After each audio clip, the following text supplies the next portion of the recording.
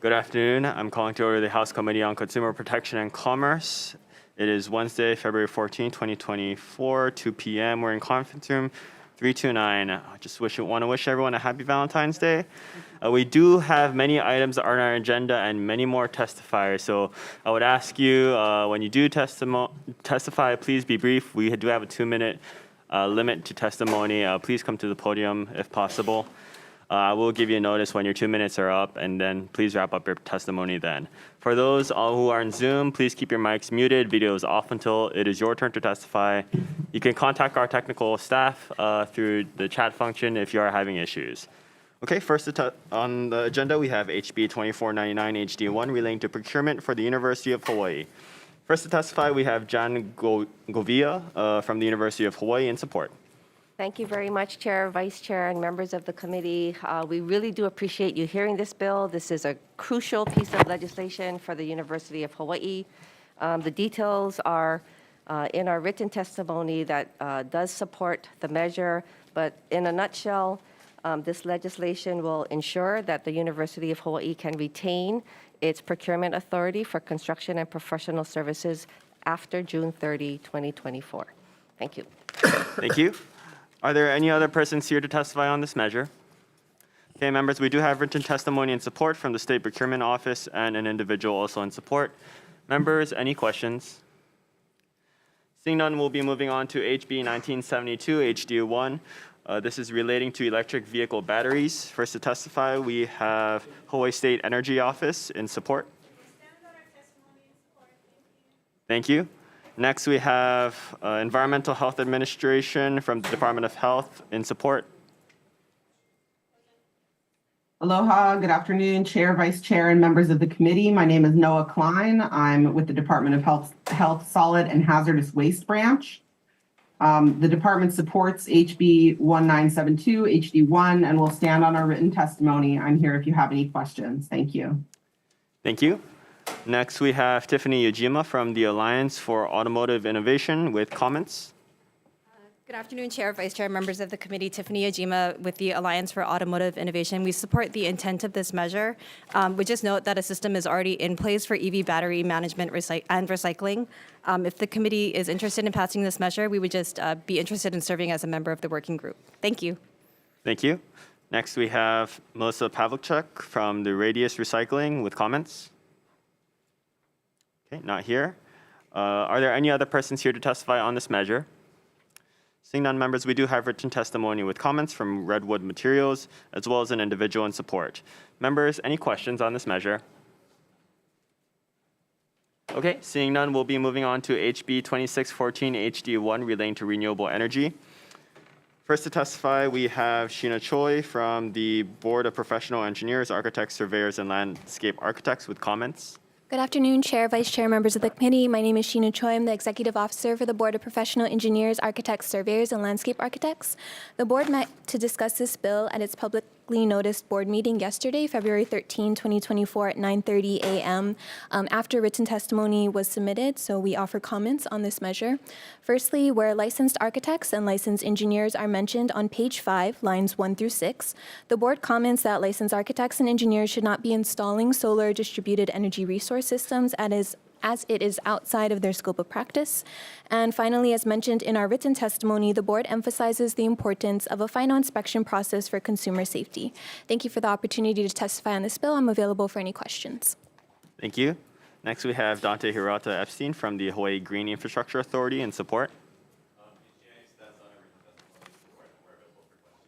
Thank you. Next, we have Hawaii State Energy Office in support.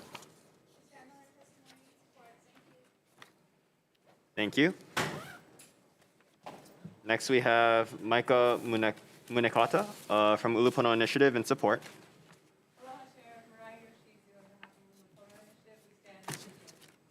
Thank you. Next, we have Rocky Mold, Hawaii Solar Energy Association in support. We stand on our written testimony in strong support, and I'm here for questions if you have them. Thank you. Next, we have Dave Mullen-Nix from Greenpeace Hawaii in support. Can you hear me? Yes, we can hear you. Please go ahead.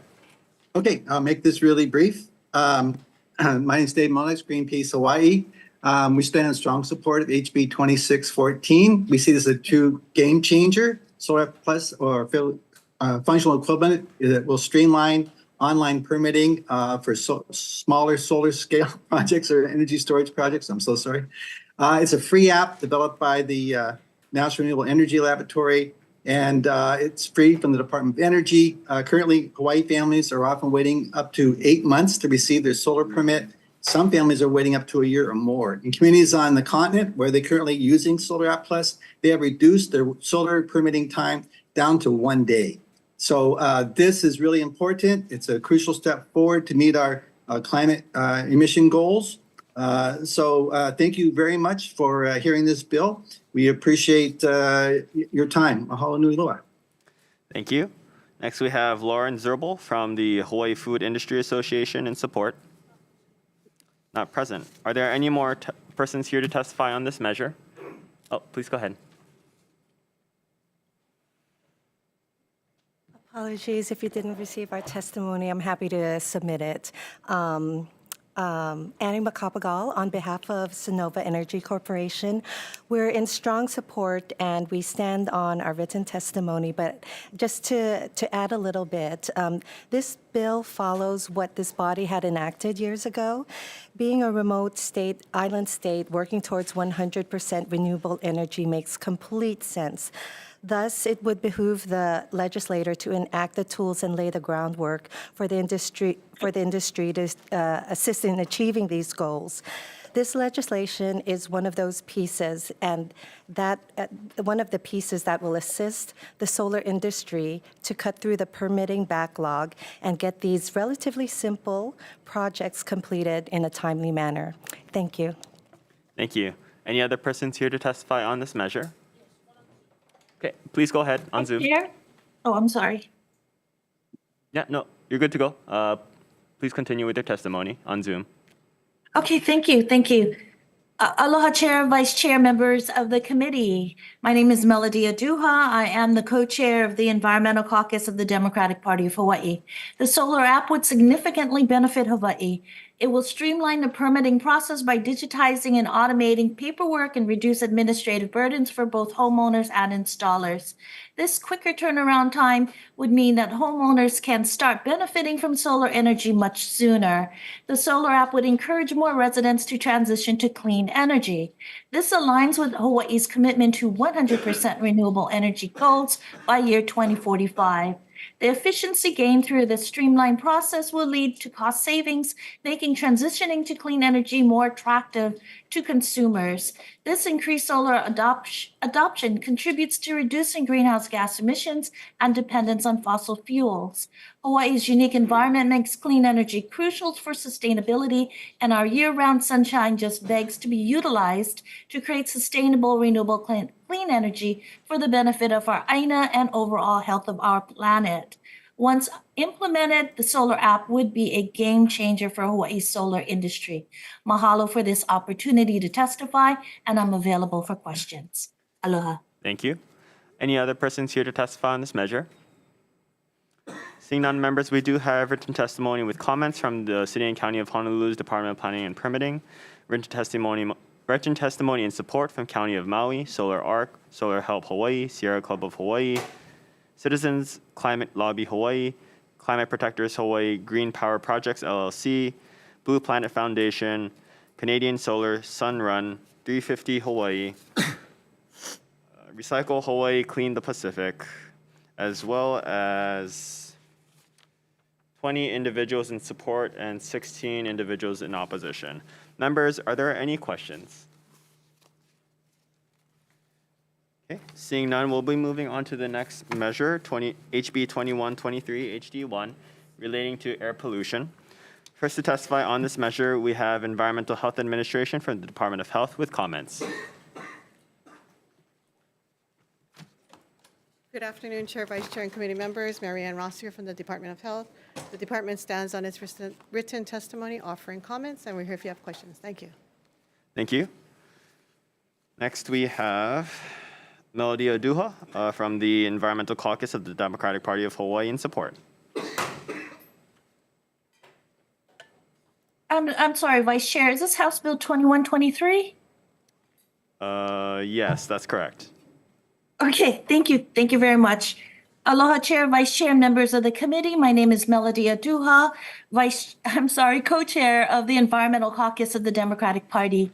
Continuous monitoring of greenhouse gas emissions from waste to energy plants are crucial. Continuous monitoring assures us that the plant operates within acceptable emission limits. By tracking greenhouse gases, we can assess the plant's impact on air quality and climate change. Regular monitoring helps these plants comply with environmental regulations and ensures transparency and accountability in emissions reporting. Continuous monitoring protects public health. We need accurate data so that authorities can take corrective action if emissions exceed safe levels. And real-time monitoring helps identify inefficiencies and malfunctions promptly. With this data, adjustments can be made to optimize energy production while minimizing emissions. Emissions that need to be continuously monitored include methane. When organic waste is incinerated, monitoring methane is essential. Volatile organic compounds can impact air quality and human health, and heavy metals such as mercury, lead, present in waste must continuously be monitored. The most toxic chemicals, dioxins, furans, PCBs, PFAS, and PAHs known to science require continuous sampling technologies by cartridges. Sample collection over 2 to 6 week periods via cartridges is an available technology. Once a year testing is insufficient to provide the full extent of these toxins continuously being emitted into the air. Right now, there is no requirement for these highly toxic emissions to be continuously monitored. We need to do better than that for the health and vitality of our community. Dioxins are highly toxic compounds. It causes reproductive and developmental problems, immune system damage, hormonal interference, and increased risk of cancer. Dioxins accumulate in the food chain, especially in fatty tissues of animals. My apologies, Ms. Aduha. Your 2 minutes are up. Can you please summarize your testimony? Thank you. Yes, both dioxins and furans pose serious health risk, emphasizing the need for continuous monitoring and control to safeguard human health and well-being. Mahalo for this opportunity to testify, and I'm available for questions. Thank you. Thank you. Next, we have Mike Ewald from the Energy Justice Network in support on Zoom. Aloha, members of the committee and Chair and Vice Chair. Thank you for having me. We support this bill emphatically. This bill is one that would not cost as much as some have been trying to pencil out by looking at the fact that there are 23 chemicals involved in being continuously tested. At H-Power in particular, 4 of them are already continuously monitored. And the equipment to do the toxic metals, there's one device that can do 9 of them at a time. And there are a couple other devices that can do 3 or 4 other chemicals at a time. So we're not looking at 23 different devices being installed at that one facility. We're looking at as many as 6 or 7 at the most, which far reduces the cost.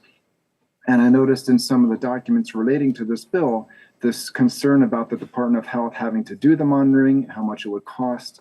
And I just wanted to make sure that the committee is clear that the Department of Health is not having to do the monitoring themselves. That was in the original version of the bill. The bill has since been amended to address that, and the cost of that is now to be passed on to the facilities themselves, not the State Department of Health. And there is a mechanism in the bill to make sure that fees collected from those facilities cover the department's cost of compliance, cost of enforcing this bill. I'm available for answering questions. I've worked on drafting this bill and working on a similar bill in Oregon that passed last year. And I'm happy to answer any detailed or technical questions the committee might have. Mahalo. Thank you. Next, we have Mihoko Ito from Covanta Energy in opposition on Zoom.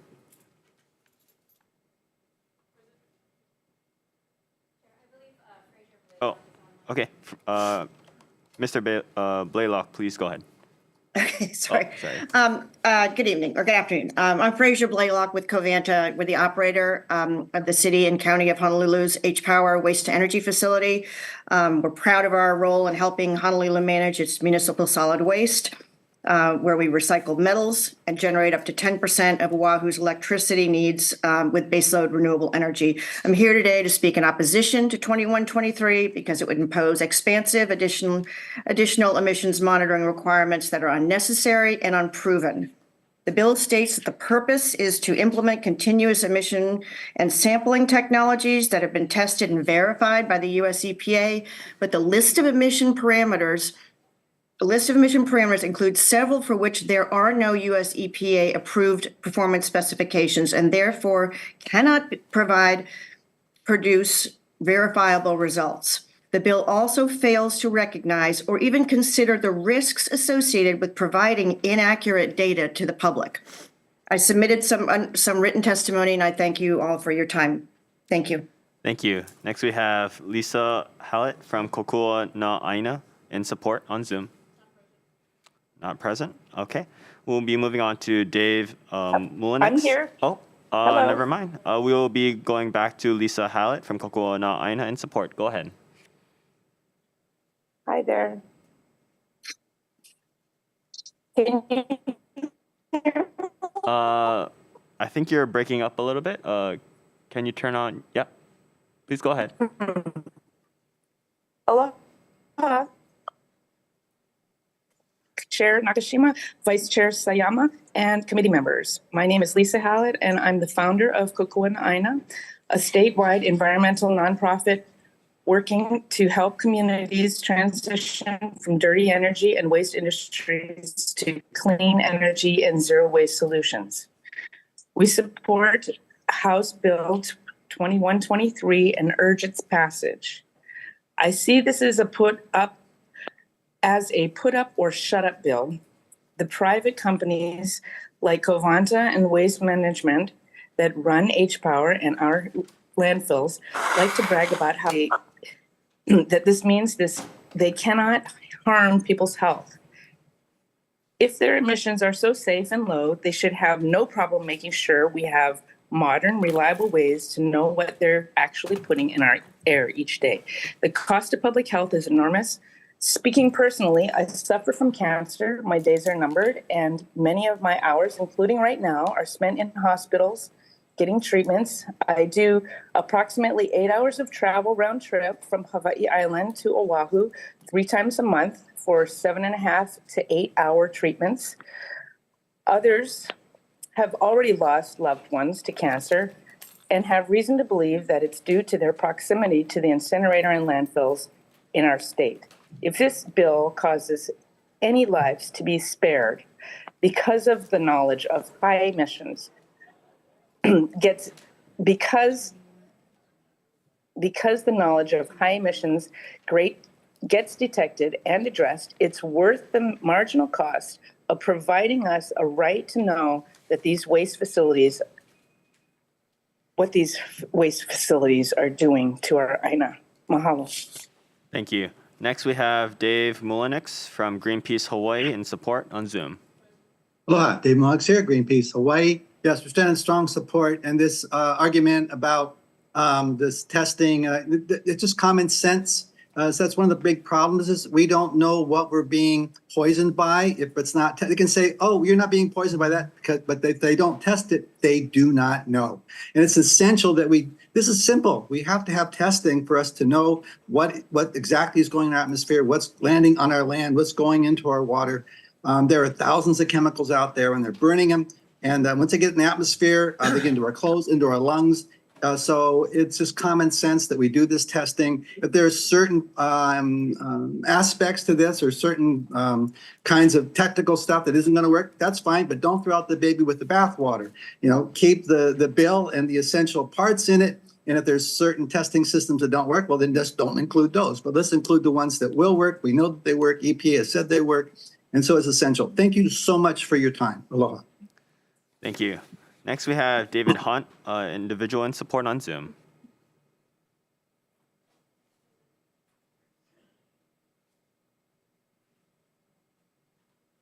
Mr. Hunt, please go ahead.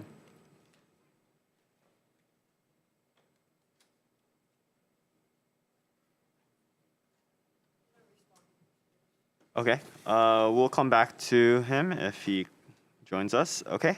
Are there any other persons here to testify on this measure? Okay, seeing none, members, we do have written testimony in support from Hawaii. Aloha. Oh, I'm so sorry. No Please go worries. ahead. My name is Nicole Chatterson, Executive Director of Zero Waste Oahu. We submitted our written testimony a little late. I apologize. We stand on that testimony that it's incredibly important to measure these emissions.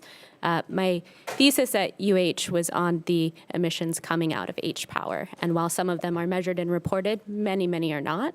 And we know that by looking at what's measured and reported in other countries. So we might as well measure it so we can manage that. We've learned that with our water system already. So let's keep that going for our air quality as well. Thank you. Thank you. Any other persons here to testify on this measure? Yeah, can I still testify? This is David Hunt. Oh, yes, please go ahead. My name is David Hunt. I live in Honoka'a. I strongly support House Bill 2123 as amended by the focused concerted effort in the EEP committee who worked diligently on this. If legislators are sincere in affirming that we have a right to a healthy environment, including the air we all, then 2123 is a critical step in fulfilling that commitment. We have a need and a right to know what is being emitted and in what volumes from large-scale combustion facilities. 2123 is the responsible, common sense, affordable, reasonable thing to do. I'm disappointed that our Department of Health appears to be dragging their feet, resistant, overestimating costs. And I encourage and challenge corporate operators to show true corporate responsibility and respect for the residents breathing these emissions. They can and they should do better. Again, 2123 is the responsible, common sense, affordable, reasonable thing to do, and I ask you to pass House Bill 2123. Thank you. Thank you. Any other persons here to testify on this measure? Okay, seeing none, just want to go over the testimony, written testimony in support first. First we have, 14 individuals in support, 2 individuals with comments, and written testimony in support from Hawaii Environmental Change Agent Solid Waste Task Force, Malama Makua in support, Hawaii, written testimony in support from Hawaii Reef and Ocean Coalition and Climate Protectors Hawaii, Lahaina Strong, Hawaii Clean Power Task Force. That's it. Okay. Members, any questions? Representative Onishi? Department of Health. Hi. Hi. So in your testimony, you say that the EPA is still working to verify and approve sampling technologies and performance specifications at waste combustion facilities. Are they doing that for other facilities like landfills and other waste management facilities? So EPA does a periodic review of all the different air pollution source categories. And just so happened that they did a really recent one in 2023 for large municipal waste combustors, where they looked at, emission limits. In fact, they're proposing more stringent emission limits for 8 of the pollutants on here, on this list. They're looking at continuous emission monitoring and performance standards, which are necessary to ensure quality of the data. But they also do periodic reviews of other categories. I think they did one for landfills a couple years ago. And they do it, periodically for all the different pollution categories. So have they come up with monitoring standards? In their proposed rule, they are evaluating continuous emission monitoring as optional methods, and they're looking at what kind of limits, alternative limits you might need, and what kind of averaging periods you might need to go with that, because it's a different monitoring mechanism than the annual stack tests. So that is part of their proposed rule right now. I believe it's in public comment period, and that was something that we would like to, consider waiting for their results to come out. Are they also monitoring recycling facilities, like recycling of green waste and other types of recycling processes? I would have to get back to you on that. I don't know off the top of my head what the monitoring requirements, if any, are for those recycling facilities. Okay. Follow-up question? So, Please go ahead. the bill says by October 1st, 2024, that the owner-operator of a waste combustion facility or municipal solid waste landfill shall submit the plan required by this section to the department. But if there's no standards to be monitored, how would they come up with a plan? That's the challenge. We talked to Oregon, who had a similar bill with less pollutants, and they didn't have they basically had to monitor for a year, but they didn't have to come up with permit limits or enforcement or compliance, and they had to do a report at the end of the year. But they're having challenges. They don't have an approved plan yet from their facility, and they're running into challenges with performance specs and methodologies. Okay, thank you, Chair. Representative Bellotti. What is the timeline for the rulemaking process to end, or the EPA rulemaking? Yes. So they're currently in public comment period. I think it came out maybe late December, early January, and I think that public comment period ends like in February sometime. Sorry, I don't have the exact date. And then when do they issue? So we need to understand process-wise. Yeah. Right? What is the timeline we're looking at for EPA to finish, complete that, and then issue a final rule? Yeah. That could be applicable to this situation. Right. Yeah, unfortunately, I can't give you a specific timeline because they would take all the comments they have and they would evaluate all the comments and see what is applicable, and then they would revise the rule and then issue it. That might just be something good for the next committee to consider if this moves on. I don't know, but I mean, knowing that timeline is really kind of critical as we make decisions. Okay, we can reach out to EPA. Thank you. Okay. Representative Onishi. Yeah, one more final question. So in their rules, would they have an implementation timeline? Yes, they would have an implementation time for new emission limits. It depends on what happens with the rule, right? What kind of comments they get and what the final rule looks like. Yeah. Okay, thank you. Thank you. Actually, I do have a question for Department of Health. You know, in the testimony, we do have several concerns about disclosure and reporting of these contaminants or pollutants that is currently being monitored by these CEMS systems.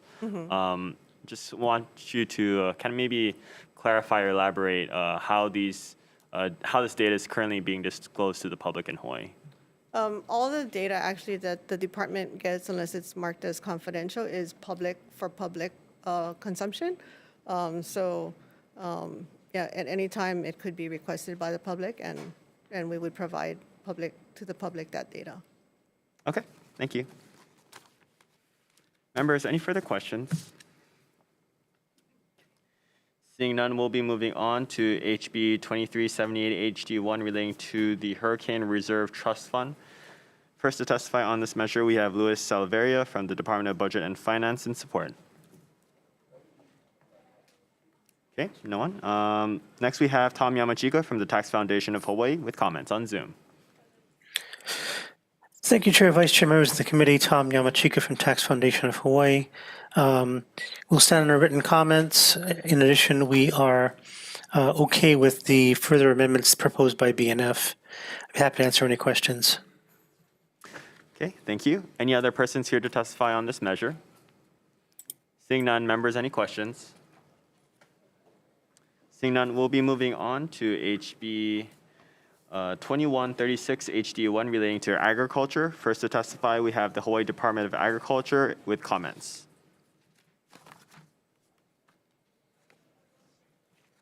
Good afternoon, Chair, Vice Chair, members of the committee. My name is Greg Takashima. I am the Pesticides Program Manager at the Hawaii Department of Agriculture.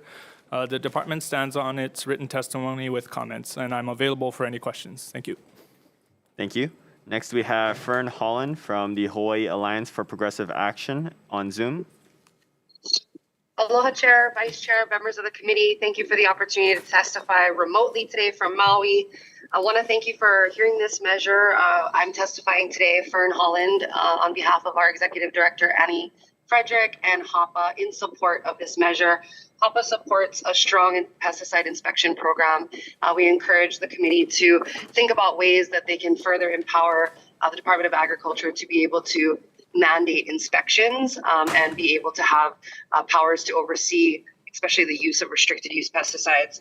We would also like to thank the previous committee for incorporating some of our suggested amendments to improve the reporting of restricted use pesticides in Hawaii, and encourage you to also consider strengthening those measures. Thank you so much for the opportunity to testify and for hearing this important bill. Hello. Thank you. Next, we have Clayton Kubel, individual in support on Zoom. Thank you very much for letting me testify. Clayton Kubo, Waimea, Kauai. I support pesticide inspections.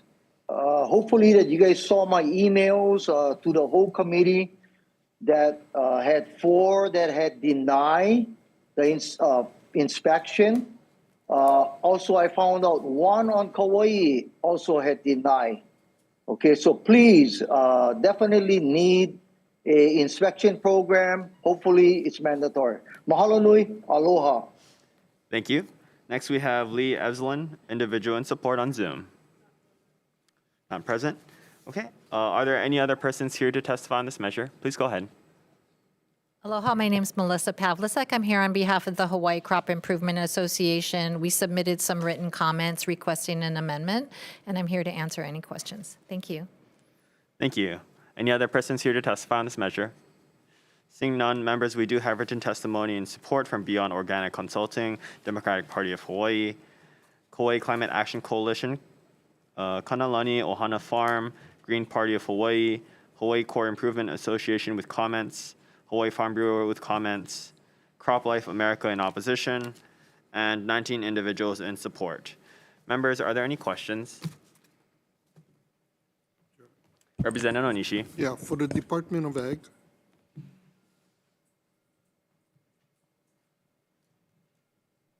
Good afternoon. So, thank you for being here. I'm sorry. Your testimony says that you would be unable to identify a agricultural producer.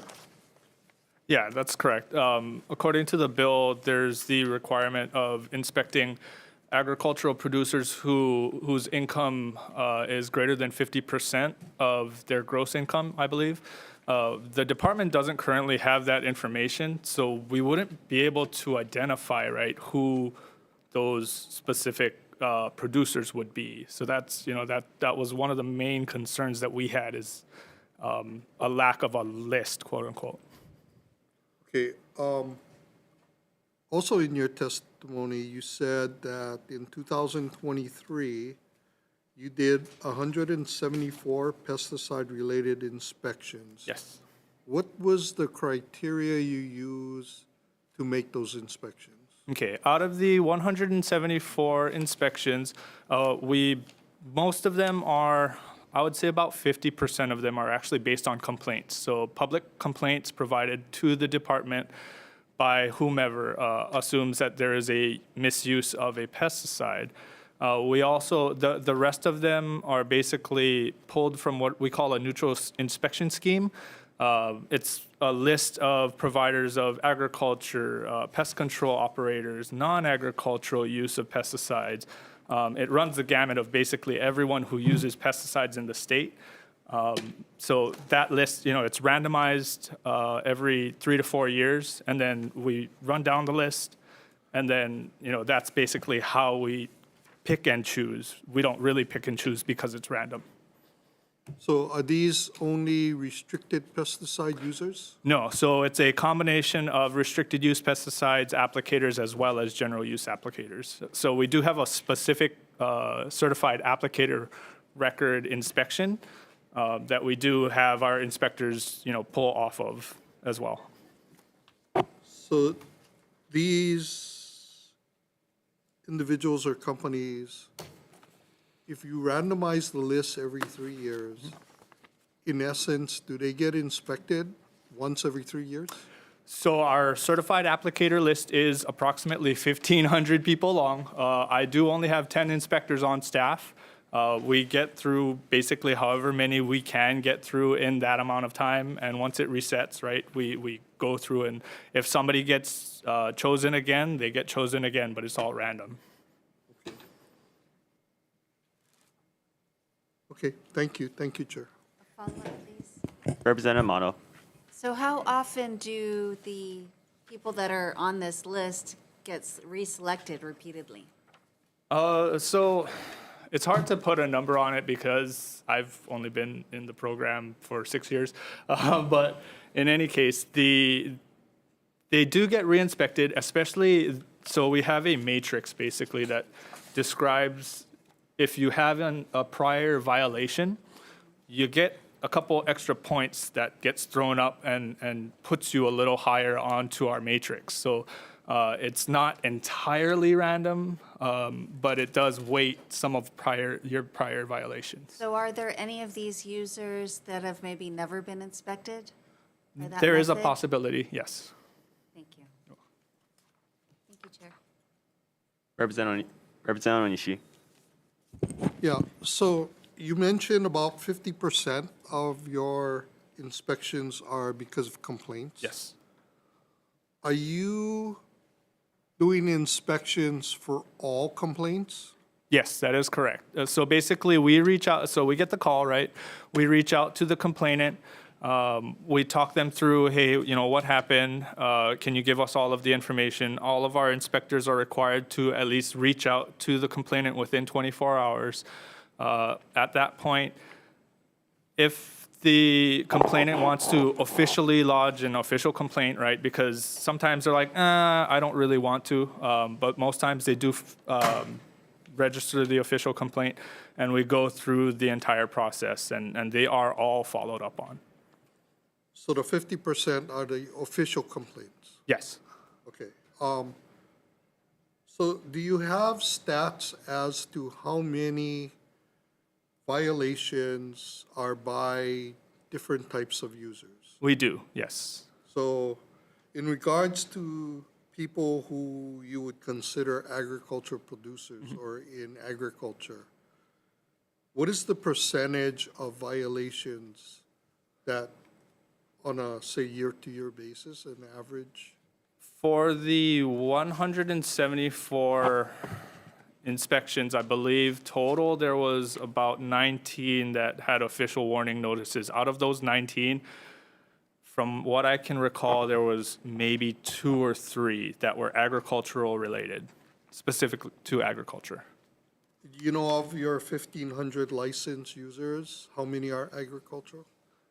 I want to say about 300 to 400 of the 1,500. So about 2 out of 300 were, I guess, some violation. Yeah, it's a pretty small percentage of agriculture that is actually doing the violations, at least in terms of the inspections that we do conduct yearly. Okay. One final question. Go ahead. In regards to this requirement for geospatial data information, I'm assuming out of your 1,500, you have both large and small licensees. Yes, that is correct. So this relates only to, I guess, agriculture. What would be the benefit of this? I mean, I would think you already know where these people may be doing applications. So in regards to restricted use, yes, we would know. There's a bill that was passed in 2018 that required the restricted use pesticide users to report their use of all restricted use pesticide applications on a yearly basis. So the rule or the law provides that it's either a TMK or an address. The bill currently requests specific geolocation, right? I believe is the wording on the bill. We have some concerns with that, right? Because specific geolocations can mean data point or a point. It can mean a line, it can mean a polygon, and we would like to have more clarity to provide, everyone that information if this bill is passed. Okay. Okay, thank you, Chair. Representative Amato. Thank you. So approximately how long does the investigation process take once a complaint has been filed? Sure. So the inspection process generally, and this is very generally, very broadly, takes between a week and 2 weeks to go through the process. There's also, back-end work that needs to be done, case preparation work to ensure that we have the proper data, lab work, right? If my staff takes samples, they have to send it to our lab, and our lab does process it through their lab equipment to see if there was a pesticide used or not.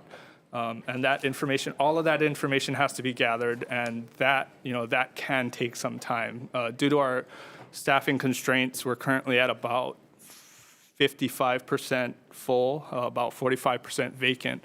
It can take some time, a little more time than that, 3 to 6 weeks-ish. Thank you. And what is the general disruption to the business or entity being investigated for these violations? Generally, we're really only there. Our inspectors usually only take, I want to say, about 2 to 4 hours, depending on what type of inspection they do. They have multiple different types of inspections. They have marketplace inspections. They have ag use inspections. They have to go, some of them do record-keeping inspections. So it really depends on what type of inspection. Thank you. Thank you, Chair. Members, any further questions? Okay, seeing none, we'll be moving on to the next measure. HB 2758 relating to agriculture.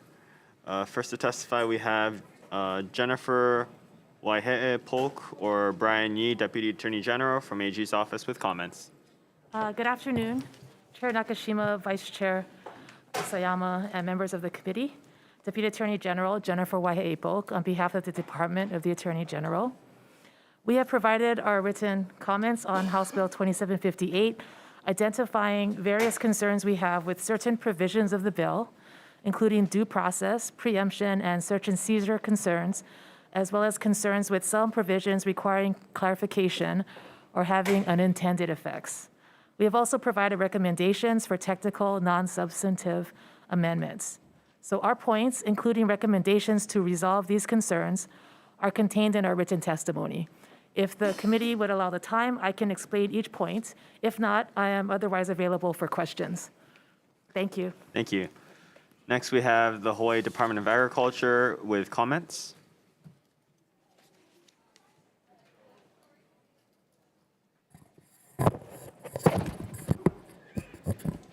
I broke it. Sorry. Good afternoon, Chair, Vice Chair, members of the committee. My name is Jonathan Ho. I'm the Acting Plant Quarantine Branch Manager. The department stands on its written testimony with comments. I'm available, and also the Plant Pest Control Branch Manager is available if you have questions on our testimony. Thank you. Thank you. Next, we have Chelsea Arnott from the Department of Land and Natural Resources in support. Aloha, Chair, Vice Chair, and members of the committee. Chelsea Arnott on behalf of the Department of Land and Natural Resources, and also provide program support for our Hawaii Invasive Species Council. The department stands on its written testimony in support, and I just want to highlight that we have a statewide plan to address biosecurity. It's our Hawaii Interagency Biosecurity Plan that was launched back in 2017, and this bill really does make progress on the actions identified in that gap that was endorsed by the Department of Land and Natural Resources, Department of Agriculture, and other state departments and partners. And I highlighted some of the direct relationships between some of the actions addressed in this measure and also those that are addressed in the biosecurity plan. I'm available for questions, and mahalo for the opportunity to provide testimony. Thank you. Next, we have Wayne Tanaka from Sierra Club of Hawaii in support on Zoom.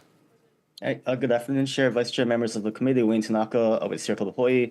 We're in strong support of this measure. We have, we submitted written testimony, and I'd just like to add to that. We just, this week I think there was a news article about a banana farmer who lost $350,000 in crops due to the coconut rhinoceros beetle. We know there's a banana farmer on Hawaii Island that spends upwards of 70 grand a year just to control the fire ants. And so these are just 2 farms, and this is just looking at the food security implications. Unless we take proactive action as outlined in this measure, the impacts not just to our food security but to our culture integrity, to our ecosystems, to our recreational opportunities, tourism, they'll be profound and basically transform life as you know it here in the islands. So really want to strongly encourage you to pass this measure, and happy to answer any questions.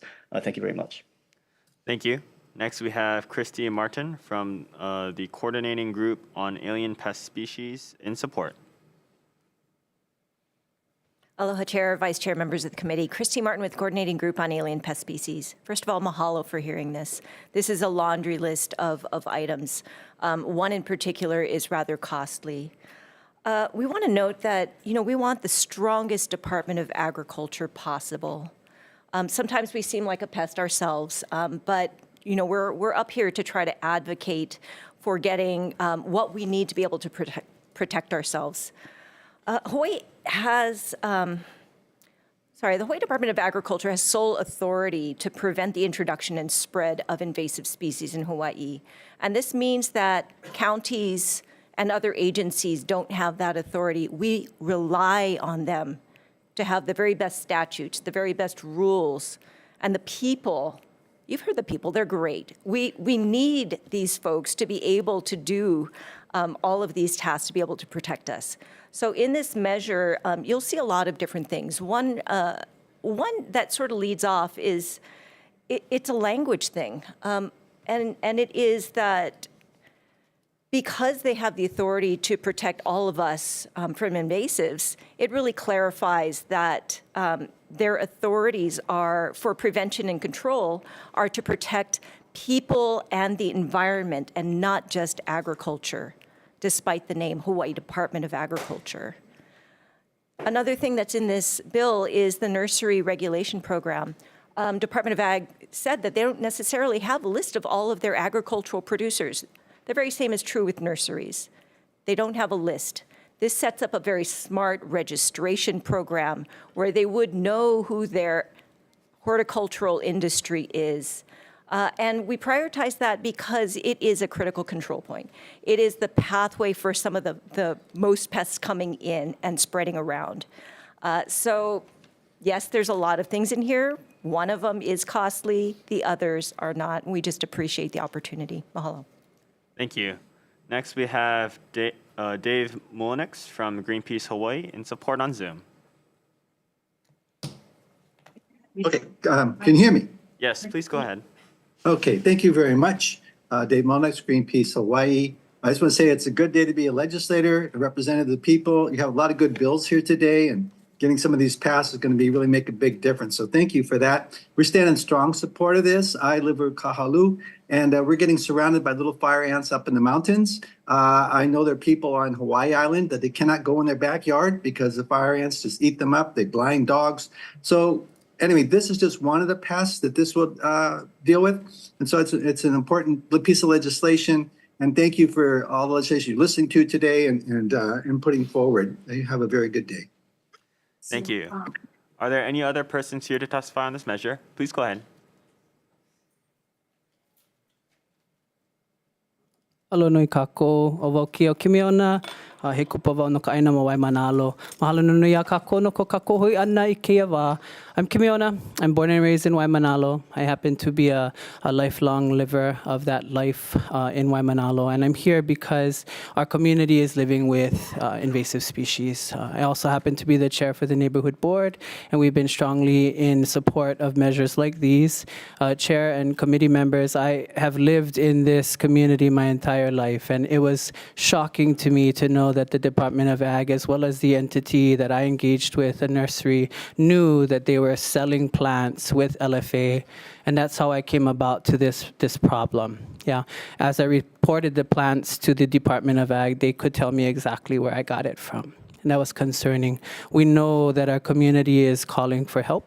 We simply ask that you folks heed that call, and we're here to support even the industry. You know, the integrity of the industry is in question now, knowing that there are people selling plants, knowing that they have issues with them. And so we're here to support in any way possible. We support those that are continuing to do the work, and I invite anyone who wants to come out and catch invasive species, let us know, because the communities are leading the way right now, and we really need the support. So mahalo nui kako. If there's any questions, I'm here to answer. Thank you.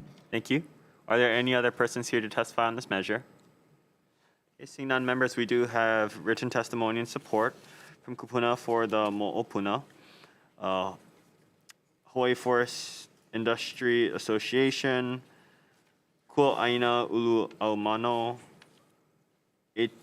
HGA, as well as, HGA in opposition, and then Hanalei Watershed Hui in support. Members, any questions? Representative Onishi. Yeah, for the Department of Ag.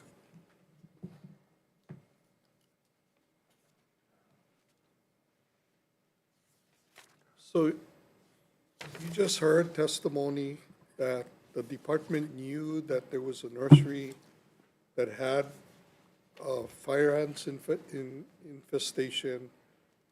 What is the department's actions once they find out?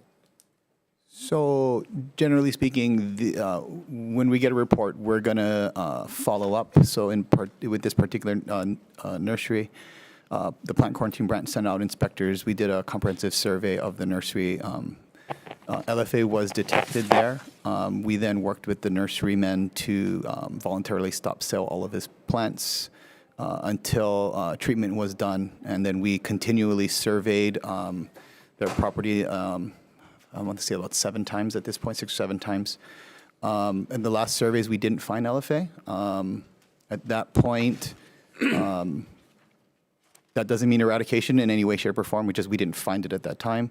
And we're going to continue working with that nursery until we don't find it for whatever the duration is. It's quite a while. So it's an ongoing issue with regards to LFA. They're hard to find, a lot of labor involved. But that's generally how we deal with most nurseries. So did you say voluntary suspension of sales? That is correct. So the department cannot mandate that the nursery or that person stop the distribution of any products? That is correct. So sale, there is no statutory authority for sale, at least particularly for infested plants. We have the authority to stop movement, which I guess effectively could be sale. But yeah, movement is what our authority is centered around. So if your property is infested, but the plants aren't moving or are moving, and there's knowledge there is the ability to penalize. But selling in of itself, no. There's no stop sale provision per se. So you cannot quarantine that particular facility? So the particular goods that are infested, if they have been determined to be infested, can be quarantined. Just the products? Correct. So if they're selling multiple products and fire ants is detected on some of the products, then the other products can be sold even without testing? I mean, how do you figure out like what can be sold, what can be moved, what cannot be moved? Correct. Yeah. So generally, what we'll do with a nurseryman is first off, you need to determine, I guess, the extent of the infestation. So, for example, the ants generally are moved by people. Their natural spread is relatively slow. So it is possible that certain nurseries, the entire property is infested. So you have localized areas, and then you can manage those particular areas. And in those cases, if you know that, you can work with them to do testing and treatment of the infested areas, but yet not ensure that they don't spread it throughout their property, and then they can still safely sell other product. If it's a widespread infestation, obviously they're going to have to do significant mitigation, primarily through the use of treatment, before selling can occur. And obviously we would work with them to make sure they're at that level where it's not being detected before sale occurs. So does this bill allow you to quarantine that facility until there's no detection?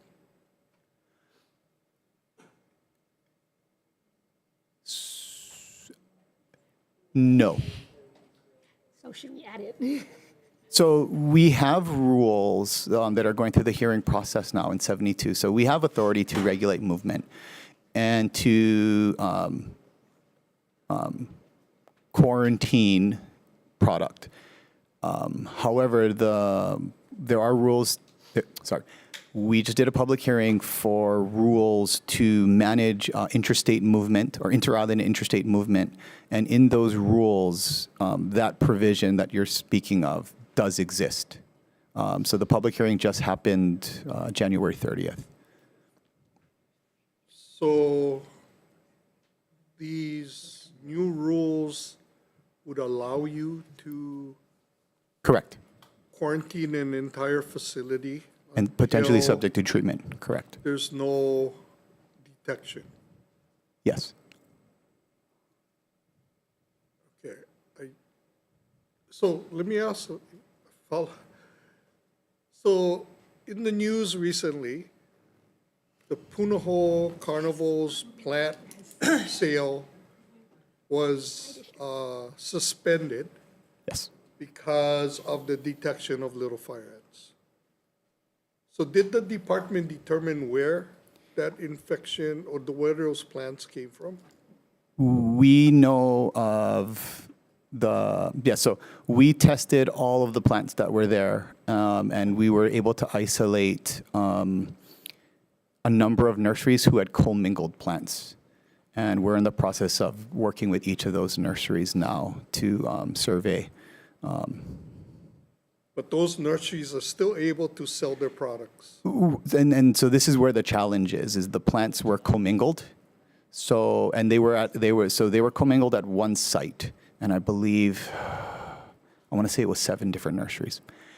And one of the challenges is the plants came, they were all infested, so they were all quarantined.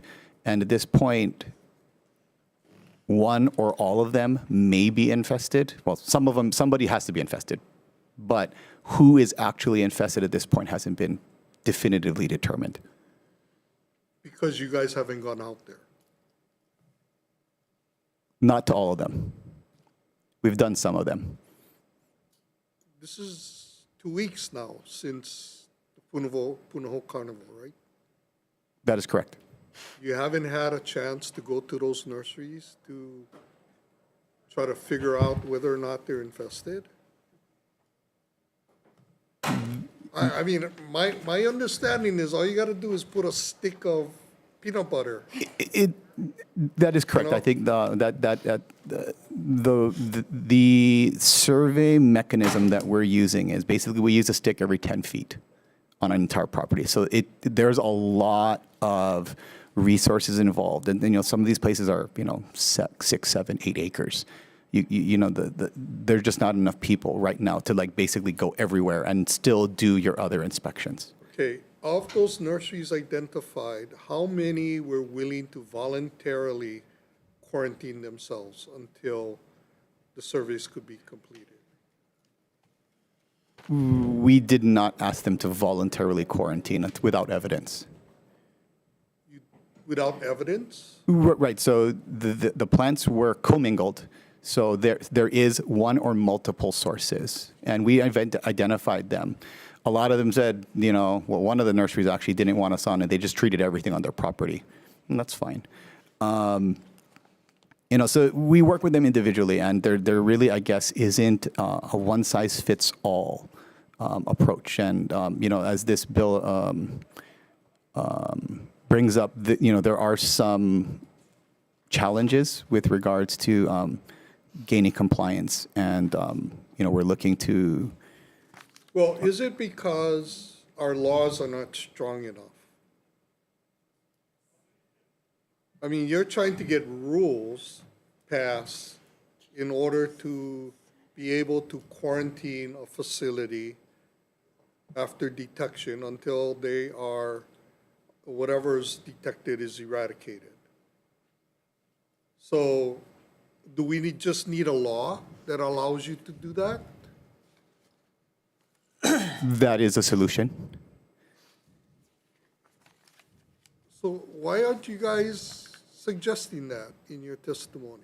I mean, if you know that's the better solution, you're basically talking about all the problems with this bill and not really fully addressing this issue, which is the spread of invasive species.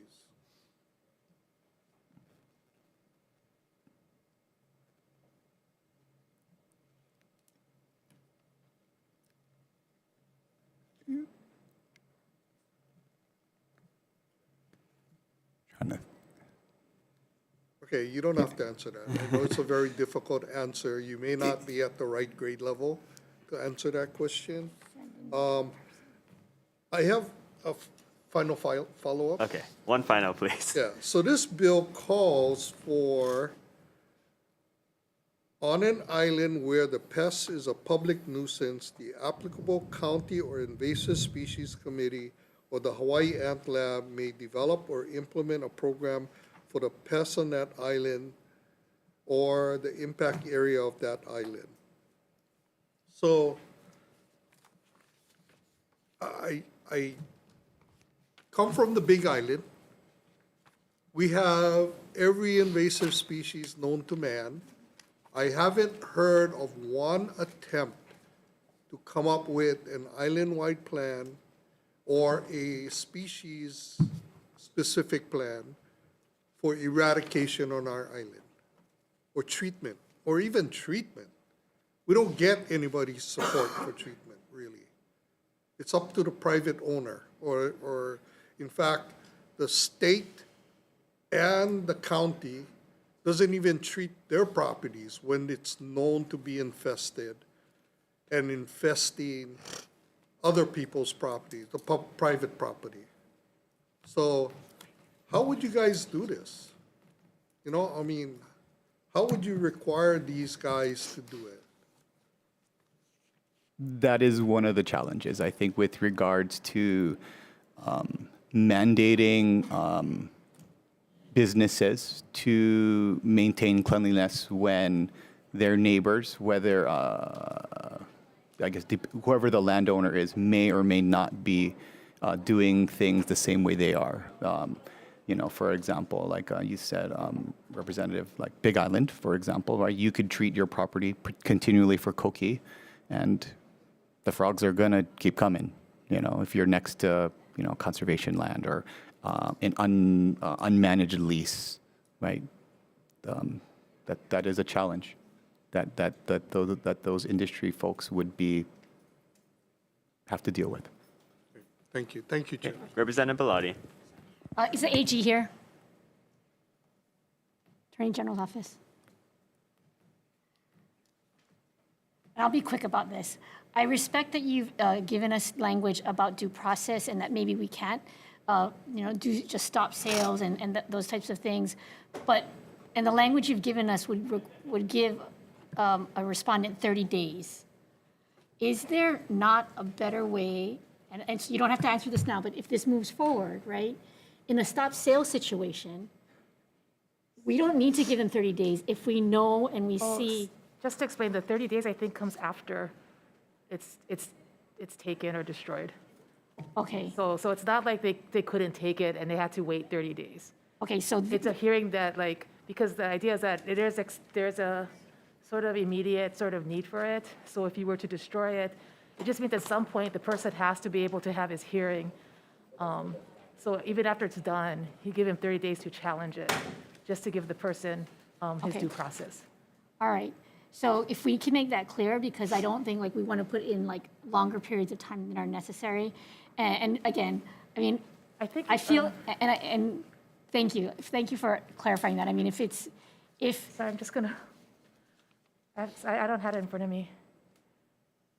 and I think what's really important is that whatever laws we enact, yes, we have to pay attention to due process, but this is a health and safety concern for the community.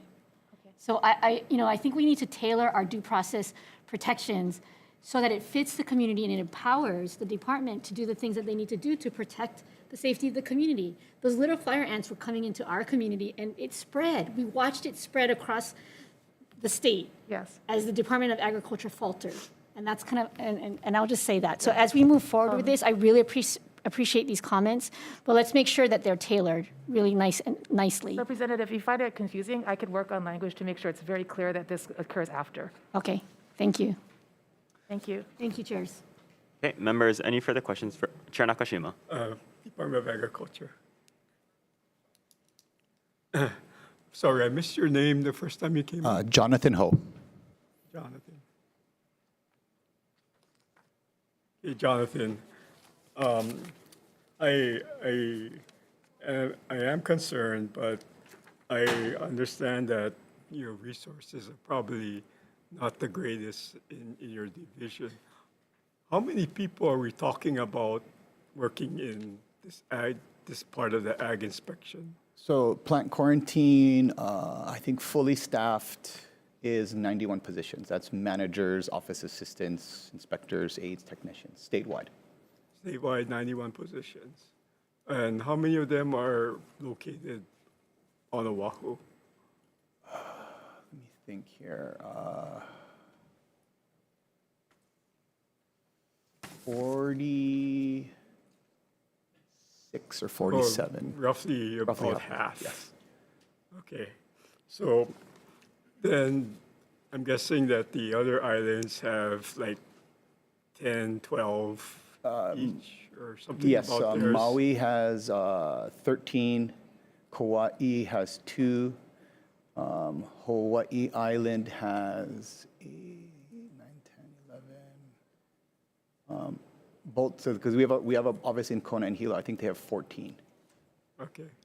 So something like that. Inspectors. So well below what you probably need to really deal with the problems as they arise. That is correct, yes. How many more staff would you envision needing to really start dealing with all of the different issues, like from Koki to fire ant and all of that?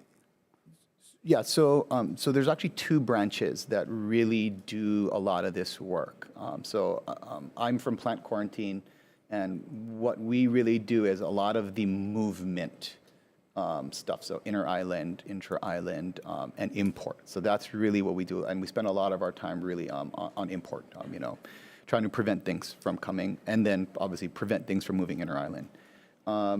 The plant pest control branch from the department is really the lead that really should be doing a lot of the control eradication efforts for the state, and they're severely understaffed, unfortunately. Yeah.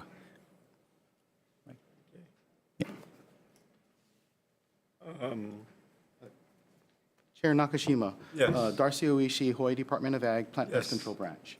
So to respond to your question and following up on Jonathan's statements, my program is responsible for response and control to invasive species. And Jonathan is correct in saying we're severely understaffed. So for the section that handles primarily response and control, especially chemical control, I've only got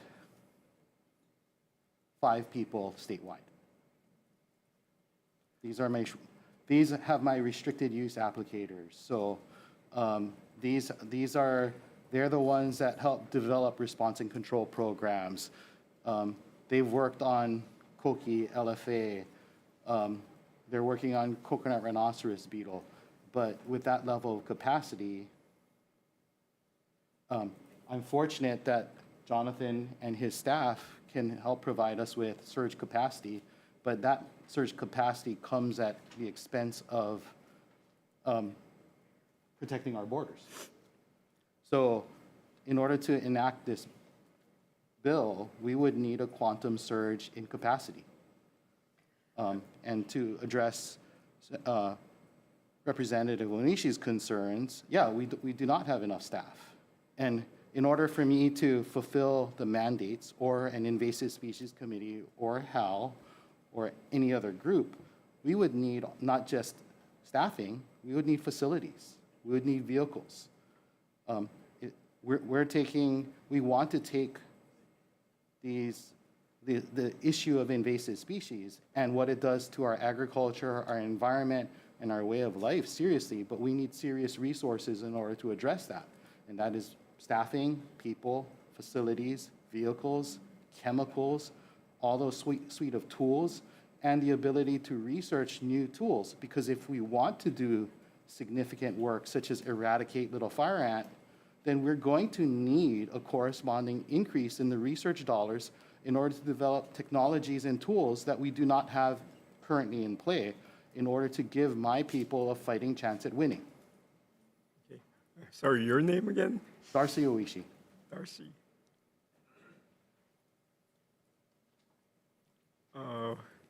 Where can I reach you?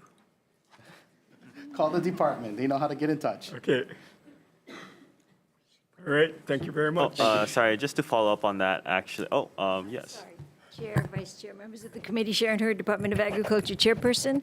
We've had a full slate of bills today, so we've kind of divided up the labor. I found myself here having already assigned testimony. May I have a moment to respond? Please. Okay, thank you.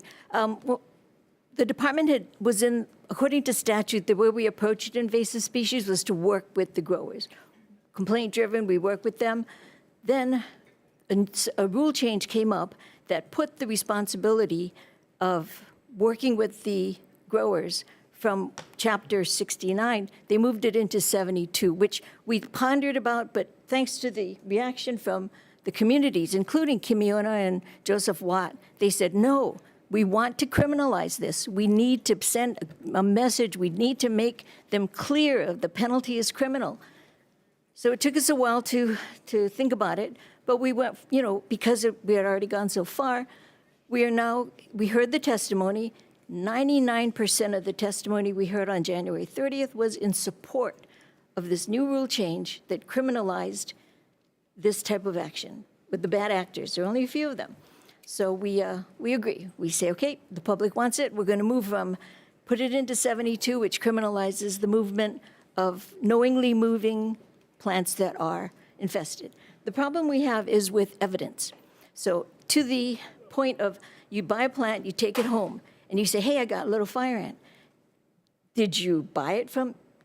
We have to actually see, it's kind of like a fireworks thing or a drug thing. You have to actually see the transaction before you can say, aha, you knowingly sold it, you bought it.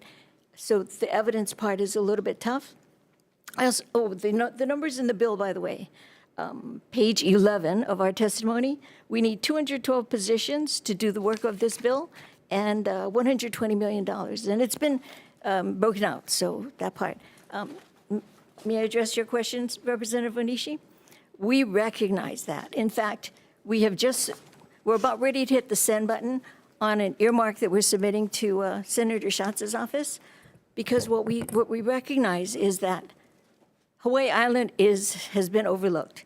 We have done a very bad job in protecting Hawaii Island from little fire ants. Excuse me.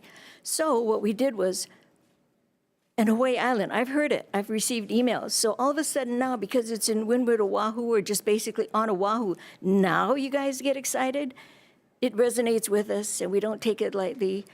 This earmark that we're asking is to address the Hilo problem. What we're trying to do is quantify the problem in Hilo.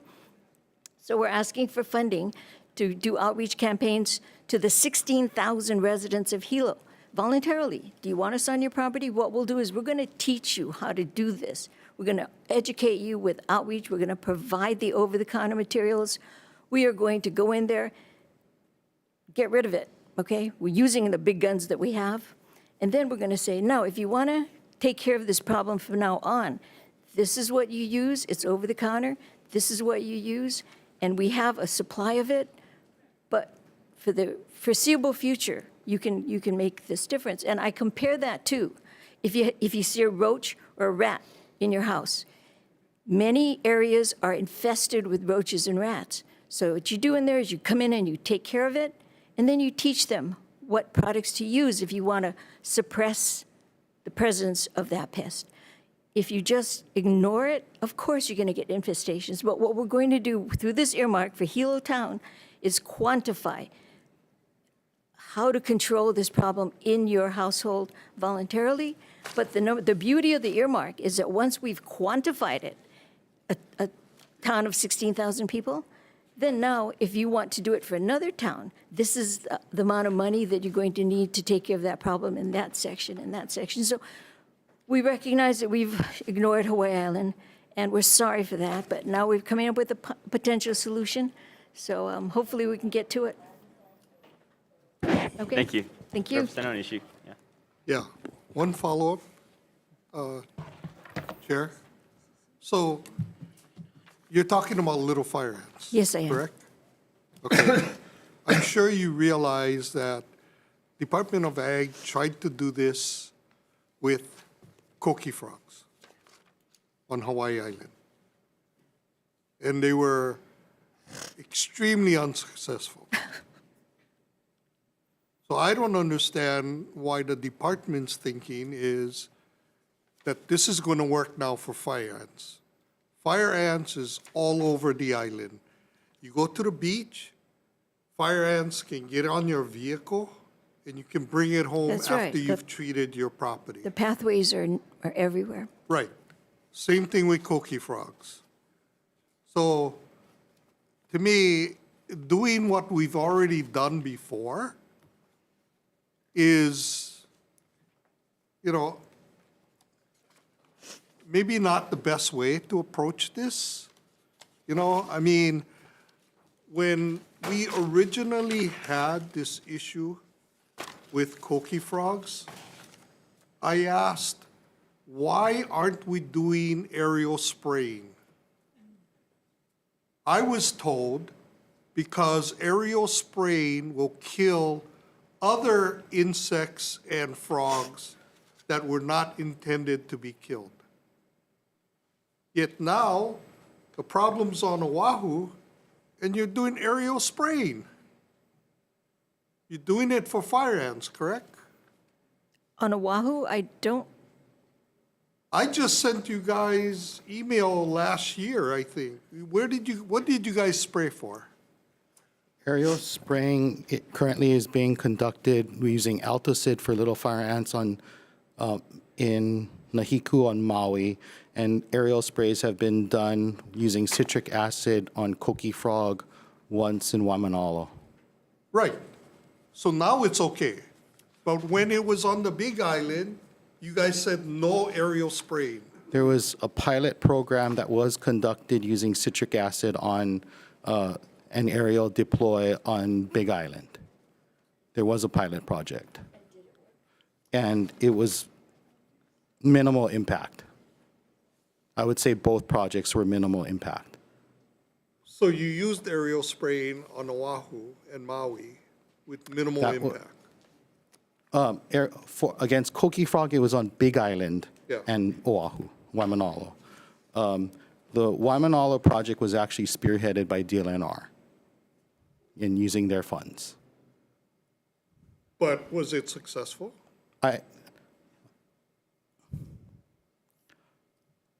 For me, was it successful? No, it did not have. It did not have the level of impact that I would like against the coqui frog population to warrant its use. I would prefer much more targeted applications. Okay. Thank you, Chair. Okay, members, any further questions?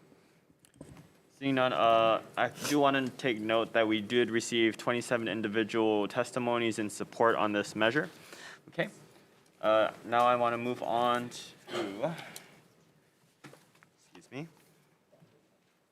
HB 2028 relating to labeling of products. First to testify, we have Elsie Amemiya or Brian Yee from the Deputy Attorney General with comments.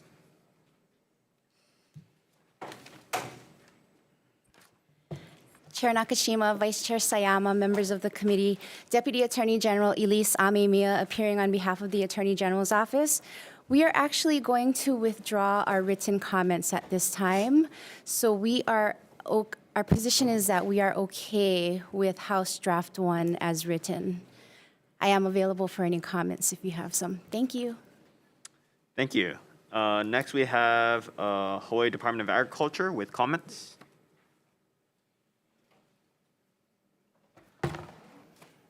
Good afternoon again, Chair, Vice Chair Sharon Hurd, and members of the committee. We have a subject matter expert, Richard, with us. I just wanted, Sharon Hurd, Department of Agriculture, I wanted to say that this bill has been around for a while, and with this version, the department offers comments that our testimony on this bill has always been to implement the results of the study that DBET conducted. The study concluded that whatever the program is, made in Hawaii with Aloha, Hawaii Made, it should be in the same department. One department should be promoting the message. The other message was that whatever department has responsibility of administering the program should also be responsible for the enforcement. This bill has both. They're saying one department does the messaging, one department will do the enforcement in conjunction with the messaging. So, the comments that we have is that it's very clarifying to us. The changes to the formula that you determined, the Made in Hawaii designation, now includes overhead, which includes labor at 51%. It really opens the door to a lot of products that could be made in Hawaii with zero content. In a previous session before this, the question was asked, so if I bring in jewelry from Thailand and all I do is string it together, would it be made in Hawaii? Well, the formula says if it's 51% overhead, which includes the building and the lights and the labor, you qualify. So our response is yes, we follow the law, it would qualify. The other one that would qualify is the hats that are brought in. You see them, they're sun hats, and the seller puts a honu on it. They tattoo or imprint a tonu, and they're saying that this is 51% made in Hawaii because the honu represents artistic value, and it adds 51% to the value of the My selling apologies. price. The 2-minute testimony limit is up. If you could summarize. Oh, summarizing? Yeah. We offer comments. The two things needs to be there, the messaging and the enforcement, and we are fine with that. I brought up Richard because he does the weights and measures, and the Department of Attorney General does not have inspectors. So if they decide to take it on, we would still be, they would need inspectors. Thank you. Thank you. Next, we have, is there any other person here to testify on this measure? Seeing none, members, we have written testimony in support from Kanalani Ohana Farm, Hawaii Forest Industry Association, and comments from the Hawaii Farm Bureau. Members, any questions on this measure? Okay, seeing none, we'll be moving on to HB 2613 HD1 relating to agriculture. First to testify, we have Hawaii Department of Agriculture in support.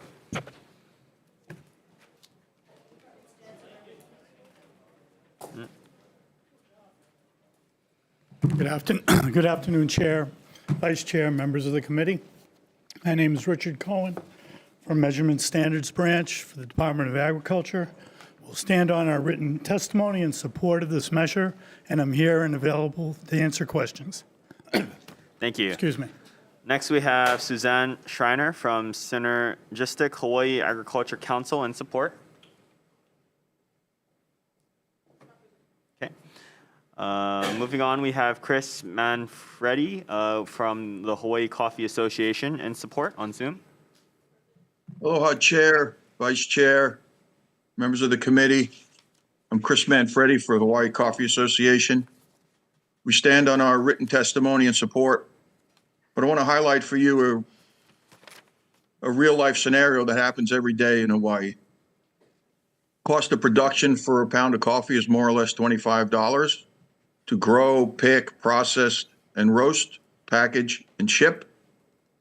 We have bad actors who import coffee for $2 a pound, put it in a bag that says Kona or Kau or Maui, sell it to the public at $20, which is less than the cost of production for Hawaii's growers.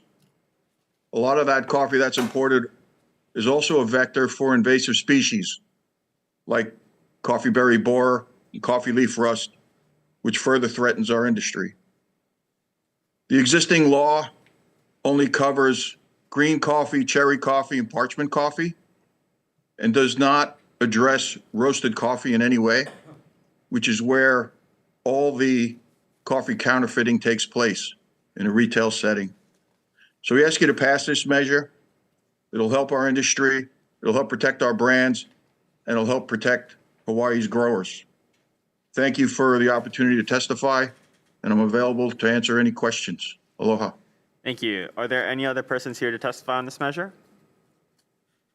Seeing none, members, we do have written testimony and support from Rancho Aloha Coffee Farm, Kanalani Ohana Farm, Hawaii Farm Bureau, Hawaii Coffee Growers Association, Kona Coffee Farmers Association, and an individual with a written testimony with comments from Hawaii Coffee Company. Members, any questions? Seeing none, we'll be moving on to HB 2278 relating to labeling of macadamia nuts.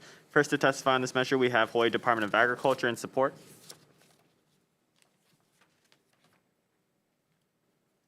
Good afternoon again, Chair, Vice Chair, members of the committee. I'm Richard Cohen, Measurement Standards Program Manager. I'm here for the Department of Agriculture.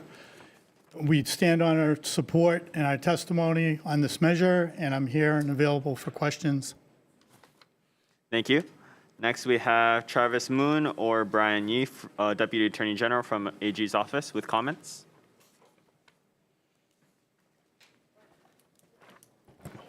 Good afternoon, Deputy Attorney General Travis Moon with comments. We provided comments on our written testimony recommending certain revisions to the bill to avoid any preemption issues. I'm here for any questions. Thank you. Thank you. Next, we have Ed Schultz from Hawaii Host Group in opposition.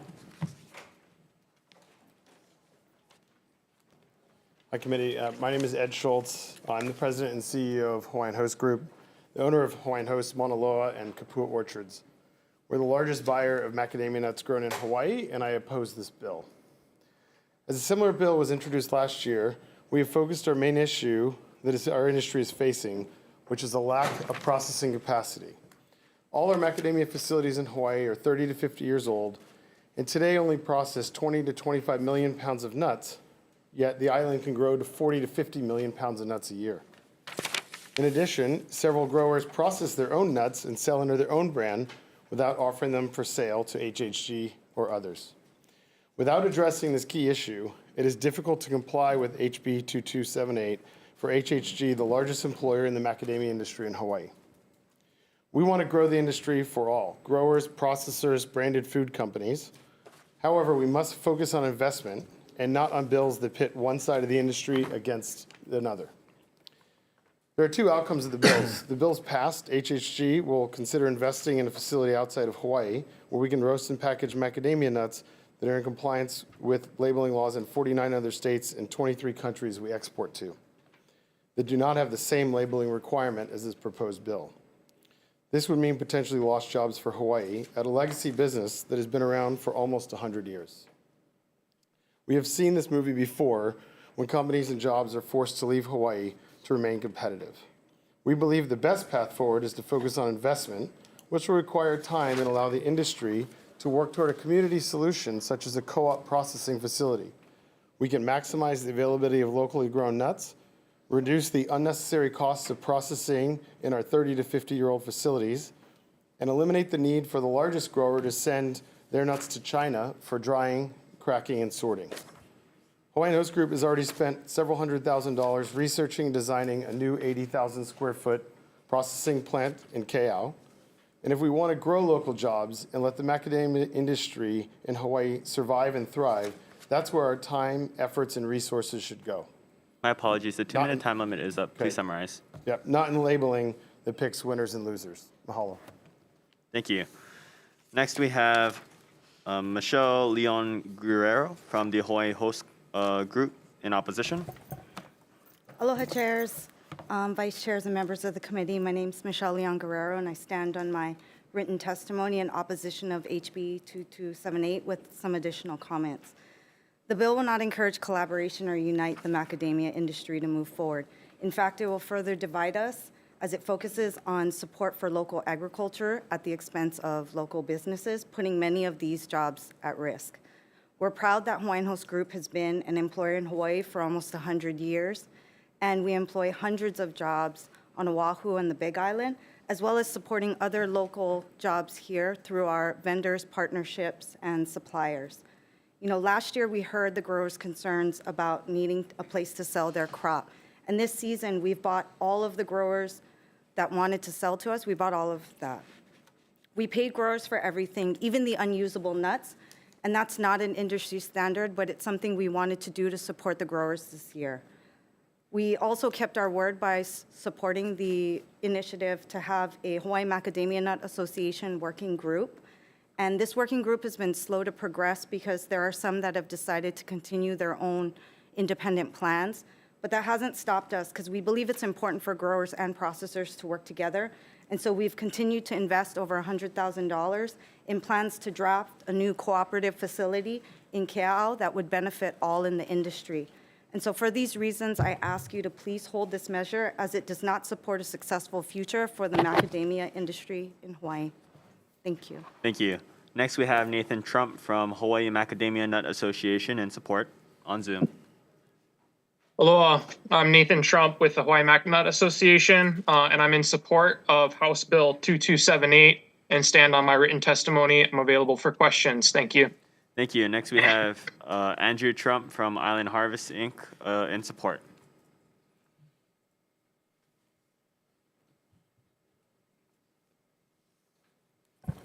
Aloha, Chair, Vice Chair, members of the committee. I'm Andrew Trump. I'm a second-generation macadamia farmer, and I'm here on behalf of Island Harvest, Inc. We manage about 500 acres of mac nuts in Kohala, where I was born and raised. We're here to support the bill, and thank you for hearing it. So Hawaii's macadamia nut industry is facing some of the most difficult times it's been in recent history. From 2021 to 2022, the economic value of the crop decreased by almost 50%, and that's from both decreasing production, places for growers to sell, and decreasing prices. So I just want to emphasize that growers are, a lot of growers are at the brink of not being able to make it anymore. And one of the greatest threats to this is misleading labeling. I'd like to point out that this bill, at the crux of it, is so that consumers, growers, and the public can go and see macadamias on the shelf and be able to say, this is 100% Hawaiian mac nuts, this is potentially 50%, and where the country of origin is of what is being grown. So I just want to, I don't think this is going to hold up any further progress that we can make together as an industry, but it really clarifies, what's being grown here and what's not being grown here. And that gives us the ability to move forward as an industry together. And I hope that's the result of this bill passing. Thank you. Thank you. Next, we have Jeffrey Clark from Edmund Olson Trust in support on Zoom. Aloha, Chair, Vice Chair, members of the committee. My name is Jeff Clark. I'm the president of Hamakua Macadamia Nut Company and Ko'u Farms Management. We farm macadamia nuts on the Big Island, and we also are a processor that finishes and roasts mac nuts in Kauai on the Big Island. We stand in full support of this bill in order to protect the small farmers.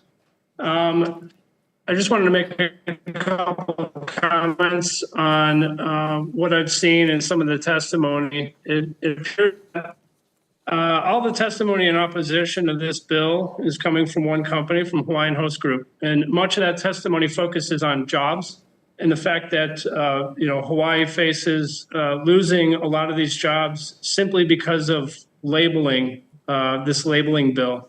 This labeling bill only discloses where the nuts are grown and where they come from.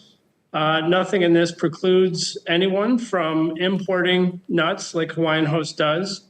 It just requires that they label them properly, and that allows customers and consumers to understand where products come from.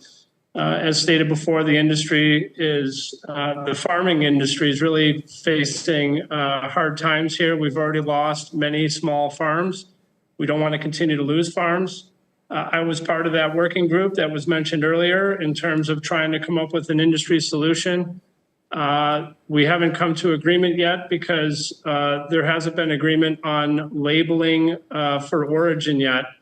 And until that happens, I don't think we can come to an agreement. We're working towards it, but there hasn't been any movement on a desire to label. And I think in a co-op situation, if we're not going to label for where products or for where the commodity comes from, then it's probably a no-go from the farmer's aspect. I'm here for questions to answer any if you have any. Thank you. Thank you. Are there any other persons here to testify on this measure? Please go ahead.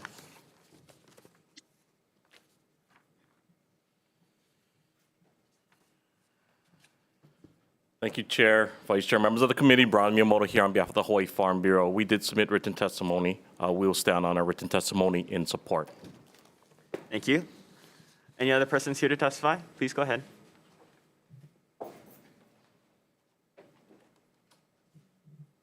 Earl Alvarado with Mauna Loa and Hawaiian Host Group. Aloha, everyone. I have worked for Mauna Loa for 38 years. I am proud to be a second generation in my family that works for the Hawaiian macadamia nut industry. My mom used to work outside in the macadamia nuts as a hand harvester. I've worked side by side with other employees who have been with our company for many decades, some over 50 years. Together, we have made Mauna Loa a company that the community is proud of. This bill is focused on just the farmers and the growers with no flexibility for the business like ours. Many local jobs might disappear because of it. It is ironic that some of the parties that are pushing for this bill have their macadamia nuts processed in China. These macadamia nuts were previously processed at our Mauna Loa facility over in Keao, and the range of jobs lost in our facility because of this. I have been fortunate to have worked both in quality assurance and the processing department over the years. That's how I attest before growers started processing in China, their Hawaiian kernel was actually cheaper and better quality than it is today. It is the main reason why we could no longer rely solely on Hawaiian kernel. We are concerned that our jobs, if this bill gets passed, therefore, I strongly oppose the bill 2278. We've been working hard on growing the Hawaiian macadamia industry at large.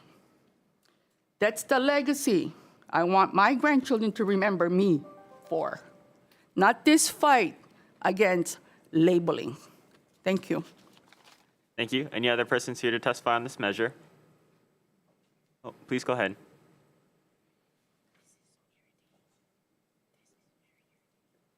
Aloha, Chair Nakashima and Vice Chair Sayama. I firmly stand on my written testimony opposing House Bill 2278. This bill is a major distraction from growing the industry as a whole. Instead, we should be focusing on addressing the real issues with agriculture in Hawaii and finding solutions to resourcefully produce and process macadamia nuts here in the islands. As executive assistant at Hawaiian Host Group, I have seen firsthand the commitment that our community has to help the industry flourish, extending far beyond our own business. I believe in the vision of our leadership as they operate with the best intentions for our team and Hawaii at large. That's why I strongly oppose HB 2278, and thank you for your time. Thank you. Any other persons here to testify on this measure? Any on Zoom? Okay. Members, any questions? Oh, yes, please go ahead. And please state your name and position on this measure. Chair, Vice Chair, committee members, Scott Enright for the Macadamia Nut Growers of Hawaii. having worked at the Department of Agriculture and come to these committee hearings before, I know there's often real limitations as to what the state can do for production agriculture. But this measure, which is basically truth in labeling, does help production agriculture. So I hope you move forward with this and move this out. This is a good measure for agriculture. Thank you. Thank you. Any other persons here to testify on this measure? Seeing none, members, actually, I do want to note that we do have a written testimony. We have 2 individuals writing in testimony for in support for Macadamia Growers of Hawaii, 3 individuals writing in support from Ka'u Farms Management, 5 individuals writing in support from Hamakua Macadamia Nut Company,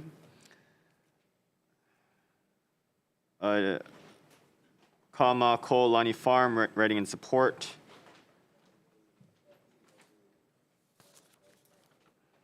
Aina Ho'okupu o Kilauea writing in support, and Keala Kekua Macadamia Nut writing in support, as well as 200 testimonies in opposition from individuals from Hawaiian Host Group, and 97 testimonies in support from Hawaiian Macadamia Nut Farm.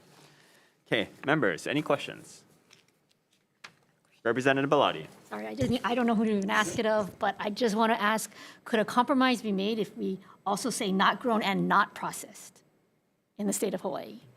Applying some kind of label, because I hear the battles on both sides, and I just frankly think that if you're not growing and you're not processing in Hawaii, then maybe the label should be applied to you.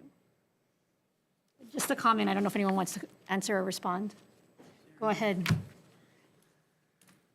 Chair, Vice Chair, members of the committee, Sharon Hurd, Department of Agriculture. I think the reason why they can't say not grown and not processed is because the National Truth in Labeling Law, the COOL, Country of Origin Labeling, it only has to do with unprocessed food. But the fact that we're creating our own state label, doesn't it then now mean that we can then create to protect our local market? The grown and the processed, if it's processed, they call it transformed or value added. It doesn't have, there's no law. There is the we could have FTC a law. state law. You could. Okay. There is the FTC law that says if you say made in or processed in, there's other rules. But as far as the processed part, there's no federal law. Okay, so we could create our own state law to even the playing field amongst this battle. Yes, you could. Okay, thank you. Members, any further questions? Would you like to respond to Representative Bellotti's question? Okay, please go ahead.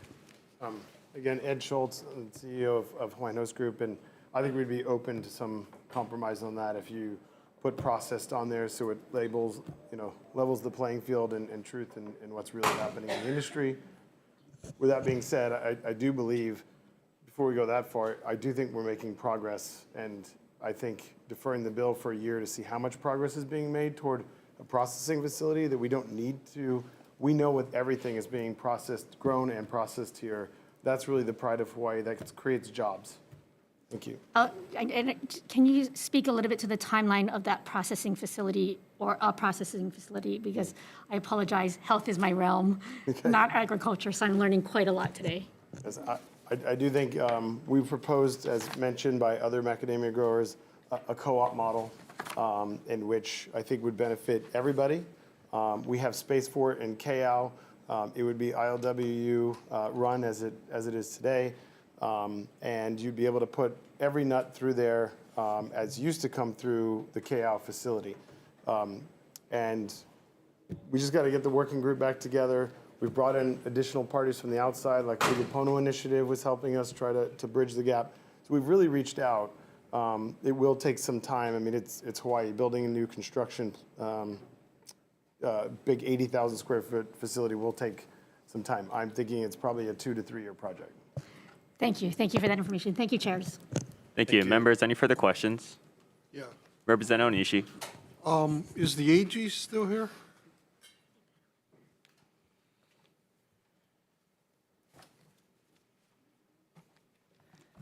Travis Moon, Deputy Attorney General. Yeah, so the federal law covers raw products, That's correct. correct? So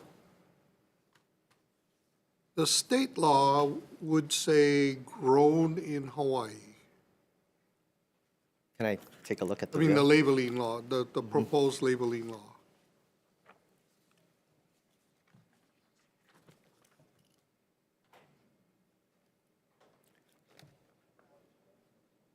Right, processed macadamia nuts not grown in the state would be subject to these country of origin labeling.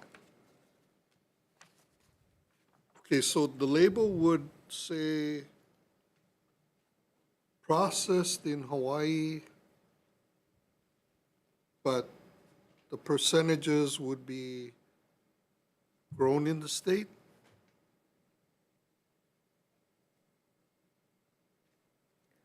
Could you repeat your question? I'm not I'm quite trying following. to understand what the label itself would have to say.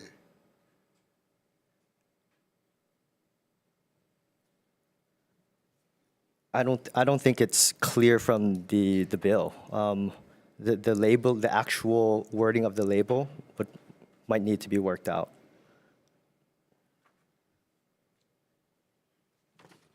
How do we know that a label could be crafted that would not violate the federal law? Because raw macadamia nuts could not be subject to this labeling requirement. Okay, but a nut grown in Hawaii is raw, right? Okay, yes. So just saying grown in Hawaii, you're referring to raw nuts, right?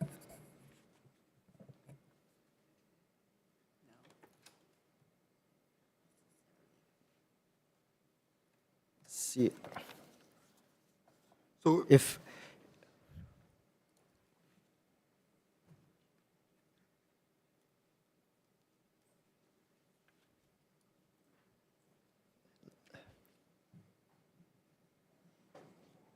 I'm sorry, I'm just not. I'm you not understand quite, my question, right? I mean, I kind of I do, but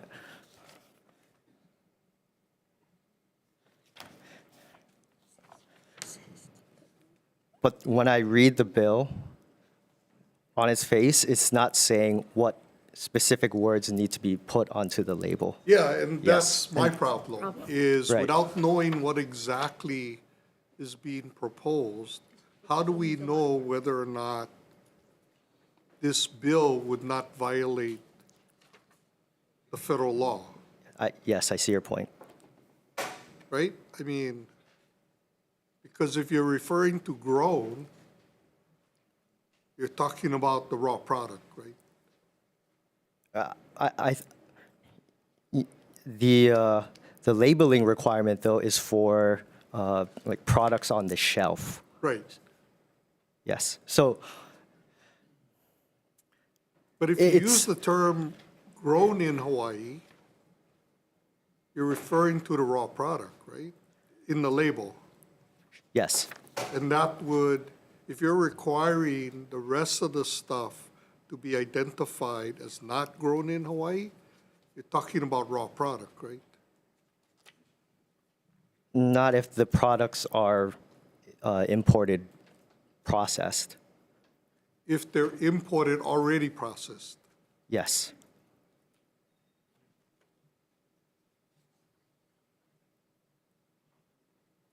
So the label would have to say processed in Hawaii See, versus, so processed in Hawaii, processed in some other country? You understand what I'm saying? Right, and I don't think I'm the right person to talk to about what the labeling requirement should be. I can opine on if it's going to pass or if it reads with the intent of this law or with the federal law and whether a preemption issue would arise. But with regards to the specific labeling, I don't think I am the right person to answer. But I can work with Maybe people. we should be asking Department of Ag. Department of Agriculture? Yeah, Chair. So what would the label say? I don't know, sir. Well, if you look at labels today, if it says produced in, I don't believe, I can check, but I don't believe there's a law that says produced or processed. There's a lot that say distributed by. Those are all fine. The only objection that this bill has is when you say 100% Hawaiian, or you imply that it's 100% Hawaiian. And if it's not, this bill is asking you to identify the percentage that is not from Hawaii. Whether or not you put produced in or processed in or distributed by, that's not covered by any law. What they're asking for is the country of origin type labeling, identifying the origin of the product, and as a protection for the actual genuine nut. But is that answering your question? No, because there's a federal law that protects raw material, The cool law. right? Yeah, I think the AG was concerned because there is a preemptive problem on raw, and raw may need to be stricken from the bill because it is mainly labeling of processed product that goes into packaging and would be on the shelf and be seen on the label as whether it's Hawaiian or its origin be from out of Hawaii. But you Foreign can product. only label about processed. In the state, I think that's what the AG was explaining. So if you were to import foreign nuts in the raw condition and process it in Hawaii, you could say 100% processed in Hawaii. And that would be the label?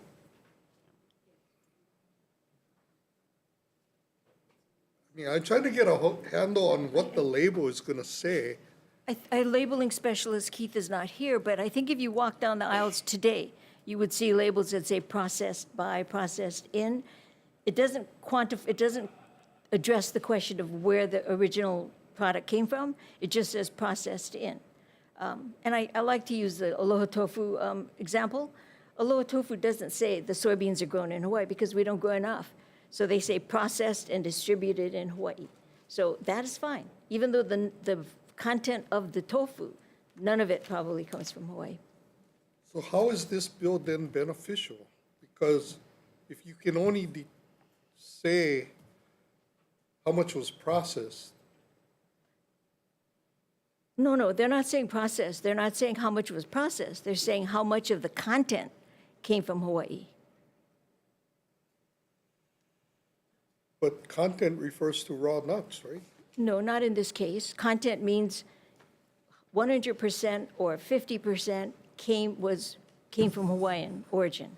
Whether it's processed or raw, it doesn't specify. It just says the content, whatever's in the bag, whether it be raw or processed, where did Well, it I come think from? the problem is the industry had the federal government add macadamia nuts to this law.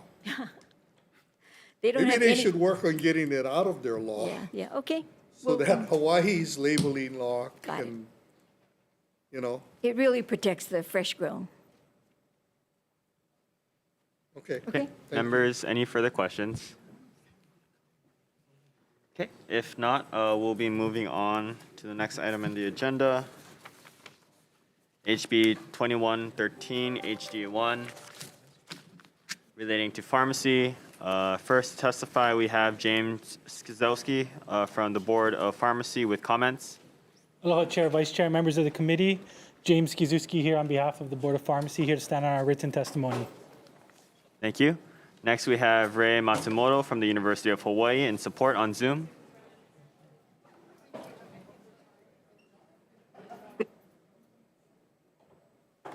Good afternoon, Chair, Vice Chair, and members of the committee. I'm Rei Matsumoto, Dean of the Daniel K. Inouye College of Pharmacy at the University of Hawaii Hilo. We stand on our written testimony, and I am available for questions. Thank you.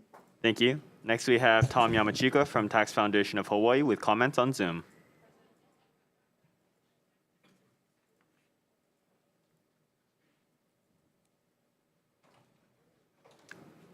Mr. Yamachika, please go ahead.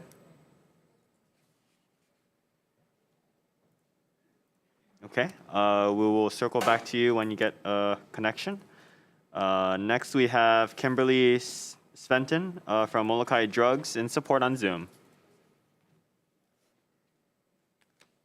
Hi, my name's Kimberly Mikami Svetin. I'm the president of Molokai Drugs, and I stand on my testimony that was submitted. If there's any questions, you can contact me now or after the meeting. Thank you.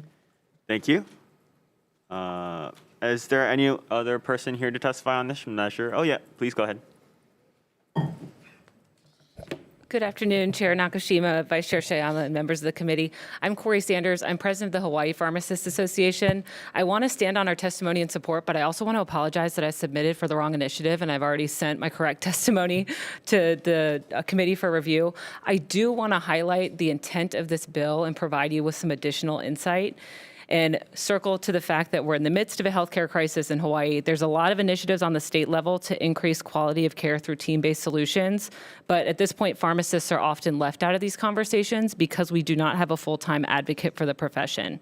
Despite doctorate-level degrees, the opportunity to complete residencies and get national board certifications, a majority of pharmacists in Hawaii are dispensing, practicing nowhere near the top of our licenses. The intent of this special fund is to create one FTE within a center for pharmacy that mimics those of our colleagues in medicine and nursing, whose equivalents are also written into statute. The Center for Nursing and the Hawaii Area Health Education Center within JABSOM have been critical not only in establishing the role of medicine and nursing in the state, but pioneering innovative solutions that increase workforce development and improve health outcomes. Before I mention the increases in the exact fees and the line items that are written in the bills, I want to state that Hawaii is the only state in the country who costs less than $100 to practice pharmacy per year.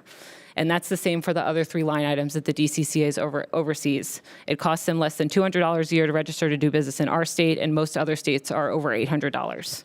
So we're proposing a pharmacist licensure fee increase of $50 a year and miscellaneous permits and pharmacy standalones for $100 a year. This would account for one FTE and fringe benefits through UH to serve as a director for the Center for Pharmacy. I will end by saying that because of nursing and medicine having centers written into statute, they have a proactive role in finding innovative solutions in healthcare, and this is a profession-driven solution that does not ask for special fees to match the standard that's already been granted to medicine and nursing. I will stand by for any questions, and thanks for hearing this bill. Thank you. Any other persons here to testify on this measure? Seeing none, members, we do have written testimony with comments from Department of Budget and Finance, testimony and support from Hawaii State Center for Nursing, as well as 16 individuals in support. Members, are there any questions? Seeing none, we'll be moving on to the next measure, HB 1830, HD1, relating to mental health. First to testify on this measure, we have Rochelle Araki from DCCA with comments.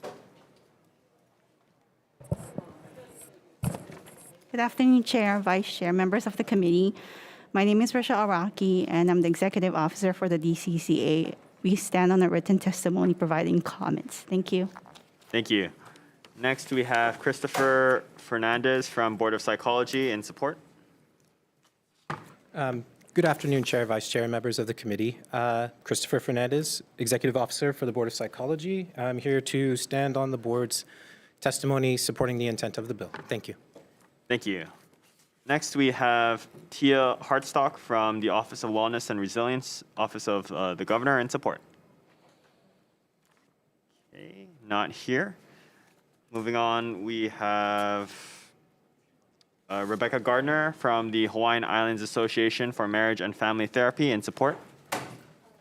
Oh, yes, please go ahead. Sorry, aloha, Tia Hartsock, Office of Wellness and Resilience. We stand in support on our testimony, available for questions. Thank you. Thank you.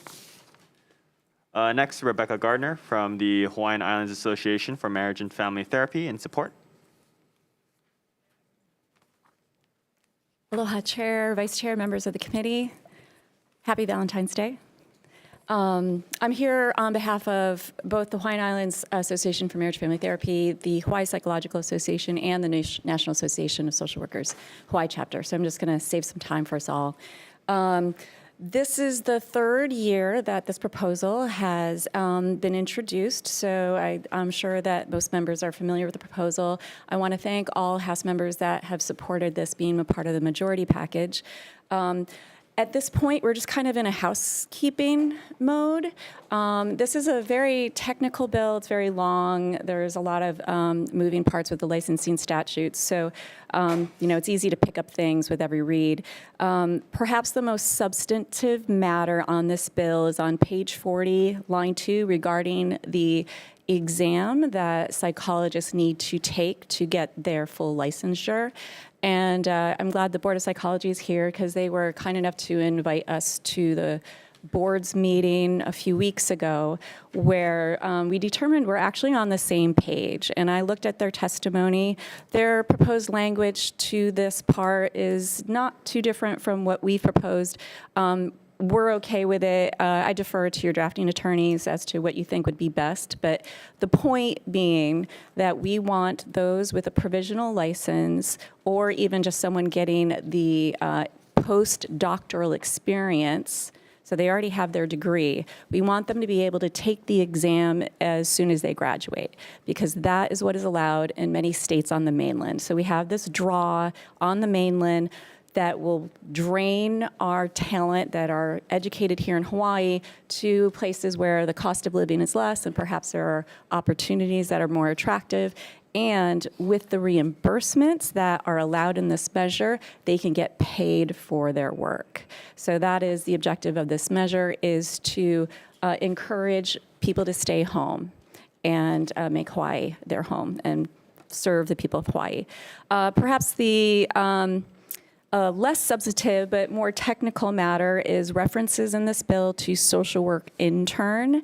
And if you're not familiar with the social work statutes, there is a license for a bachelor's in social work, a license for a master's, and a license for a licensed clinical social worker. Those with the clinical license are those who provide therapy sessions one-on-one. My apologies, the 2 minutes is up. Can you please summarize your testimony? If I could borrow from the other two organizations I represent, I'll be short. But the use of the term intern sort of lends this interpretation that those interns getting their licensed clinical social work degree or their license are just students, but in fact they have their master's degree. So with that technical change and also with the exam, we think we're mostly good with the language, but we'd like the purpose section to be revised to reflect that. And finally, we just wanted to address concerns raised by the DCCA relating to the purpose of this bill solely for reimbursement. And we just want to respectfully submit that reimbursement is everything. These people are working basically full-time for free for years.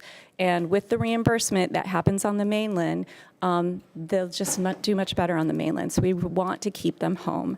And finally, we are cognizant of comments in prior hearings about how it's unclear what the scope of services and circumstances, but we've reached to our memberships for insurance reimbursement, and we've reached to our memberships, and there are CPT codes that they have used for the supervised services.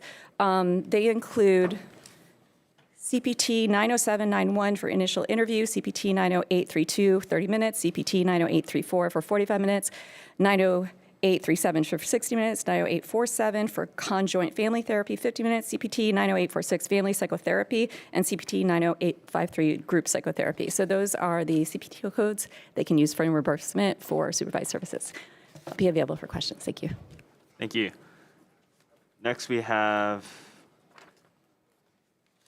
Alana, individual and support on Zoom. Not here. We'll be moving on to Britt Young, individual and support on Zoom as well.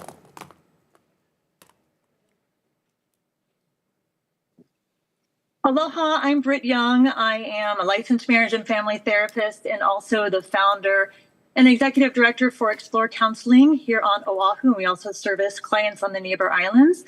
You do certainly know a lot about this bill over the last 2 years. And, you know, as I think about it in relation to sort of our personal work at the practice, I look at our wait list, and it's, you know, nearly 100 people long waiting for services. And about 80% of those on our wait list are children. And then I think of all the emails I get after graduations with pre-licensed post-grads asking to come work at Explore.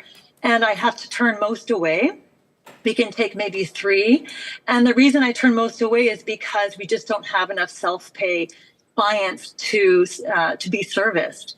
And because the insurance won't reimburse pre-licensed clinicians, I turn them away. And so I look at the wait list, right, nearly 100 people long. And then I look at all these clinicians who want to work and service them. And it just makes it even more important and palpable that this bill passed. I was on the mainland when I graduated from my master's program, and I was able to get an associate licensure. And it really made a big difference for me, especially for me and my family. I was able to see as many clients as I wanted. I was able to pay the bills for my family. And I was able to, see the types of clients I wanted to see. Another thing that we don't often talk about with this bill is that oftentimes postgrads are funneled straight into agency work or the prison system, which is fine and great if that's what they want to do. And it does serve a beautiful purpose. But at the same time, when they finally get licensed and now they're seeing, let's say, a firefighter and his wife for couples therapy, they don't necessarily have the experience that it would take to service that particular couple very well. So it's a mismatch of services. And so as I think like a zoom out, right, it feels like there's a mismatch. I have so many people waiting for services, no one to service them, and all of these pre-licensed clinicians who want to. And so I just feel like it is so incredible to pass this bill. And even if it doesn't go into effect this year, it will so help all of those postgraduate pre-licensed clinicians for years to come. Thank you very much. I appreciate the opportunity. Thank you. Are there any other persons here to testify on this measure? Okay, seeing none. Members, we do have written testimony and support from Disability and Communication Access Board, Hawaii Counselors Association, Parents and Children Together, Hawaii Disability Rights Center, Pauhana Counseling, Mental Health America of Hawaii, Brighter Bound Center for Healing and Transformation, Hawaii Substance Abuse Coalition, HMSA with comments, supportive testimony from Ho'olu Counseling, Trauma Healing Hawaii, Hawaii Counselor Association, Catholic Charities Hawaii, and Aloha Care, as well as a supportive testimony from 55 individuals. Members, are there any questions on this measure? Okay, actually, I do have a question for DCCA. They're still here. Okay. Thank you. In your written testimony, you point to several aspects of this measure, part 2, 3, 5, and 6, and write out some concerns. Can you please clarify or summarize some of the concerns you have of this measure, particularly when it comes to the reimbursement? Well, I think the testimony pointed out that creating a licensure scheme for reimbursement is not really what the intent was for. Okay. So Under that act, right? And then the other concern was there is no exemption right now that allows current interns that are practicing. So there's no language in there that allows them to practice once this bill is in effect. I'm just curious, how are interns currently, or are they allowed to practice? There is an exemption for interns right now. Okay, thank you. Thank you. I guess, yes, Rebecca Gardner, can you please come Thank up? Yeah, thank you for DCCA. Can you speak on behalf of some of the questions? Yes, Thank you know, you. I've given this some thought because I've looked at that testimony and I was just wondering what the concern was, because the purpose of this measure wasn't to force people to get a provisional license. It was to create an option. Then having that provisional license would enable the insurance reimbursement. They could, if they wanted to get their clinical experience without getting paid. But what I did notice in one of the more recent readings of the bill is that the exemption language for these interns was removed, which would basically force them to get that provisional license. And seeing that deletion it then would make sense when you read the bill that they're required to get a provisional license. And that wasn't the intent of those of us who sought to have this bill introduced in the beginning. The intent was to create an option. We don't oppose that because it would generate fees for the DCCA having that provisional license, but if that option remains, then the question about grandfathering those interns goes away, becomes moot. So we defer to the wisdom on of the legislature if you want to keep it or leave it, but we're okay otherwise. But what's most important is we believe, is having that provisional license to enable the insurance reimbursements so they can get paid. And I'll just add one other thought on the consumer matter is the concern raised in the DCCA about consumer price, consumer cost. In fact, and I have permission to share this, a friend of mine had some problems with her early teen daughter, and the only therapist that she felt comfortable with was a trainee. But because that trainee was working for free, essentially, she had to pay $50 out of pocket because she wasn't working with insurance reimbursement. Some do it for free, but this one charge. If you do have insurance, then maybe the copay is somewhere like $30. But with this provisional license, then actually the consumer costs will go down. Okay. If that makes sense. Okay. Thank you. For the Board of Psychology. Thank you. In your written testimony, you noted some concern regarding the ambiguity of the phrase "circumstances beyond the psychologist's control." Is there any proposed language to maybe clarify this ambiguity? At this time, the board hasn't provided any draft language, but it is open to doing so. I just wanted to raise that concern. Okay, just wanted to check. Thank you. Members, any further questions? Seeing none, we'll be moving on to the next measure.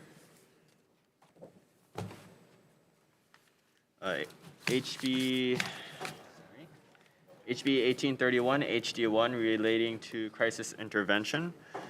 First to testify, we have Grant Nakaya from the Office of Hawaiian Affairs and Support.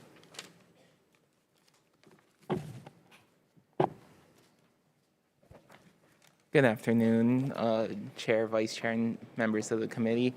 The Office of Hawaiian Affairs stands on its written testimony as submitted. Okay, thank you.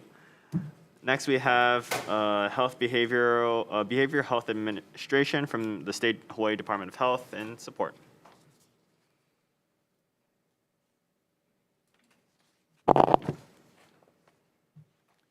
Good afternoon, Chair, Vice Chair, members of the committee. Department of Chad Koinagi, Adult Mental Health Division. We stand on our written testimony, and I'll be here for questions. Thank you. Next, we have J.C. Mikulanik from the Queens Health System and Support. Chair, we'll stand on our testimony and support. Thank you.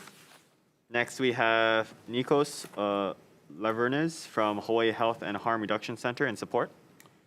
Good afternoon, Chair, members. Nikos Leverens with Hawaii Health and Harm Reduction Center. Happy Valentine's Day to you all. We stand in very strong support of this bill for the benefit of yourself and the audience. We recently released the sequential intercept model report, and the kind of drop-off centers that are contemplated in this bill are one of the recommendations of that. And we believe that the state needs to look at more ways to ensure that people with behavioral health problems are not automatically sent into the criminal legal system. So to the extent that these people can be brought into care and treatment, we will save a lot of money, and we will also treat health problems as health problems. Mahalo. Thank you. Are there any other persons here to testify on this measure? Seeing none, members, we do have written testimony and support from Disability and Communication Access Board, the Judiciary, State of Hawaii, the Hawaii Substance Abuse Coalition, Opportunity Youth Action Hawaii, and 2 individuals also in support. Members, are there any questions on this measure? I have one quick question. Representative Belatti. Department of Health, Dr. Koyanagi. I am just very sensitive that when we create pilot programs that we want to make sure that we have we're not Oahu centric. So I'm just very hesitant about the amendment that you're suggesting we put in because it could result in 2 crisis centers on Oahu and nothing else anywhere. So can you just kind of give me where are you folks anticipating that there could be another Oahu drop-off center? And is there not a neighbor island that's kind of situated for this model? So a lot of the sensibility to opening new behavioral health crisis centers is based on calculations of the need for crisis beds. These calculations take into effect things like number of patients that go to emergency rooms via police. As of this time, the numbers speak to a second Oahu crisis center, although there is much interest, at least for now, in Hawaii Island, East Hawaii, wanting the second behavioral health crisis center. So we've been in talks with various stakeholders for Hilo, and we have not determined whether that second site would be as of yet. Perhaps maybe the amendment should just be open to pilot programs and we stay silent on whether on Oahu or a neighbor island. Then it gives you the flexibility based upon this risk calculator. Sure, that makes sense. I appreciate the amendment. I think we need to think about it a little bit more because, we also have to understand what other things are happening on the other islands because Maui has a federally funded behavioral health crisis center that is being stood up, correct? We have the CCBHC, the Certified Community Behavioral Health Center, and of course everyone knows that the changing, evolving needs for Maui may eventually warrant a behavioral health crisis center or a pseudo behavioral health crisis center as part of the greater package of the CCBHC model of care. Thank you. Thank you, Dr. Koyanagi, for being here. Members, any further questions? Okay, seeing none, we'll be moving on to the next measure, HB 1624, relating to insurance. First to testify, we have Gordon Ito from the Insurance Division of DCCA with comments. Chair, Vice Chair, members, the DCCA Insurance Division stands on its written testimony offering comments. Thank you. Thank you. Next, we have Rachel Wilkinson from the Hawaii Association of Health Plans with comments. Good afternoon, Chair, Vice Chair, members of the committee. Rachel Wilkinson on behalf of the Hawaii Association of Health Plans, and we stand on our written testimony offering comments. Thank you. Thank you. Next, we have Dawn Kurisu from HMSA with comments. Thank you. Any other persons here to testify on this measure? Seeing none, members, we do have written testimony and support from the American Cancer Society, Cancer Action Network, Hawaii Society of Clinical Oncology and Association for Clinical Oncology, Advanced Reproductive Medicine and Gynecology, Fertility Institute of Hawaii, Hawaii Society of Clinical Oncology, and 4 individuals in support, as well as the Leukemia and Lymphoma Society in support, with Kaiser Permanente with comments. Members, any questions on this measure?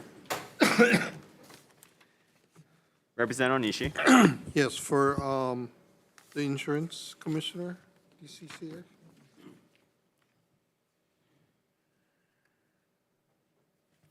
In your testimony, you talked about the standards for medical necessity. Can you explain that portion that in your testimony? Yeah, I mean, I think that's referring to the definition for medically necessary treatment that may directly or indirectly cause iatrogenic infertility. There's an example of that on page 2 of the bill, starting at line 19. That definition, or the term that it's defining, includes the term medically necessary treatment. However, the rest of that definition doesn't speak at all to medical necessity. It appears that it would say that if something is indicated as having a side effect of infertility as established by the American Society of Clinical Oncology, that would stand in the place of a medical necessity assessment. And medical necessity is already provided for in Chapter 432E in Section 1.4. And this could potentially take that process and replace it with a reference to this American Society of Clinical Oncology standard. So is there any recommendation on how this should be changed? We don't. I don't have any authorization for a recommendation, but I think that the issue that we're just pointing out is that this by using the term medically necessary here at the beginning of this defined term, it's essentially creating an opportunity where the whole process of the medical necessity assessment in 432E 1.4 is potentially replaced by just referencing a standard of a particular society. But so we don't have a recommendation for revisions. Is that change only for this particular medical need? It's not changing it for all medical services? No, this wouldn't, that's correct. It wouldn't be changing the medical necessity framework that's already set up in 432E 1.4. It would potentially create a situation where for this specific situation, it's replacing the process that's already established with something else. And I'm not aware of any other provision in our insurance code where the medical necessity provisions are replaced like that. Okay, in essence, it redefines what medical necessity would be. Yeah, you could say that for this particular service, yeah. Okay, members, any further questions? Seeing none, we'll be moving on to the next measure, HB 1624 HD1. First to testify, we have Gordonito from the Insurance Division, DCCA. Oh, I'm sorry. Actually, no, this is the same bill. Sorry. Next measure is HB 2079, HD1 relating to health. First to testify, we have Rochelle Araki from DCCA in support. Good afternoon, Chair, Vice Chair, members of the committee. My name is Rochelle Araki, Executive Officer for the DCCA. We stand in support of this bill. I am available for questions if you have any. Thank you. Thank you. Next, we have Alani Kioki from the Hawaii Medical Board with comments. Good afternoon, Chair, Vice Chair. Alani Kioki, Executive Officer with the Board. The Board will stand on its written testimony in support. Thank you. Thank you. Next, we have Chelsea Fukunaga from the Board of Nursing in support.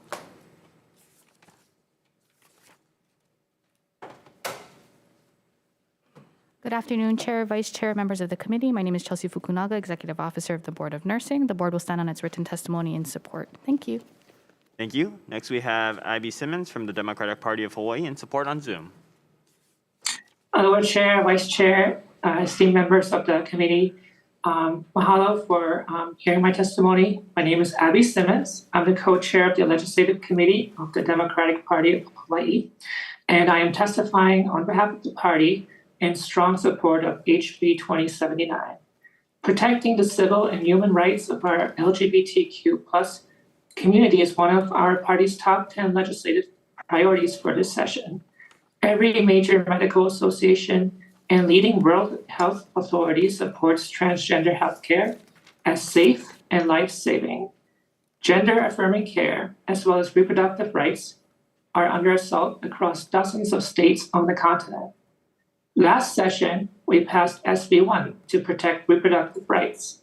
This bill is similar in spirit and will provide significant legal and civil protections that will shield healthcare providers and their patients from frivolous overreach by hostile, out-of-state agencies.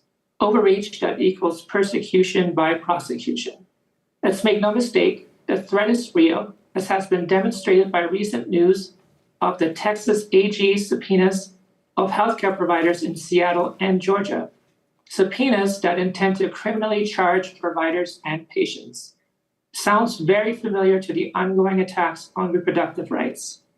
We believe in protecting Hawaii families from having their children removed by out-of-state agencies when either parent is either receiving gender-affirming care or providing access to gender-affirming care for their child. We believe in basic human rights and in upholding the dignity of the members of our LGBTQ+ community. As such, we strongly urge you to support this bill and ask you to consider the amendments outlined in our written testimony. Mahalo nui loa for your time and consideration. Thank you. Next, we have Crystal Joy Beal from Queer Doc in support on Zoom. Okay, are they here? Nope, okay. We'll be moving on to Don Carisu, HMSA, with comments.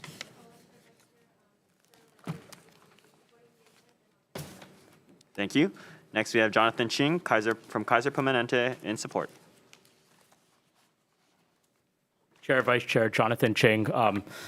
I'll keep my comment. I'm sorry. We're offering comments and asking for a technical amendment. So I understand you have a long agenda. Just wanted to highlight, we believe our amendment is technical in nature, certainly supporting the intent of this bill, but just wanted to make sure the committee had it for consideration. Thank you. Thank you. Are there any other persons here to testify on this measure? Chair? Oh, yes. Please go ahead. Good afternoon. Michael Gloyu Jr., Chair of the Stonewall Caucus for the Democratic Party of Hawaii.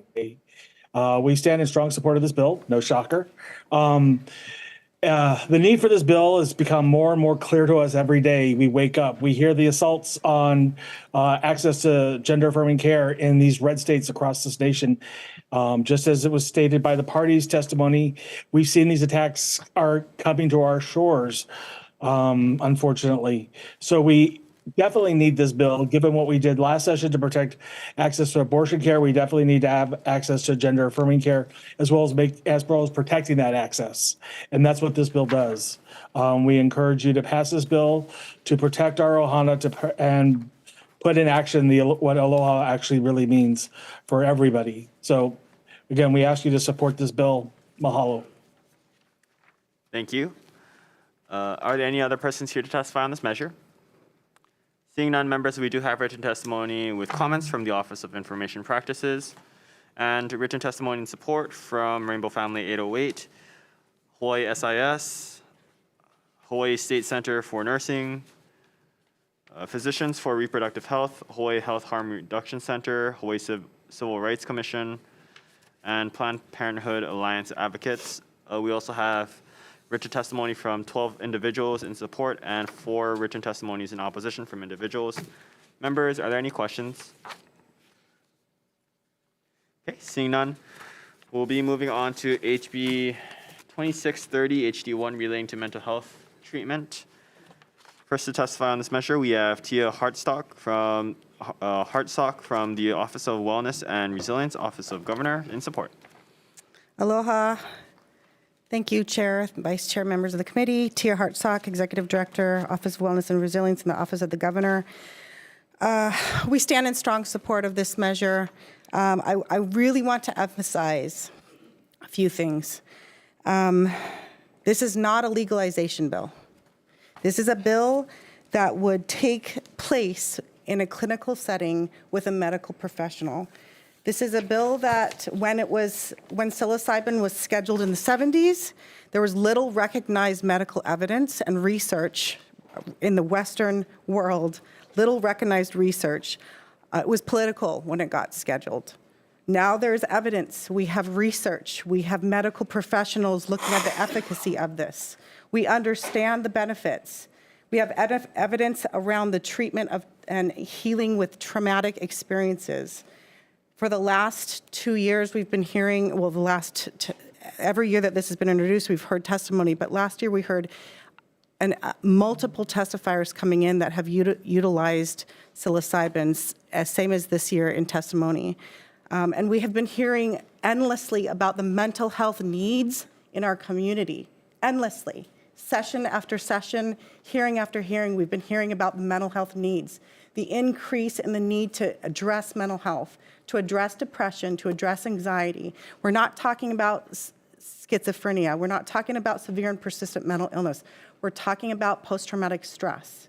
we're talking about depression, we're talking about anxiety.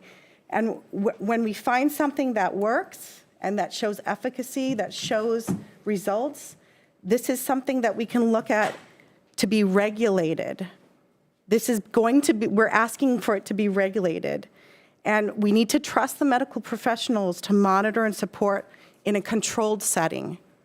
I really want to stress that this is not a legalization drug, that this is not going to be loose in the streets.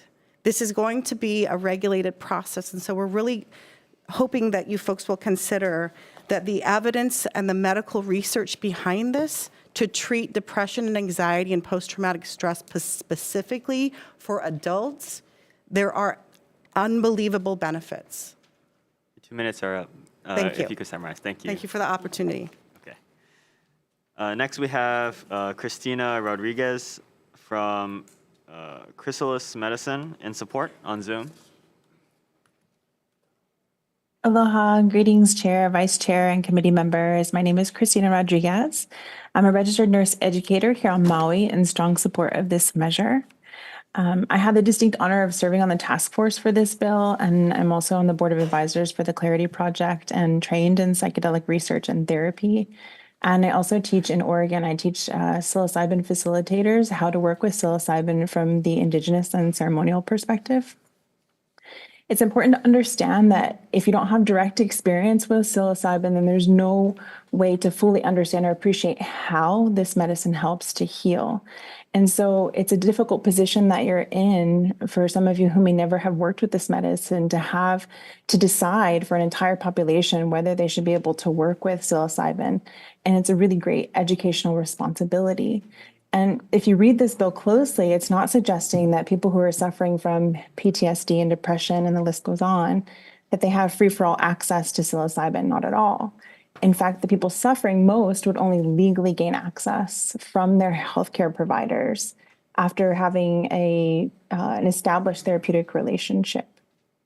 And so as somebody who's is a medical professional and who has worked with psilocybin in a ceremonial way, in a way that's been safeguarded for thousands of years by indigenous ceremonialists, and who is directly healed from her trauma with the help of psilocybin, I can speak to you both from a medical standpoint as well as through direct personal experience. And ultimately, without personal healing experience, you are having to rely upon the testimony from people like me to supply you with education, information, and resources to make the best possible decision.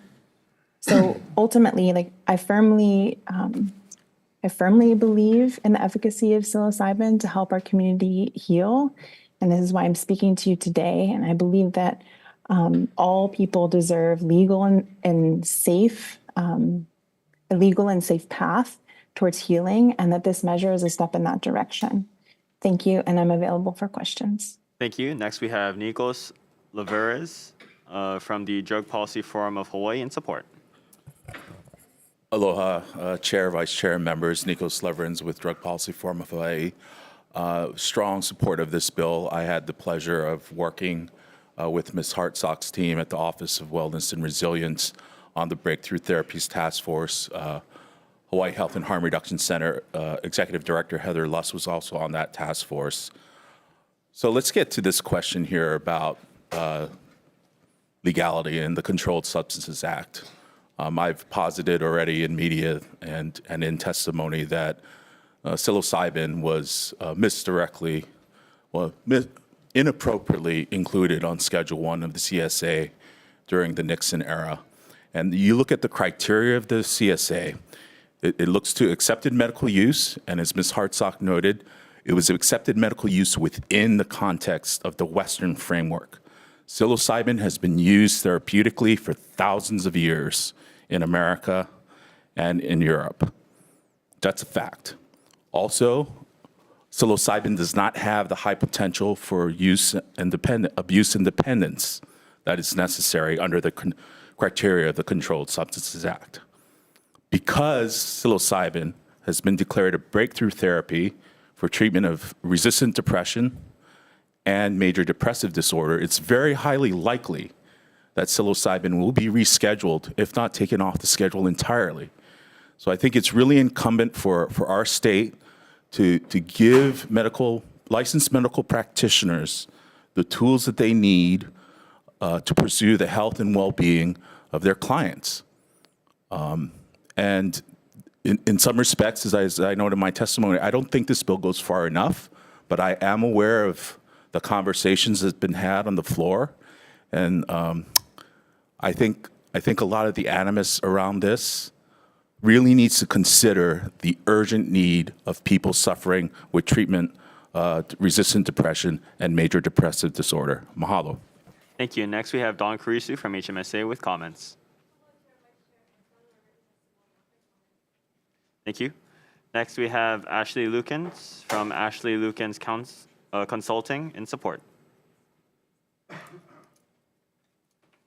Seeing that they're not here, we'll move on to Doray Shin from Clarity Project in support.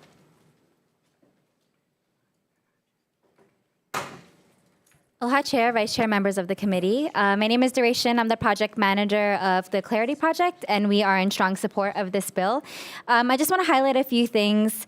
This is a very limited medical model, so it's providing very limited access that's only going to happen between a patient and their medical professional, likely their physician, an MD.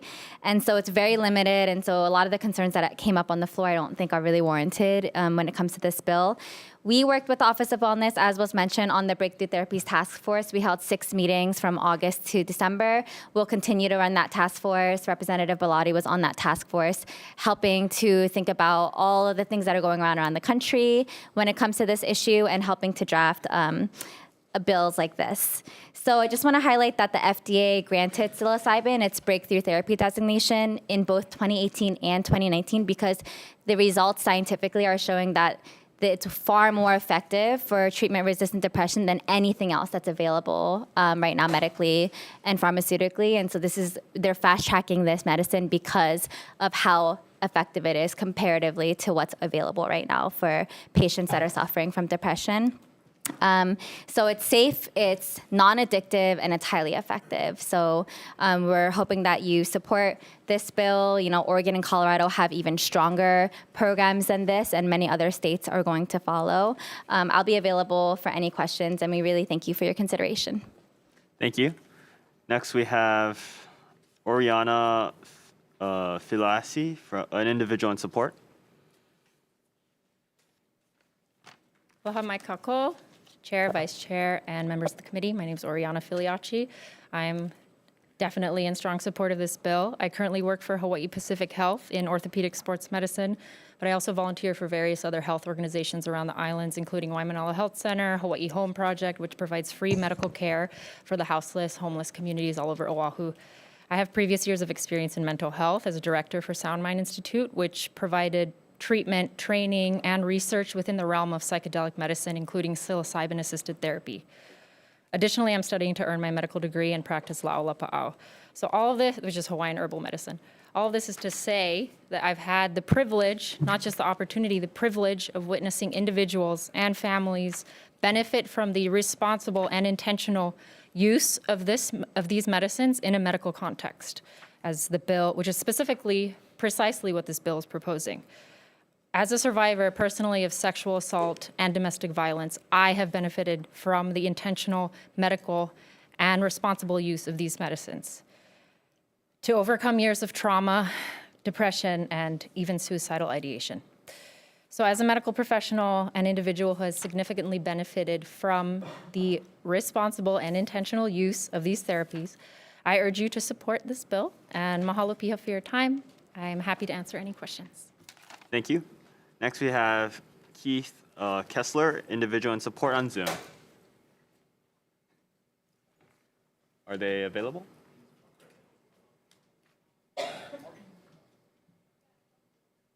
Okay, we could circle back if you could connect. Next, we have T.Y. Cheng, individual in support on Zoom as well. Hello. Chair, Vice Chair, members of the committee. My name is Tai Cheng. I'm president and founder of Aloha Green Apothecary, one of the medical cannabis dispensaries here on Oahu. Normally, I stay in my lane and only discuss issues of medical cannabis, but this issue is very important to me. As a company that deals in a Schedule 1 classified substance, I believe that psilocybin has been inappropriately classified as well. There is a lot of healing benefits that patients can garner from psilocybin, and I would dare to say that psilocybin might actually have more medical benefit than cannabis itself. I hope that this committee takes this opportunity to set up regulations and strict guidelines to allow for patients to receive the benefit and the healing powers of psilocybin. Thank you very much. Thank you. Next, we have Jason Gould, individual in support on Zoom. Aloha, chairs, vice chairs, and members of the committee. I'm Jason Guo, and I'm here to testify as an individual firmly in support of this measure. This is the first issue I've testified for, my second time testifying, and I'm still nervous, so I hope you regard my presence here as proof of my conviction in this bill. I'm from Hawaii, but I currently study neuroscience at Stanford University, and I've engaged in psychedelic-related research and coursework, both here and abroad in Denmark.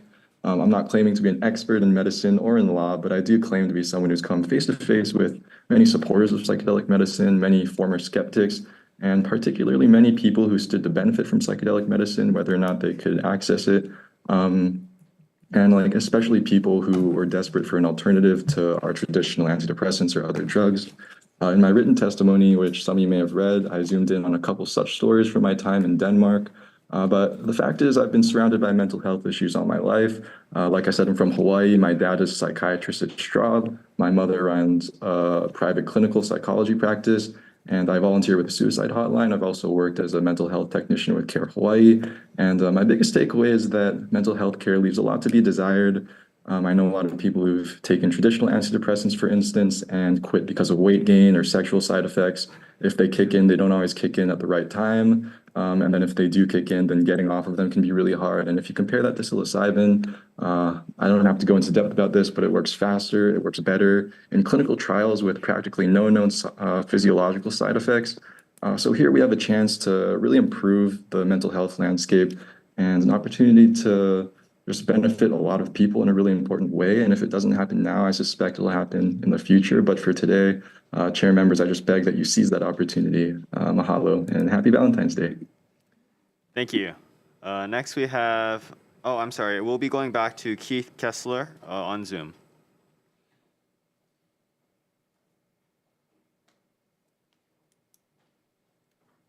Okay, maybe still, okay. Still not ready then, okay. We'll move on to Melissa Sanchez, individual in support on Zoom.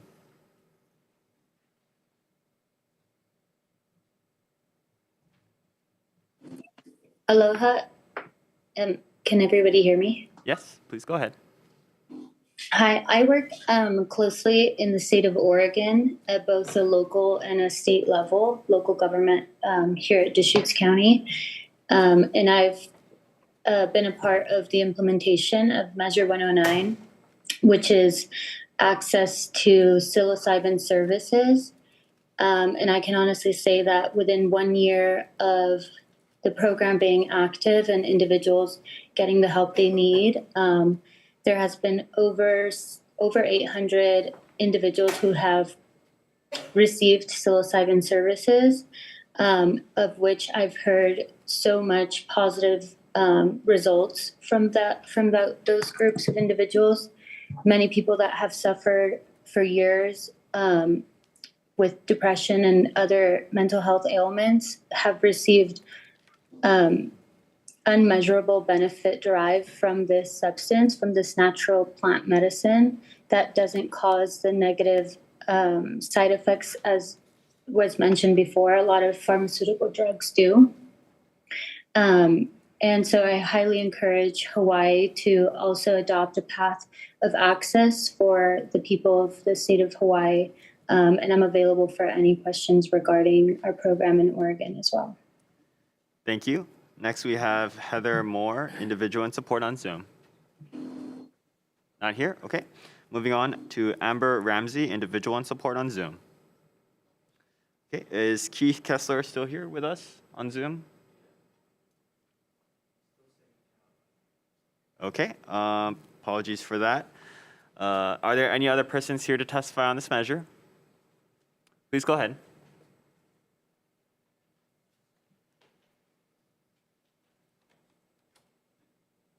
Aloha, Chair, Vice Chair, members of the committee. My name is Ashley Yamashita. I live here in Kailua. I'm testifying as an individual in strong support of HB 2630. I'm a certified nurse assistant, mental health technician, and I currently work as a physician's practice assistant at one of our largest hospitals here in the state. In my experience working within our community, I see every day the need for alternative health treatments and therapies. Also, personally, as someone who struggles with PTSD, treatment-resistant depression, a comorbid anxiety disorder, and OCD, I cannot express the impact a treatment like this would have on my life. I have taken many SSRIs and NDRIs, experienced their side effects, and had to discontinue use.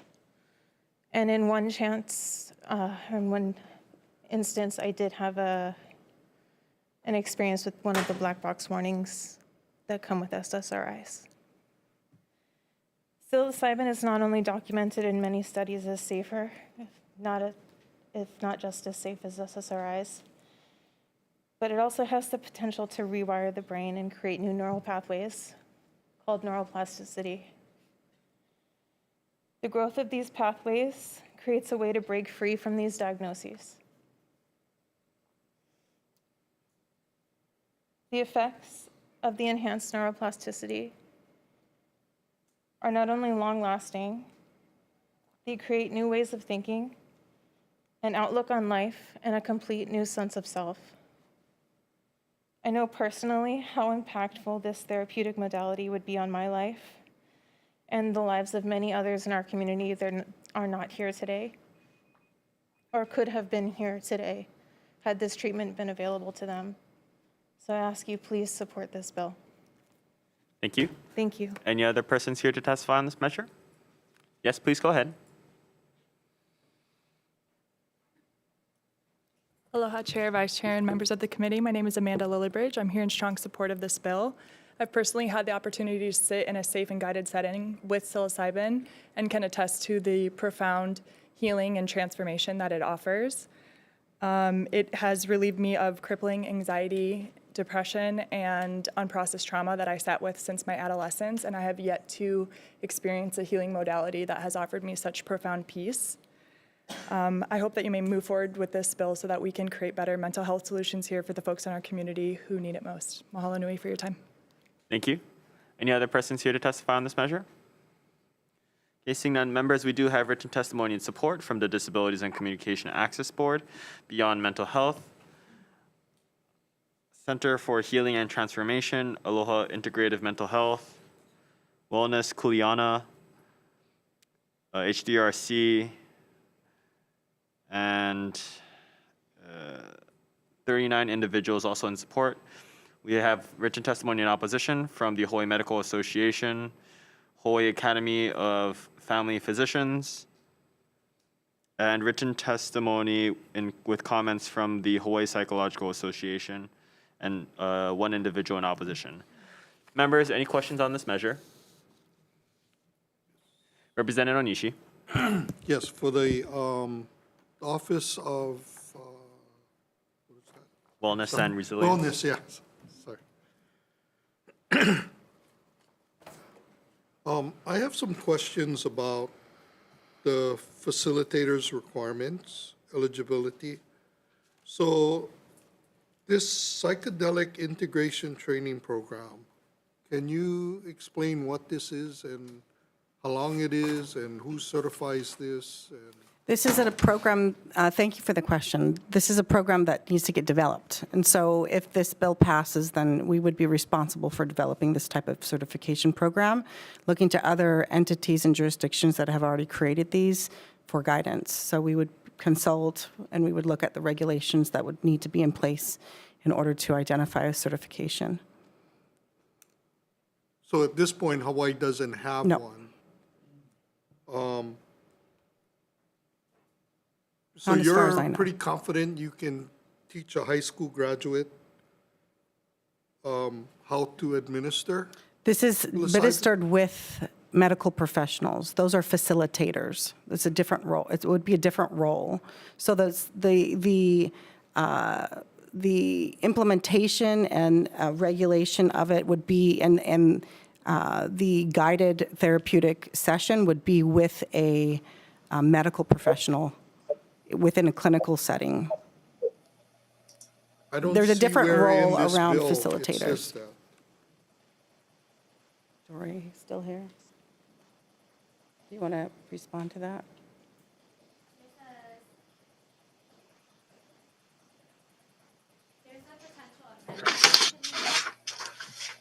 At the end of page 7 and the beginning of page 8, where we can clarify in section E and make an amendment instead of saying the qualifying patient shall determine the location, to have it be the medical professional. And there's an opportunity to amend to define medical professional and the facilitator as a physician and an MD. So we are open to amendments to make the bill stronger.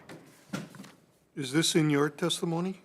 It's no, it's not in my written testimony, but I can submit something to the committee if it's helpful. So nobody's testifying to those amendments?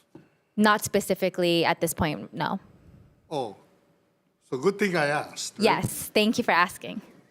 Okay, so in this bill, for the facilitator, it says, nothing in this section shall be construed as requiring the facilitator to be physically present for the administration of psilocybin to the applicable qualifying patient. Why is that necessary? Again, I think we were open to amendments to the language specifically. So if that's something that the committee or the legislature is uncomfortable with, we can have it be so that it's a very like medically focused and that it's just the physician or the medical professional that is like administering and being part of the process rather than the patient. So we're totally open to those concerns and amendments. Okay, so, but it was originally written this way. So there would be no supervision as I read the bill as it currently, this House Draft 1. Yeah, I mean, I think learning from like what's happened in Oregon so far and Colorado as they're building out their program, there was just like a lot of bureaucratic and like complexities in building out a program. And so we were trying to like relieve burden on like in terms of that, and then have the design and the specificity around it allow that to be a little bit fluid. But yeah, if we want to put some more safeguards on it, then we're definitely, you know, open to those amendments.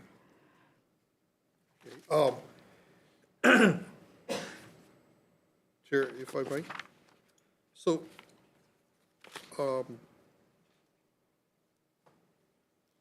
there are, on page 6, it says the authorization for the therapeutic use in this section shall not apply to, and there's a whole list of stuff that is restricted in using psilocybin.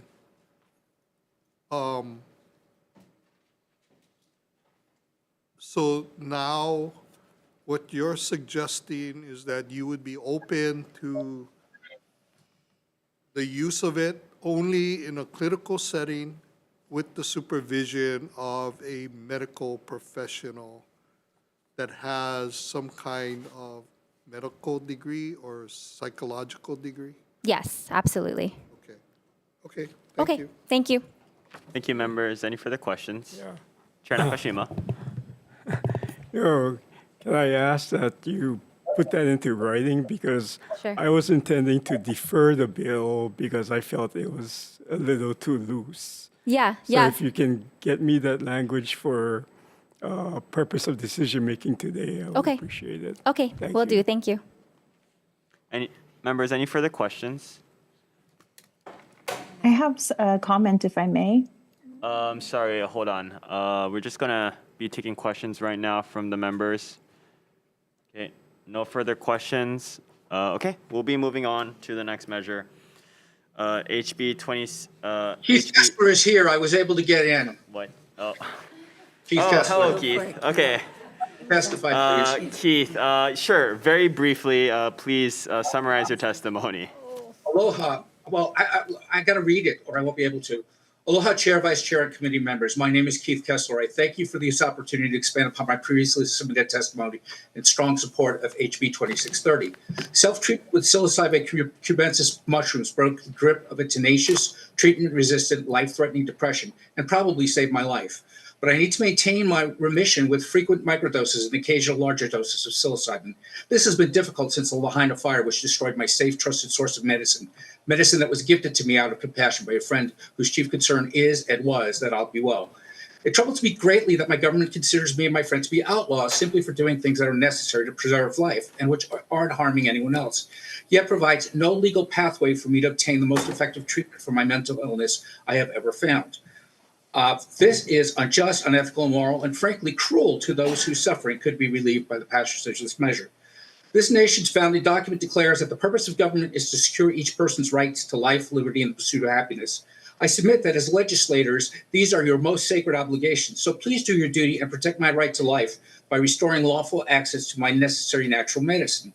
Ultimately, this is a question of personal autonomy and personal responsibility in making my own informed healthcare decisions about my own psyche and my own body. Before choosing to start self-administered psilocybin therapy, I did my research and due diligence, not on social media, but in respected medical and scientific journals. What I learned convinced me, after 3 years of study, to give psilocybin a try, and I'm very glad I did.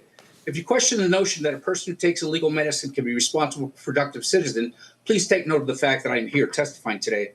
Some will continue to argue that overly restrictive drug laws are necessary to protect people from themselves, and that certain drugs are so dangerous they should be kept illegal, even if in doing so, some who would benefit might suffer or die.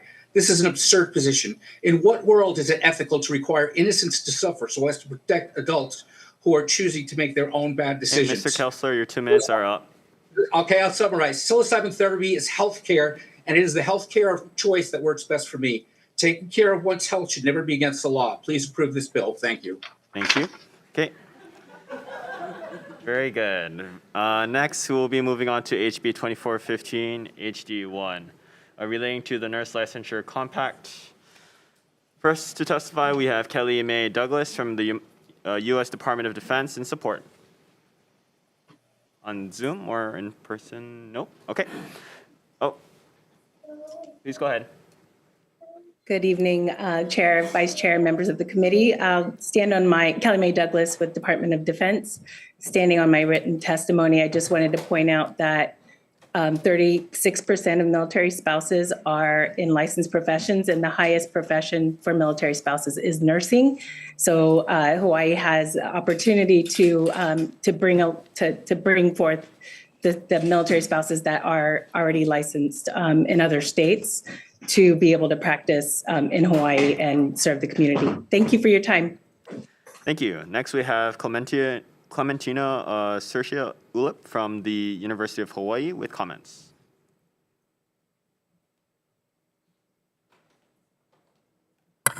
Good evening, Chair, Vice Chair, members of the committee. My name is Clementina Sertia Ulip, Dean of the UH Manoa School of Nursing. We support the intent of this measure and offer comments. Thank you. Thank you. Next, we have Board of Nursing with comments. I'm sorry, Chelsea Fukunaga from Board of Nursing.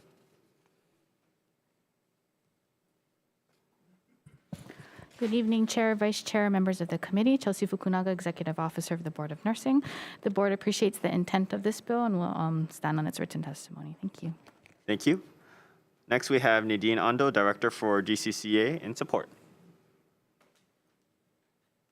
Good afternoon, Chair, Vice Chair, members of the committee. I'm Nadine Ando, Director of the Department of Commerce and Consumer Affairs, and we are standing on our written testimony, which supports the intent of the bill offers comments and suggests a few what we determined to be friendly amendments for clarification. I'm here to answer any questions you may have. Thank you. Next, we have Tommy Johnson from Department of Corrections and Rehabilitation in support. Romy Glidewell, Healthcare Division Administrator for Tommy Johnson, Director, and we stand on our written testimony in support.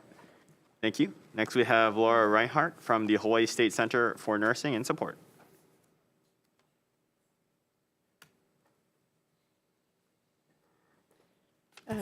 Good afternoon. My name is Laura Reichard. I'm the Director of the Hawaii State Center for Nursing. We stand on our written testimony in support, and I just want to make note of the fiscal impact of the Center for Nursing in addition to the comments provided. Thank you. Thank you. Next, we have Jonathan Ching from Kaiser Permanente in support. Okay. Not here. Moving on, we have Hilton Rathel from the Healthcare Association of Hawaii in support. Chair, Vice Chair, members of the committee, thank you for the opportunity to testify in strong support of this bill. Hawaii is only one of the 9 states in the nation that have not joined the Multi-State Nurse Licensure Compact. We continue to work on multiple initiatives with educational institutions across the state to train and retain nurses. Until we have sufficient nurses in the state, hospitals and other healthcare organizations need as many options as possible to ensure we have sufficient nurses to take care of our patients, and this compact is one of the options we need. The compact does provide strong safeguards regarding patient care and nurse disciplinary action. Thank you for the opportunity to testify. Thank you. Next, we have J.C. Mikulanik from the Queens Health Systems in support. Chair, Vice Chair, members of the committee, I'll be brief. Queens stands in very strong support of this measure and sees this as one additional tool to help with recruitment and retention in our healthcare workforce. Mahalo. Thank you. Next, we have Don Carisu from HMSA in support. Thank you. Next, we have Jeremy Creekmore from Hawaii Association of Professional Nurses in opposition on Zoom. Not present. Okay. Any other persons here to testify on this measure? Seeing none, members, we do have written testimony in support from the Disability and Communication Access Board, Hawaii Primary Care Association, Hawaii Pacific Health, Grassroots Institute of Hawaii, Hawaii Health Systems Corporation with comments, written testimony in support from Hawaii Care Choices, Hawaii Military Affairs Council, Hawaii Association of Health Plans, West Hawaii Region Kona Community Hospital, HHSC West Hawaii Region, and one individual in support and 2 individuals in opposition. Members, any questions? Representative Bellotti. I have a quick question. If Ms. Douglas is still on Zoom, if she could come on. And I just want to acknowledge the email that you sent to me in answer to my question about how many active duty military spouses are licensed nurses in Hawaii. Can you, and you stated that you had to really dig into the data because it's not published, but can you just report to this committee what that number is? Because I think it's actually quite stunning. Yes, through the chair, Representative Bellotti. I'm looking for that email, sorry. But it was, I'm pulling it up right now. Bear with me. I'll just tell you what the number is. I'm sorry, I didn't have it offline. And so I want to know, I want to understand this. You reported that in 2021, there's approximately 871 licensed nurses who are active duty military spouses. That's a stunning number, potentially. So yes, so so DoD-wide, approximately 34,000 military spouses, active duty military spouses are licensed nurses, and in Hawaii, that number is 871. I mean, that doesn't mean that they're working because of the license. Of course, right? Of course. Mm-hmm. But like, even if we could get 100 of those 800, it would be a difference, I think. So thank you for providing that information to me, because I think that's actually quite like amazing to me. Thank you, and I hope that this helps it move forward. Thank you, Chair. Actually, I do have a follow-up with that for Kelly. Of those 871, so do they all have to get licensed and pay dues to DCCA in Hawaii? If they are choosing, well, currently, if they're choosing to be employed as a nurse in Hawaii, Yes, there is a bill that was passed a couple years ago, HB 961, that provides a temporary license and expedited. So it reduces the burden somewhat, but they still have to go through all that process. Yes. So under the nurse licensure compact, they would be exempt from that, right? So they wouldn't have to pay their dues to DCCA.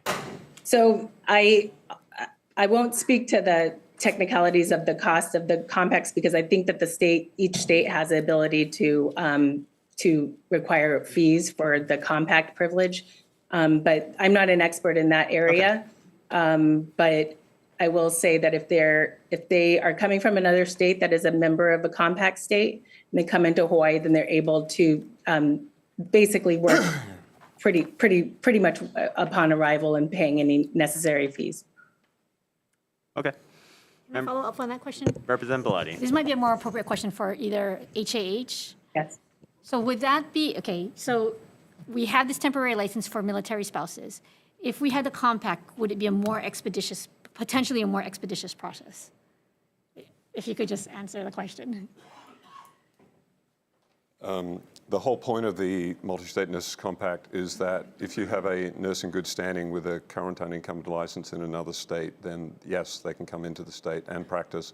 They establish residency, then there's different requirements, but yes. And then the bill that we have in front of us would contemplate fees, additional fees potentially through DCCA, potentially. The additional fees would be for nurses who are licensed in the state who want to also be licensed in Hawaii and also have a multi-state compact. So the plan is to give nurses an option. So there's no one's being forced to participate in the compact, but if you choose to have the Hawaii license and join the compact, then there would be an additional fee for that.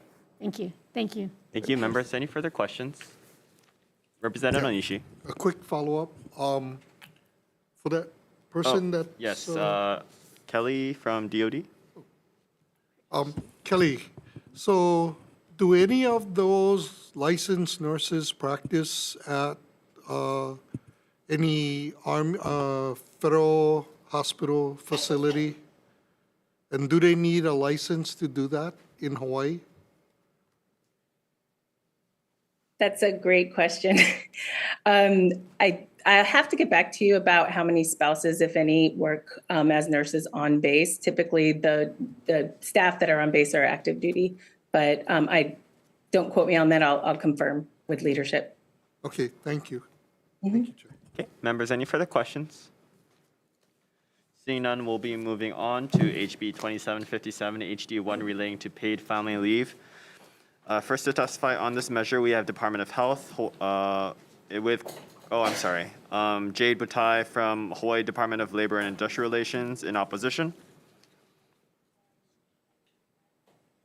Good evening, Chair Nakashima, Vice Chair Sayama, and members. Bill Kunzman, Department of Labor and Industrial Relations. We'll stand on our testimony in opposition to this measure as drafted and be available for questions. Thank you. Thank you. Next, we have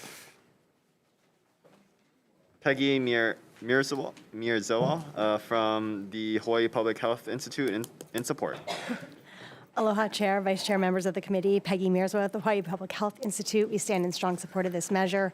We support the public health aspects of it because paid family and medical leave has been proven to support the health of mothers, fathers, and new children. It increases the opportunity to initiate breastfeeding and helps to increase the length of time nursing. It also, which helps to improve the health of children throughout their lives with less chronic diseases. And it supports the entire family because of the kupuna aspect as well. Thank you so much for the opportunity. Thank you. Next, we have Daniela Sopoto from the Hawaii Hunger Action Network in support. Not here. Okay, we'll be moving on to Michael Goloyuk Jr. From the Stonewall Caucus of the Democratic Party of Hawaii in support on Zoom. Good evening, Representatives. Michael Goloyuk Jr., Chair and SEC Representative for the Stonewall Caucus of the Democratic Party of Hawaii. We stand in strong support of this bill, although we are dismayed that it doesn't encompass all legalized representative families here in the state of Hawaii. We're referring to reciprocal beneficiaries, civil unions, as well as Hanai. families should be covered by by this legislation, because those are all legally represented family units here in the state of Hawaii. The other thing we do want to point out is that those that will come after me to testify against this bill saying there's too much strain on the small businesses, we encourage them to join forces with us and come up and support us when we look for universal health care. That we just saying no to this and taking care of your workers and taking care of the family is not part of the Aloha spirit. So we encourage you to pass this bill, put in all the family units, and let's get this done for the betterment of all of us that call Hawaii home. Mahalo. Thank you. Next, we have Young-hee Overly from AAUW of Hawaii in support. I stand on our testimony, and I'm here to answer your questions if you have any. Thank you. Next, we have Eliza Talbot from the Society of Human Resources Management Hawaii in opposition. Are they on Zoom? Okay, not. We'll be moving on to Tina Yamaki, Retail Merchants of Hawaii, in opposition. Aloha and happy Valentine's Day. I'll be very fast because I know some of y'all have some things to do. We want to mention that employers take care of their employees, but there's also a balance that we have to have and things that we can't afford. Hawaii is the only state in the entire nation that mandates health care for our employees. For a small business, it's a minimum of $900 a month per employee that we have to pay. No other state does that. And many are not able to afford these kind of costly operational increases like additional family care. We just had a $2 minimum increase, and if you go to any mall, whether it's a strip mall or a larger mall, you have seen some stores closing. You've also seen some iconic places have also have closed. And it's, it hurts because we don't want to have where nobody has health care or anything because they're out of a job. And also, too, a lot of people think that the Maui fires only affected those in Maui. It affected a lot of businesses on neighbor islands as well who expanded out to the Maui area and had their places burnt down as well. So there's a lot of things that especially smaller businesses are dealing with now. This is not the time. Thank you. Thank you. Next, we have Mike Yuyan from Aloha Care in support. Not here. Okay. We could move on to Lauren Zerbel from the Hawaii Food Industry Association with comments. Not present. Okay, we can move on to Nicole Wu from the Hawaii Children's Action Network speaks in support. Aloha, thank you for hearing this bill. I'm with Hawaii Children's Action Network, so obviously we're here because we care about families and children. There's tons of research showing that paid family leave helps with the development of children and with women's health, but I do want to address some of the objections to this bill. This bill is actually written in a way to help small businesses save money. When employees need to take time off, a lot of good bosses just cover it themselves. They provide this paid leave on their own. It's very costly for them. This program sets up a payroll deduction system like Social Security or Medicare. We spread out the risk across the entire pool of employees across the whole state, which makes it cheaper. And so, this is a way for both employees and employers to better deal with these kind of emergencies that families have, whether it's a new baby or their spouse gets ill, or they get ill themselves.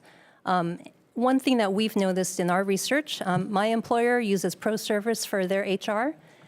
We pay 0.43% of payroll just for temporary disability insurance. That's just for your own care. The other states, they pay about 0.75% for a full paid family leave program. So you think about the difference in that and whether or not we split it with employers, employees, you get so much more of a bang for your buck. So I really encourage people to take a look at how this program would run. It really is meant to be good for both employers and employees. And I also would like to ask you to look at the stories of a lot of the individuals in the testimony. We had filled the hallway. People had to go home to take care of their kids. So if you have a moment to read some of the stories, people really pour their hearts out in their testimony. Thank you. Thank you. Next, we have Rebecca Gardner from the Hawaii Democratic Party Women's Caucus in support.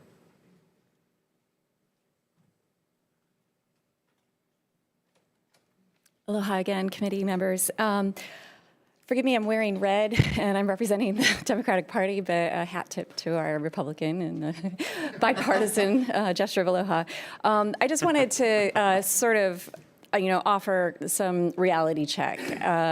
I am a member of the sandwich generation, and I had to leave the workforce to have a baby. And then I had to take care of my mother, who had a very aggressive form of uterine cancer. And then I left the workforce again to have another baby. And then I extended that as far as possible as I could to help my father, who retired early, so he could take care of my grandmother, who was home in hospice. And so probably all told, I took maybe a year and a half off of work, for which I did not get paid, during which I was paying for my law school student debt. So the home economics of it is very real right now. We learned during the pandemic that this disproportionately affects women. So many women left the workforce. And we also are facing a long-term care crisis. So I'm feeling it as a member of the sandwich generation very much, and we're going to be seeing it and feeling it in our economies. I just wanted to stress that currently, the way our economy is, families cannot make it without two wage earners.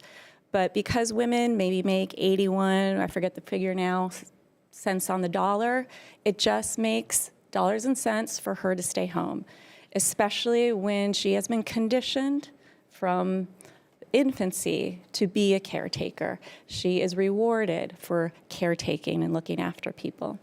But it's not just a gender matter, it's also gender neutral, because we share the income, revenue, responsibilities in a household. The whole family feels it. And like I said, my father had to leave work early so he could take care of his mother. So with all of that said, I just hope you give this measure your serious consideration, because we're going to feel this much sooner than later. Appreciate your time. Thank you. Thank you. Next, we have Kristen Zuli, individual in support on Zoom. Hi, aloha, Chair, Vice Chair, and committee members. Thank you so much for allowing me to testify via Zoom. I'm testifying in support of Bill HB 2757 HD1. Family leave is something that has been extremely important to me because my husband lost his job as a direct result of his inquiry into taking FMLA so that he could support my perinatal mental health condition that continued to worsen postpartum. He was out of work and on unemployment for an entire year. Our financial insecurity hampered my recovery as I could not afford to attend my doctor's recommendation of therapy appointments, which included physical therapy, as I was unable to walk or carry my children. So now my husband only sees his children 3 to 4 months out of the year because he was forced to return to the shipping industry. So if this bill had been passed years ago, I believe my recovery would have been a lot quicker. Our retirement funds would still be there, and my children would see their father every night and every weekend. In addition, I am also one of those individuals who are a part of the sandwich generation. My father has dementia, and at some point, this situation may come up again where we will be forced to either take unpaid leave, or perhaps even something as severe as leaving the islands, which we desperately do not want to do. Please consider this bill. Thank you so much for allowing me to testify, and happy Valentine's Day. Aloha. Thank you. Next, we have Angelina Mercado from the Hawaii State Coalition Against Domestic Violence in support. Not here? Okay. We'll move on to, let's see. Okay. Moving on to Nikos Laverns from H3RC in support. Oh, not here anymore? Okay. Next, we have Osatui from the Hawaii State Teachers Association in support on Zoom. Not here. Next, we have Sergio Alcubila from the Hawaii Workers Center in support.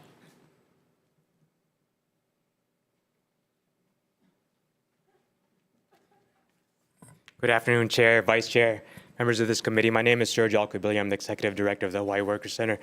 Sorry, on the way up here, someone thought I was a singing telegram, but I'm dressed as Cupid today for our keiki tax credit rally that we did this morning, and of course for Valentine's Day. At the rally, we talked about showing love for our keiki, and I'm still wearing this costume because I'm showing love for our keiki and for our working families.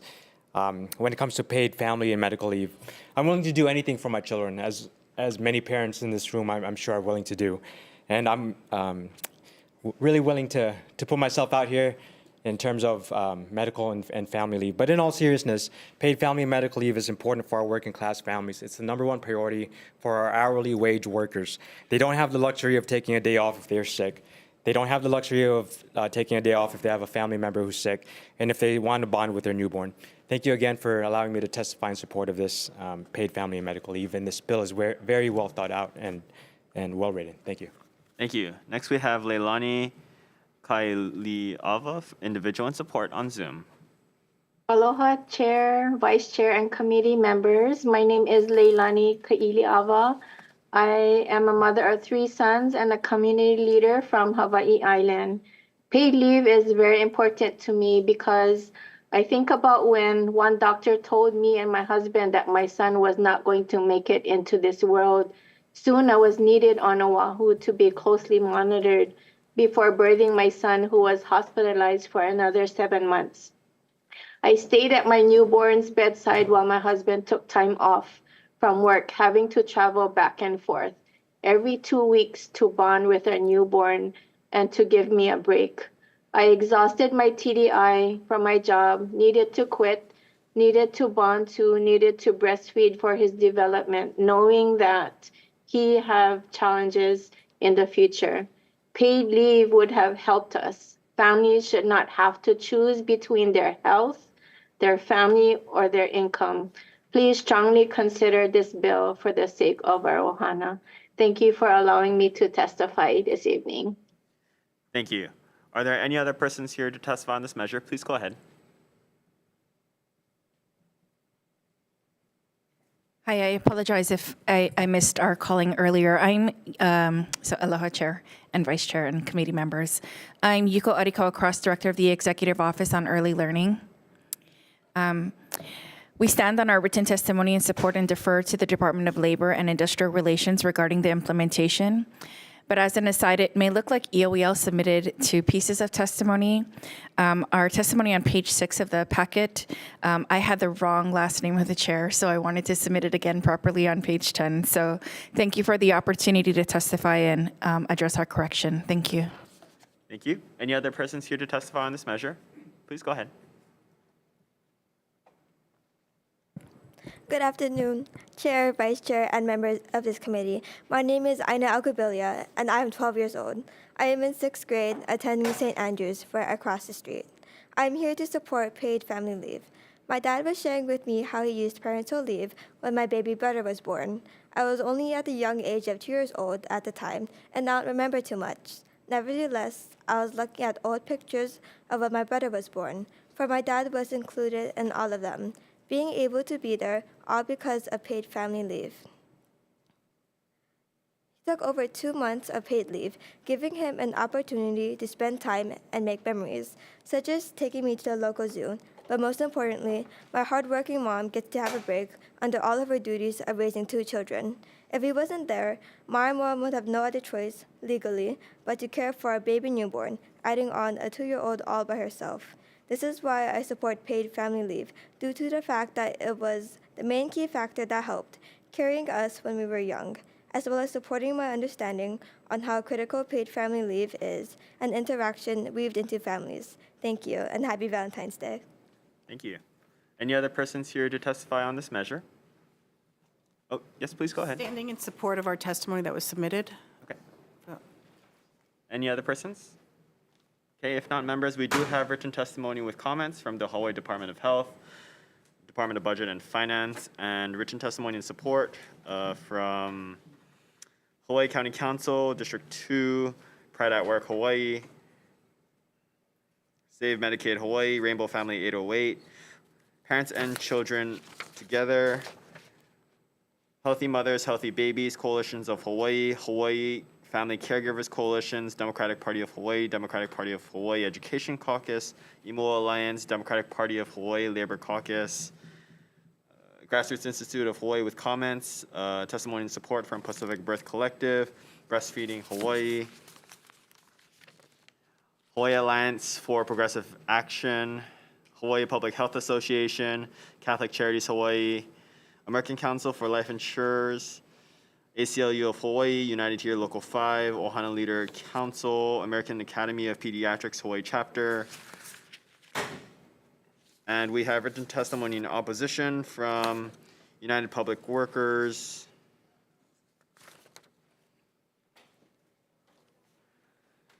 Hawaii Energy Marketers Association, Hawaii Government Employees Association, and an individual. We also have 87 individuals writing in support of this measure. Members, are there any questions on this measure? Representative Purick.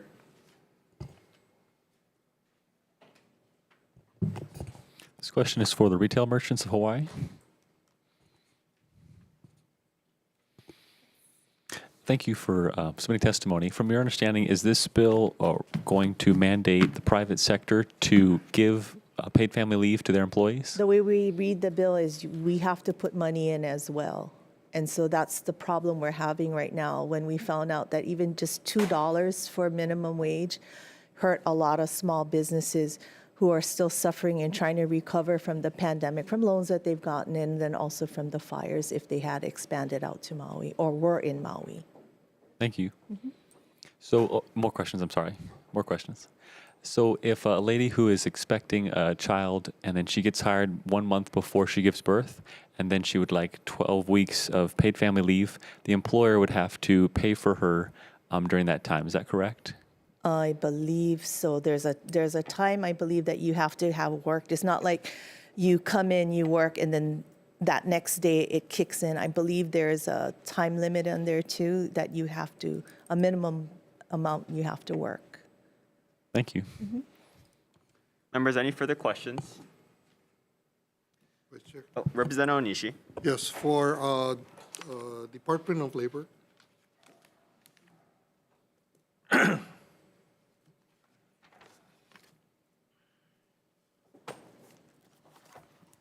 You doing?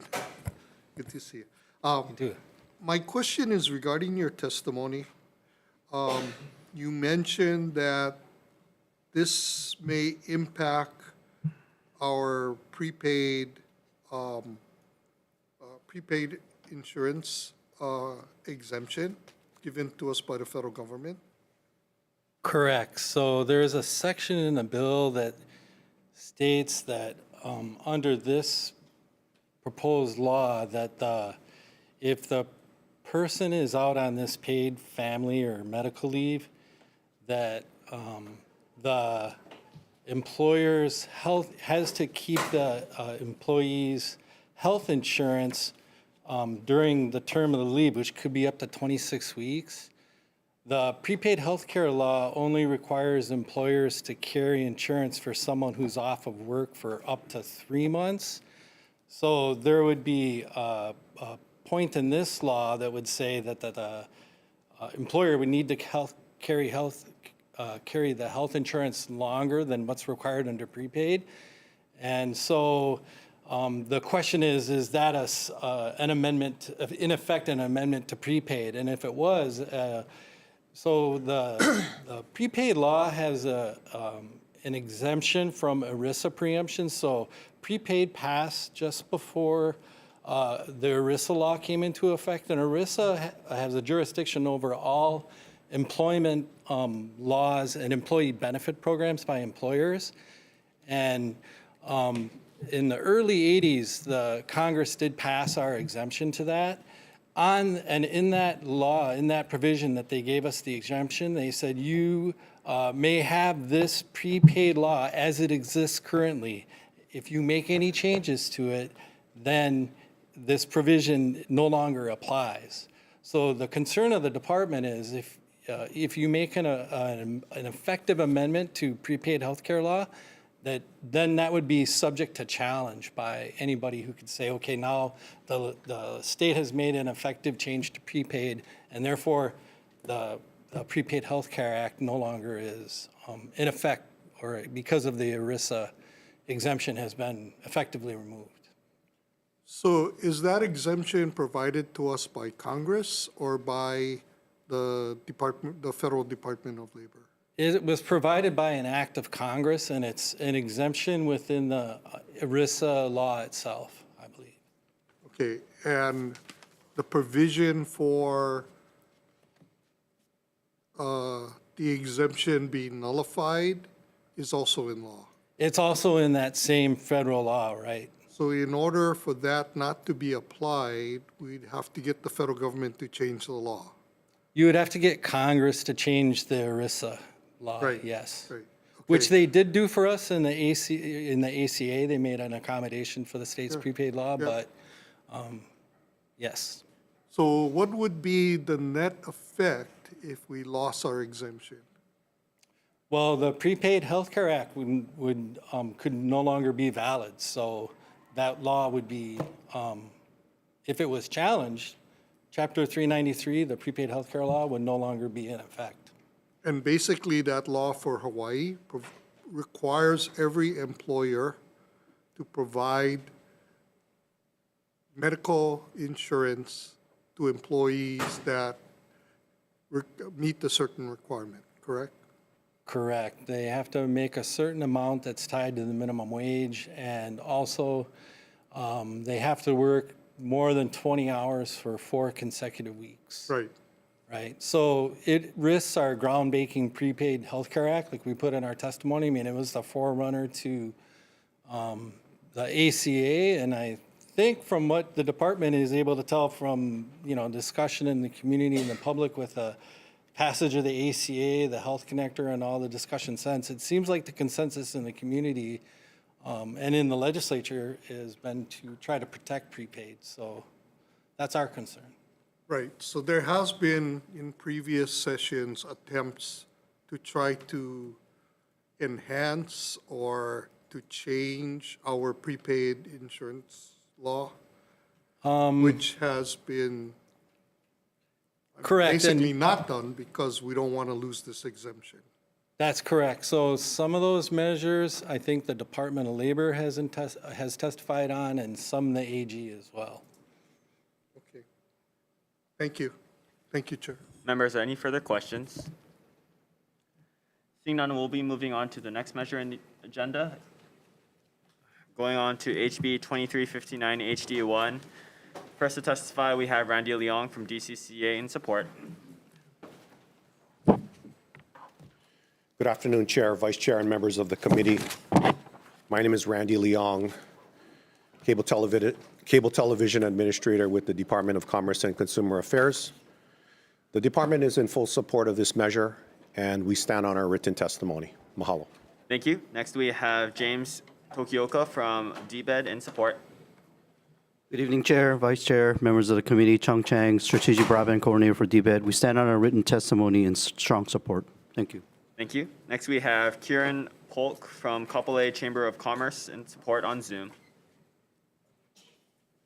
Good evening, Chair, Vice Chair, members of the committee. Karen Polk, Executive Director of the Kapolei Chamber of Commerce, and we stand on our written testimony on this bill.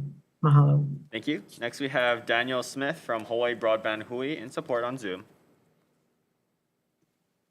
Aloha, Chair, Vice Chair, and members of the committee. I'm Dan Smith with the Hawaii Broadband Hui. You can see in our written testimony the wide range of members of the Hui, wide range of people and occupations who support this measure. DBET's Digital Equity Office will be receiving money under the Infrastructure Act, and passing this measure will allow a formulation of the rules for awarding grants. And so we strongly support this measure and urge you to pass it. Thank you. Thank you. Next, we have Rebecca Lieberman from Charter Communications with comments. Aloha, Chair, Vice Chair, and members of the committee. My name's Rebecca Lieberman from Charter Communications. We support the intent of this measure and offer one very slight amendment. The intent of the bill is to provide broadband and digital equity programs that will help Kapuna get computers, and we just want to make sure, and other digital literacy programs, and we just want to make sure that this funding is not used for infrastructure. The state's about to get $300 million for infrastructure and not a lot of money for digital literacy. So we're just asking that infrastructure projects are exempt from this program. Mahalo. Thank you. Are there any other persons here to testify on this measure? Seeing none, members, we have written testimony and support from the Disability and Communication Access Board, Kauai County Council, Chamber of Commerce Hawaii, Hawaii Primary Care Association, AARP, Hawaii Telecom. That's it. Okay. Members, any questions on this measure? Seeing none, we'll be moving on to HB 2641 HD1. This is relating to appraisal management companies. First to testify on this measure, we have Shelley Choi from DCCA with comments. Hi, Shelley Choi, DCCA. I'd like to stand on my written testimony offering comments. Thank you. Next, we have Mark Schiffman from the Real Estate Valuation Advocacy Association in support. Good afternoon, Mr. Chair, members of the committee. My name is Mark Schiffman. I represent the Real Estate Valuation Advocacy Association. We're a nationwide coalition of appraisal management companies based out of Minneapolis.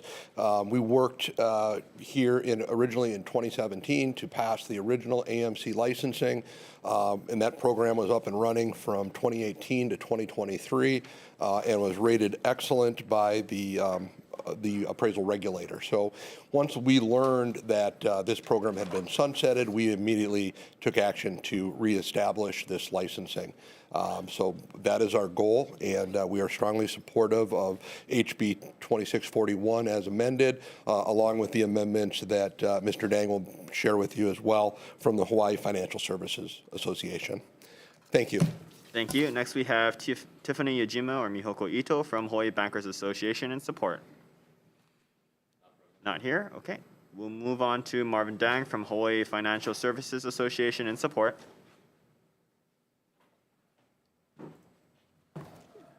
Good afternoon, Chair, Vice Chair, and members of the committee.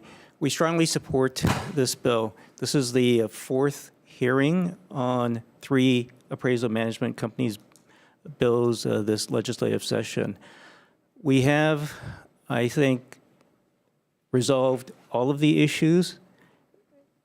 The last remaining issue that needed to be resolved was the amount of the appropriation for the program that would be coming out of the DCCA's Compliance Resolution Fund. This is not coming out of the state general funds. It's coming out of the Compliance Resolution Fund.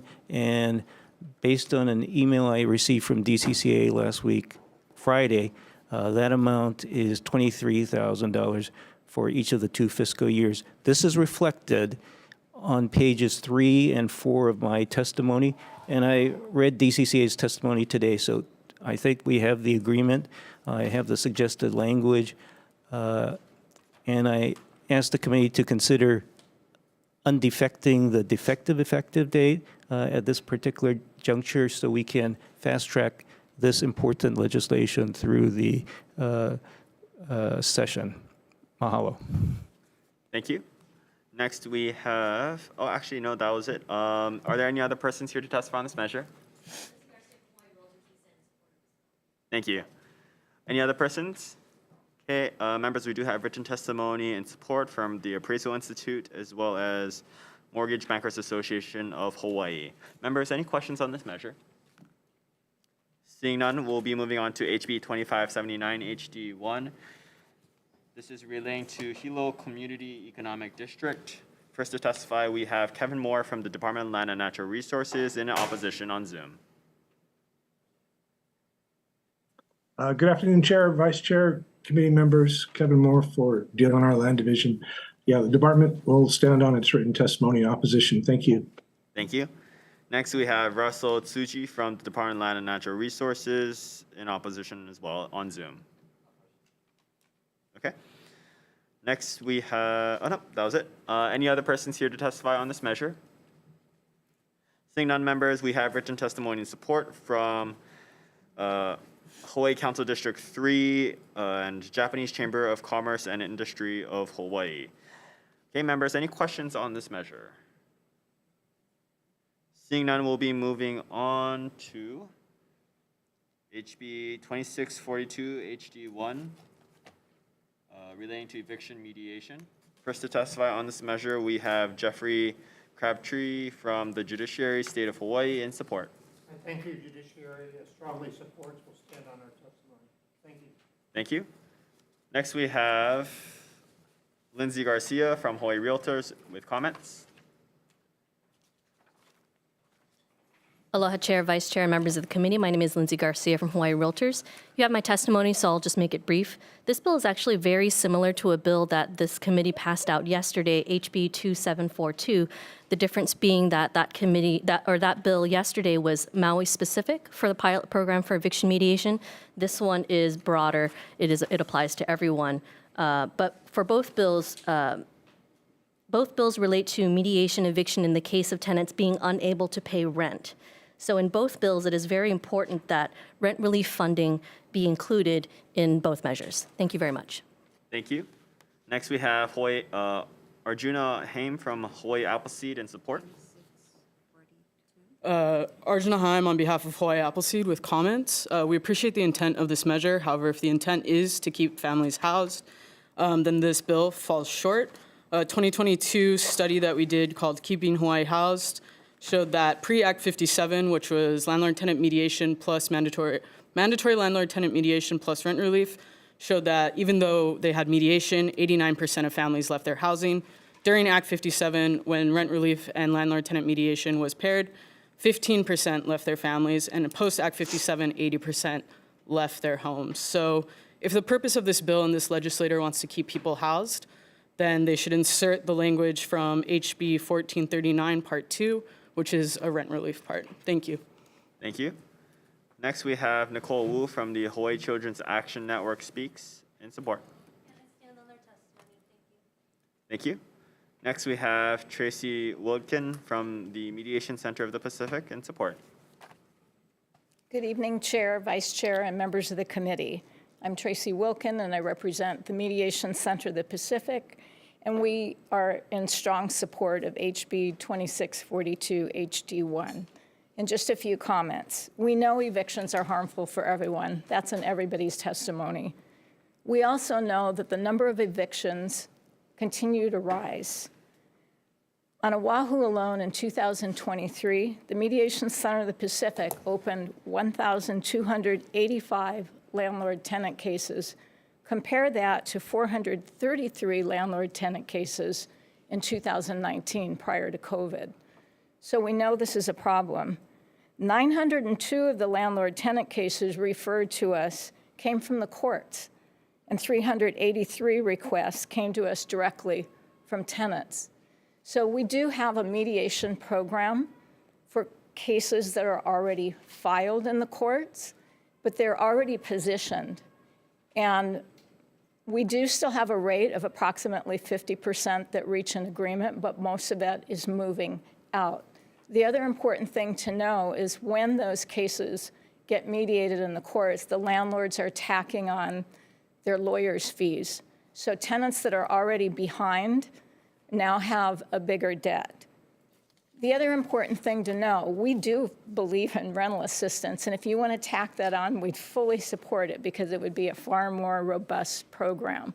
However, I do want to point out that the Mediation Center of the Pacific continued to offer early pre-filing mediation. Last year in 2023, 119 tenants and landlords mediated pre-filing with a 67% rate of agreement. That's without rental assistance. The idea is to encourage them to talk and negotiate early before the tenant has dug such a deep hole, and then they can negotiate payment plans.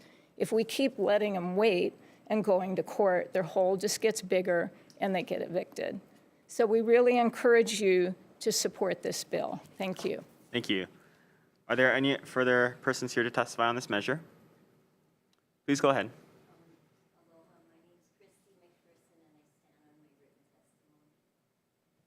Okay, thank you. Any other persons here to testify on this measure? Seeing none, members, we do have written testimony and support from the Department of Human Services, Ku'ikahi Mediation Center, Catholic Charities Hawaii, as well as Hawaii State Coalition Against Domestic Violence. Members, any questions on this measure? Seeing none, we'll be moving on to the final measure of today's agenda, HB 2067. First to testify, this is relating to condominiums. First to testify, we have Dallas Walker from the Community Association Institute in opposition on Zoom. Good afternoon, Chair, Vice Chair, and committee members. Dallas Walker on behalf of CAI. I stand on my written testimony. Thank you. Thank you. Next, we have Steve Glanstein from the Hawaii State Association of Parliamentarians in opposition. Good afternoon, Chair, members. I'll be brief due to the time. I have submitted written testimony. I have a couple items to just supplement. Excuse me, between myself and my daughter, we've done over a couple of hundred condominium meetings. And in many cases, that was last year, in many cases, if they had not had a quorum or if they not had board majority, board equal, they would have had no quorum.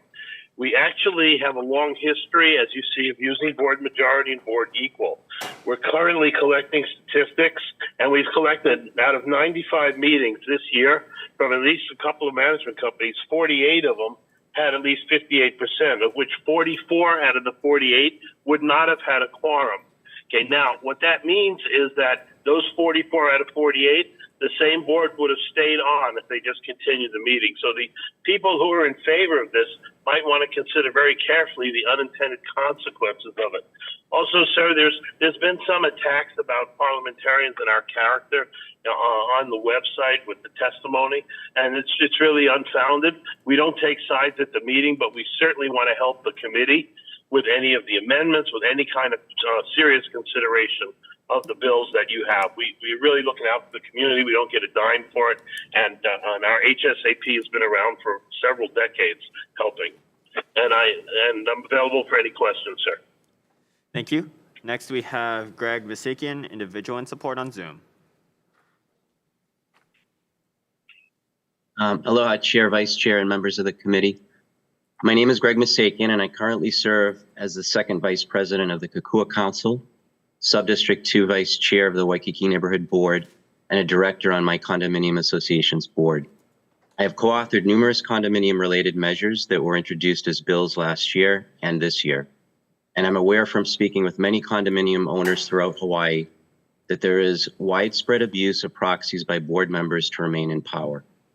I'm also aware personally, as this has been and continues to be the practice by a group of board members at my condominium association. On 2/9/24, SB 2404, a similar bill with additional election reforms passed with amendments and removed the option to give proxies to the board of directors as a whole. The option to give proxies to the directors present at the meeting also needs to be removed, as it is a loophole for a majority board who want to remain in power and control the association.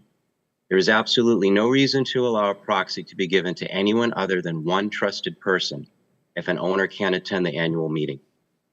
The real solution is to provide a ballot with candidates and association business to be voted on and boxes to check off for who and what you want.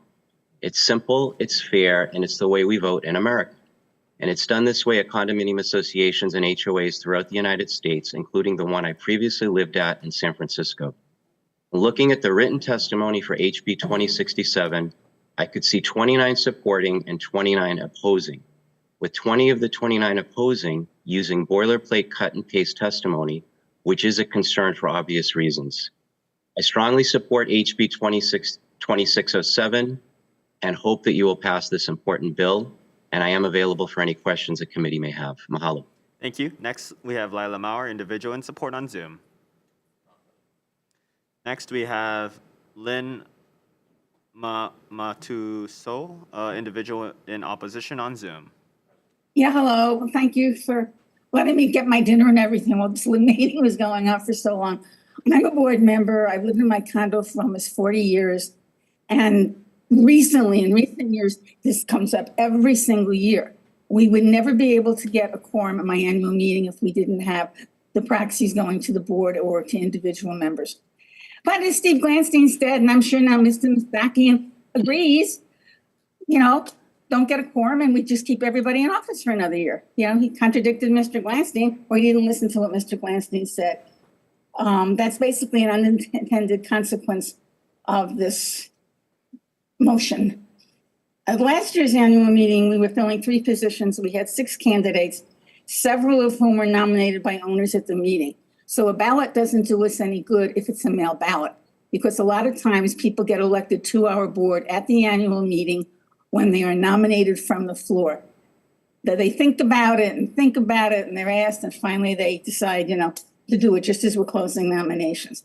And one of the people that was nominated got on, 2 of them actually did, but one of them actually got on because we instituted directed proxies. And that is something that maybe you should think about. And if you want to amend the proxies, put in a thing for directed proxy. Therefore, I can give my proxy to the chair of this committee, and the chair is instructed to vote for person A, period. And that has to be followed.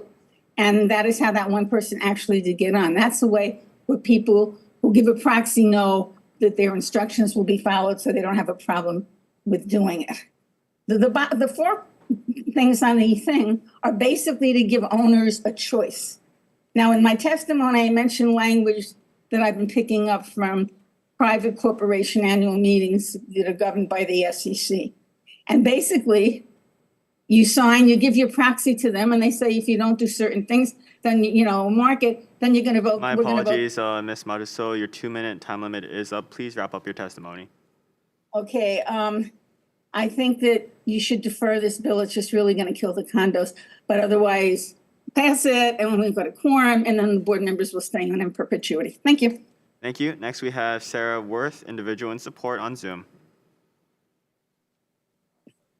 Okay, moving on, we have Sandy Wong, individual in opposition. Not present. Next, we have Dale Head, individual in support on Zoom. Here you go. Right here. Oh, hello. Sorry, come in. What's up? Yes, please. Oh, thank you. It's been a while. Yeah, you can imagine. Oh. Hey, Chairman Nakashima and Vice Chair Siyama, members, thank you much.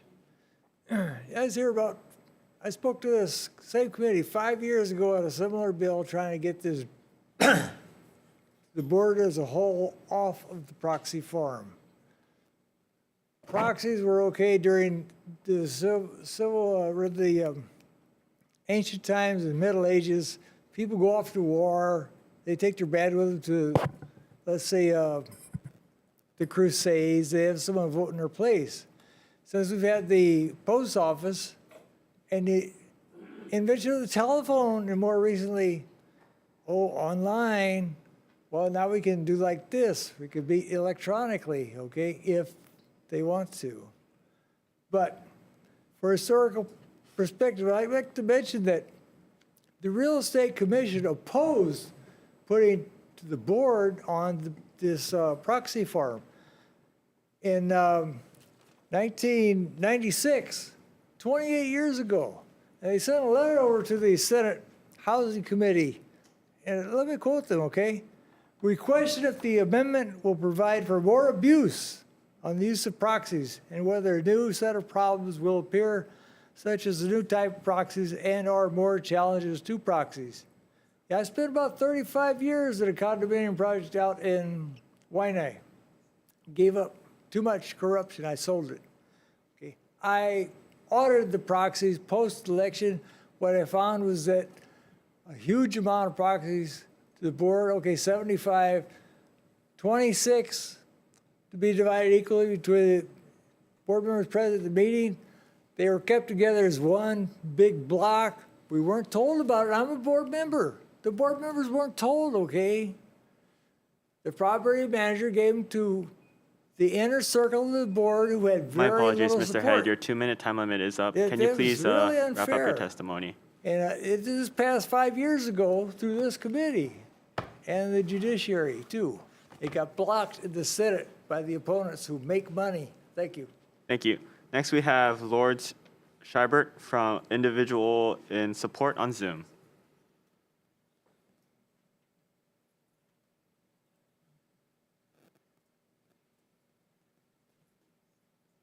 Are they here?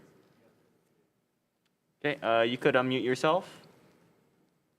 Oh, sorry. Okay, so thank you for letting me testify, Chair Nakashima and Vice Chair Sayama. My name is Lourdes Scheibert. I support HB 2067. In my research for the beginning of how the proxies to the board as a whole and shared, I stumbled across a testimony in the introduction of these two options into legislation in 1984 was initiated and highlighted in the testimony of Richard Port, former chair of the Hawaii Democratic Party. In his written statement, he articulates, with regard to the current abuse in which boards use association funds to solicit proxies under the guise of obtaining a quorum and then using the proxies to re-elect themselves or in other ways to maintain control over association funds, which exceed X amount of dollars a year, this abuse needs to be controlled. But I think everyone misses the point where I'm trying to make, where the establishment since 1984 has really not done any work where it has deteriorated our infrastructure. So the proxies to the board in the whole and shared has not successfully accomplished the objectives set forth by CAI and HCCA over the past few decades. And this is what I worry about, because today the new owners and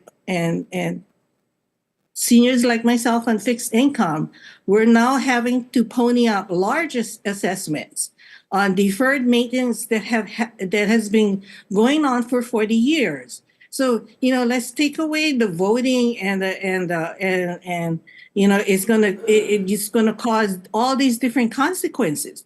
The consequences that have happened in the last 40 years is the deterioration of our buildings. Thank you very much for scheduling this hearing, and I really, really appreciate being able to voice. I'm only one of condominium owners of many that have the same financial stress that's going on. Thank you. Thank you. Next, we have Bebe Bainum, Individual in Support on Zoom. Not present. Okay. Are there any other persons here to testify on this measure? Seeing none, members, we do have written testimony in opposition from Hawaii First Realty, Honolulu Tower AOAO, Law Office of Mark K. McKellar, Ali'i Lani HOA Board Member, AOAO Lakeview Sands, Waikoloa Village Association, and we have written testimony in support from Chamber of Sustainable Commerce, as well as 22 individuals also in support and 20 in opposition. Members, any questions on this measure? Seeing none, we'll be taking a short recess for decision making. Recess.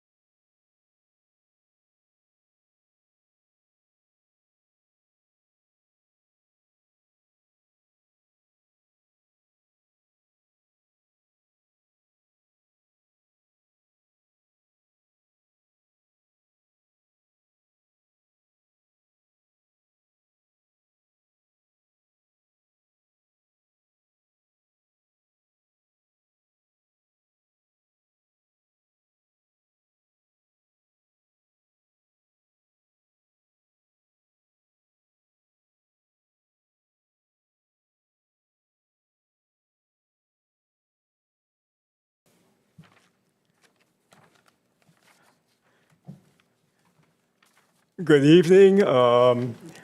It's Wednesday, February 14, 2024. We are in conference room 329, and this is a reconvening of the Committee on Consumer Protection and Commerce for decision making. Thank you, everybody. It's been a very long day and a very long agenda. However, we did make it to the end. First up is House Bill 2499 relating to procurement for the University of Hawaii. This restores the procurement authority to the president of the university. The only thing I need to do is to further defect date this to June 29, 3000. So with that amendment, members, any questions or comments? Seeing none, Vice Chair as amended. Voting on HB 2499, HD1, Chair's recommendation is to pass with amendments. Chair, Vice Chair vote aye. Representative Model. Aye. Representative Bellotti. Aye. Representative Hashem, excused. Representative Hussey Burdick, excused. Representative Gates, excused. Representative Lowen, excused. Representative Onishi. Aye. Representative Tam, excused. Representative Purick. Thank you, Chair. Your recommendation is adopted. Thank you very much. Members, next is House Bill 1972, House Draft 1, related to electric vehicle batteries. This already contains a defective effective date. Chair's recommendation is to pass this as is. Members, questions or comments? Seeing none, Vice Chair, as is. Voting on HB 1972, HD1, Chair's recommendation is to pass as is, knowing the excused absences of Representatives Hashem, Hussey Burdick, Gates, Lowen, and Tam. Any members voting with reservations? Any members voting no? Thank you, Chair. Your recommendation is adopted. Thank you very much. House Bill 2614, House Draft 1, related to renewable energy. This bill also contains a defective effective date. Chair's recommendation is to pass it out as is. Members, questions or comments? Seeing none, Vice Chair. Voting on HB 2614, HD1, Chair's recommendation is to pass as is, knowing the excused absences of Representatives Hashem, Hussey Burdick, Gates, Lowen, and Tam. Any members voting with reservations? Any members voting no? Thank you, Chair. Your recommendation is adopted. Thank you very much. House Bill 2123, related to air pollution. Chair notes that there are currently EPA rules being considered, and so we will defer this matter for the time being.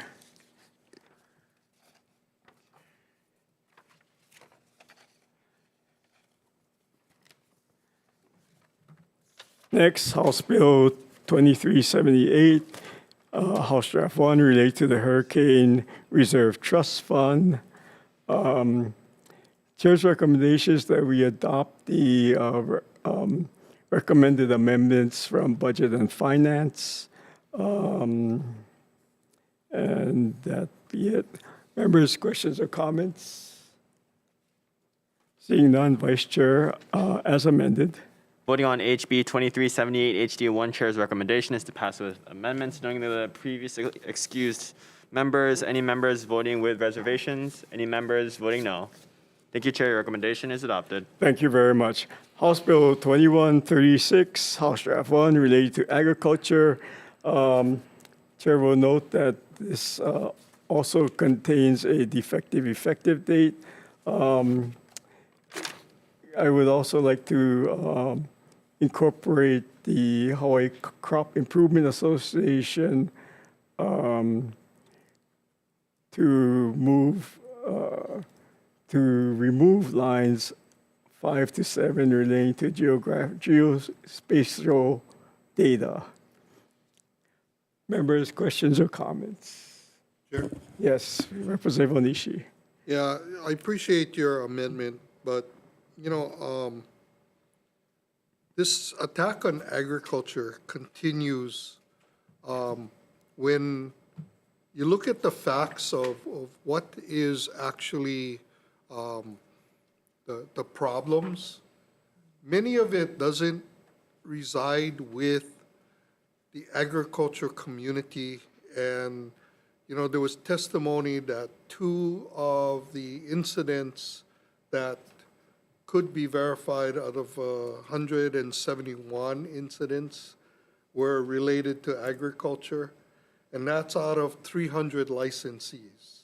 So, I mean, it's not even 1% of the total licensures that have, I guess, violated current statute. So, I fail to see how this is going to help, except to put more hindrance on us growing food and trying to become more sustainable. By having farmers have to do all this reporting and, really when they're not really the people that have been violating the laws regarding restricted use pesticides. So with that, I'm going to be voting for now with reservation. Okay, thank you very much. Representative Pierick voting no. Any other comments, questions? Seeing none, Vice Chair. Voting on HB 2136, HD1, Chair's recommendation is to pass with amendments, noting the excused absences of the previous representatives and noting the no vote from Representative Pierick and the reservation vote from Representative Onishi. Any members voting with reservations or no? Thank you, Chair. Your recommendation is adopted. Okay, thank you very much.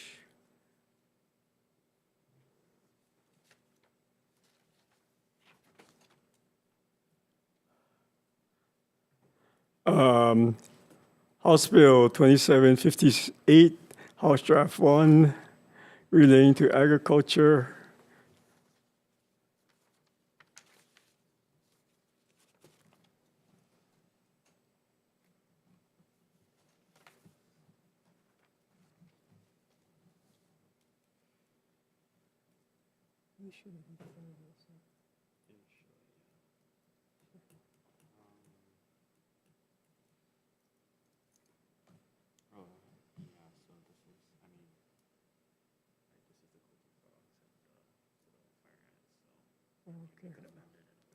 Okay. All right. On this particular measure, I'd like to adopt the Department of Agriculture proposed amendments and other technical amendments need for clarity, consistency, and style. Members, questions or comments? Chair? Representative Onishi. I think this bill is somewhat well-intentioned in terms of trying to address the eradication of invasive species. It has been very difficult to face our constituency on the Big Island when you hear constantly about the department providing resources and attention to the same invasive species, coqui frogs and fire ants, that have been plaguing the Big Island for decades, and with no help. That being said, the department also testified that in order to effectuate this bill correctly would require hundreds of employees as well as over $100 million. I don't think the state has, considering all the other issues that we're facing this particular session, I don't think the state has this capacity. As well-intentioned as it is, I don't think Department of Ag is going to be able to pull this off. So with that being said, I'm sorry, but I have to vote no on this bill. All right. Thank you very much. Can I make a comment? Are we taking comments? Representative Bellotti. I concur with Rep. Onishi, but from a different perspective. I mean, I think And I don't know, we're not familiar enough with the agricultural budget and what positions that they've asked for, but this is going to Finn. So I would acknowledge that like they need more resources to do this. So if we were to insert, if it was to move, to ask Finn to look at if they could staff it up. I mean, obviously it's not going to be able to be staffed up to in the numbers of 212 that's needed, but even to throw that to them and ask that they look at what the staffing is and what we could do for appropriations, and then maybe consult with the ag chair to see what he's doing to shore up on that end, because if there is some resources that can be afforded them, and it might not be a lot, but it could help us start to advance on this issue. Yeah. That's just another way to look at it. Well, during the discussion with the Department of Ag folks, I did get the gentleman's name for the purpose of following up on that. So I can't promise that I have any magic powers over the finance chair, but I will make an attempt. Okay. Members, any other questions or comments? And I stand corrected. It's Department of Attorney General amendments, not Department of Ag and amendments.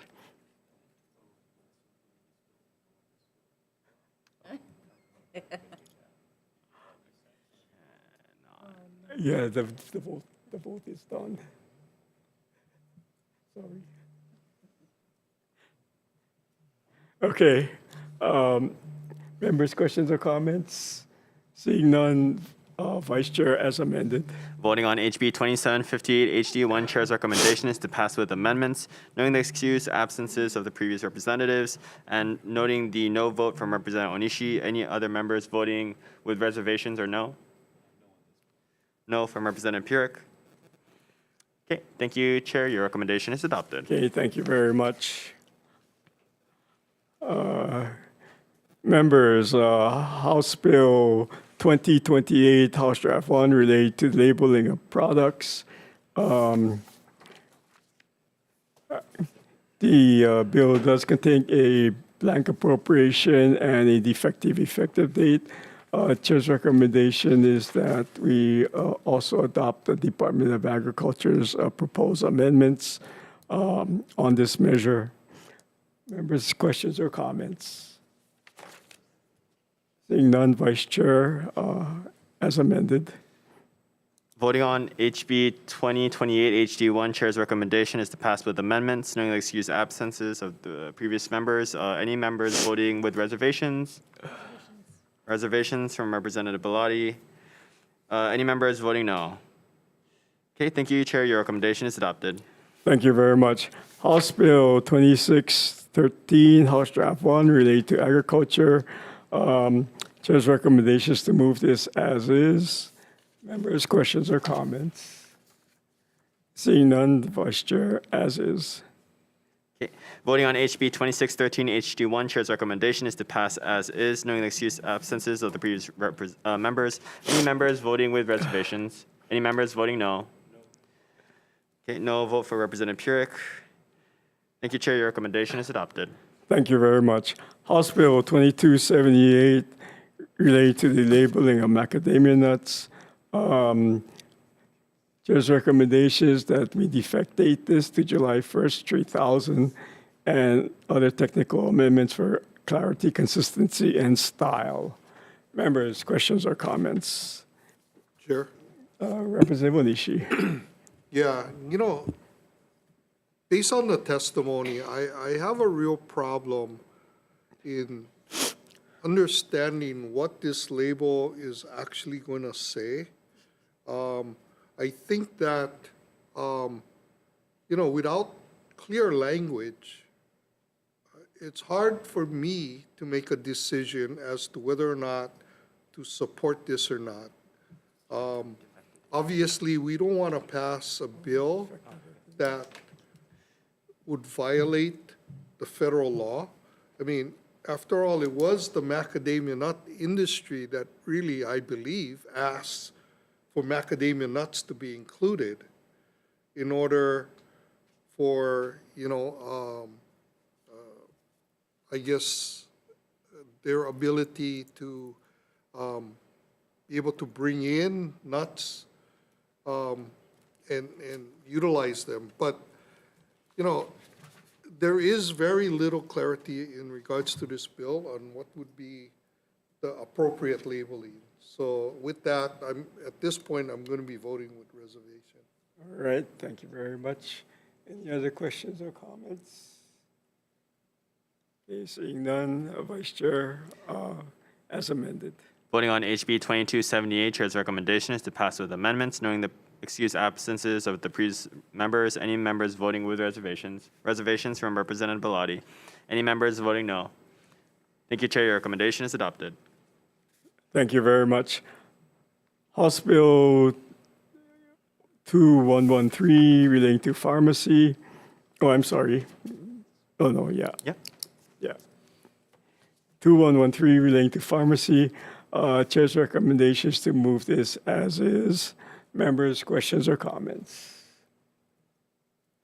Seeing none, Vice Chair, unamended. Voting on HB 2113, HD1, Chair's recommendation is to pass as is, knowing the excused absences of the previous members. Any members voting with reservations? Any members voting no? Thank you, Chair. Your recommendation is adopted. Thank you very much. House Bill 1830, House Draft 1, related to mental health. Chair's recommendation is to pass this as is. Members, questions or comments? Seeing none, Vice Chair, unamended. Voting on HB 1830, HD1, Chair's recommendation is to pass as is, knowing the excused absences of the previous members. Any members voting with reservations? Any members voting no? Thank you, Chair. Your recommendation is adopted. Thank you very much. House Bill 1831, House Draft 1, related to crisis intervention. Chair's recommendation is to pass this as is, as it already contains a defective effective date. Members, questions or comments? Seeing none, Vice Chair, unamended. Voting on HB 1831, Chair's recommendation is to pass as is, knowing the excused absences of the previous members. Any members voting with reservations? Any members voting no? No from Representative Purick. Thank you, Chair. Your recommendation is adopted. Okay, thank you very much. House Bill 1624, House Draft 1, related to insurance.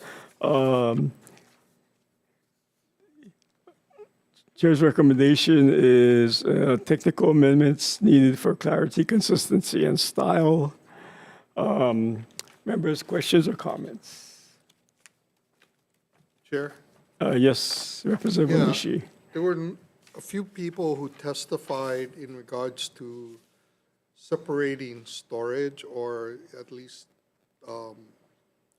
coming up with language that would exempt storage from the requirement. And I don't know if you would be willing to, at least in the committee report, identify that as an issue. And they mentioned that that's normally handled by a third-party contract. So, you know, that being said, I would have reservations unless we are going to carve that out. Okay. Chair, Representative Onishi, your point is well taken, and Chair will include discussion on the storage issue in the committee report. Any other questions or comments? Seeing none, Vice Chair, as amended. Voting on HB 16. Oh, I'm sorry, as is, because the committee report is not part of the amendment. Voting on HB 1624 HD1, Chair's recommendation is to pass as is, knowing the excused absences of the previous members. Any members voting with reservations? Any members voting no? Thank you, Chair. Your recommendation is adopted. 1624? Yes. Oh, reservations. Oh, okay. Reservations with Representative Onishi. Anyone else? Any no's? Thank you, Chair. Your recommendation is adopted. Okay. House Bill 2079 related to health. Chair's recommendation is to include technical amendments needed for clarity, consistency, and style. Members, any questions or comments? Chair? Representative Onishi. Yeah,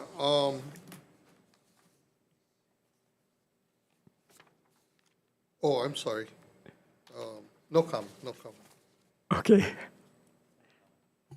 Representative Perrick. Thank you, Mr. Chair. There are only two genders of biologically born males and biologically born females.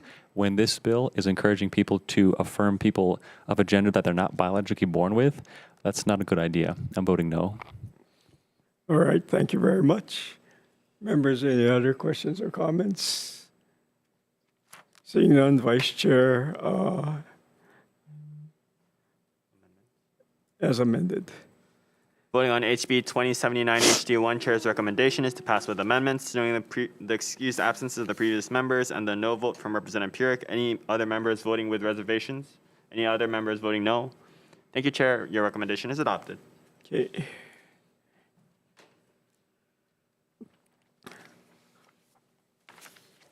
House Bill 2630, House Draft 1, related to mental health treatment.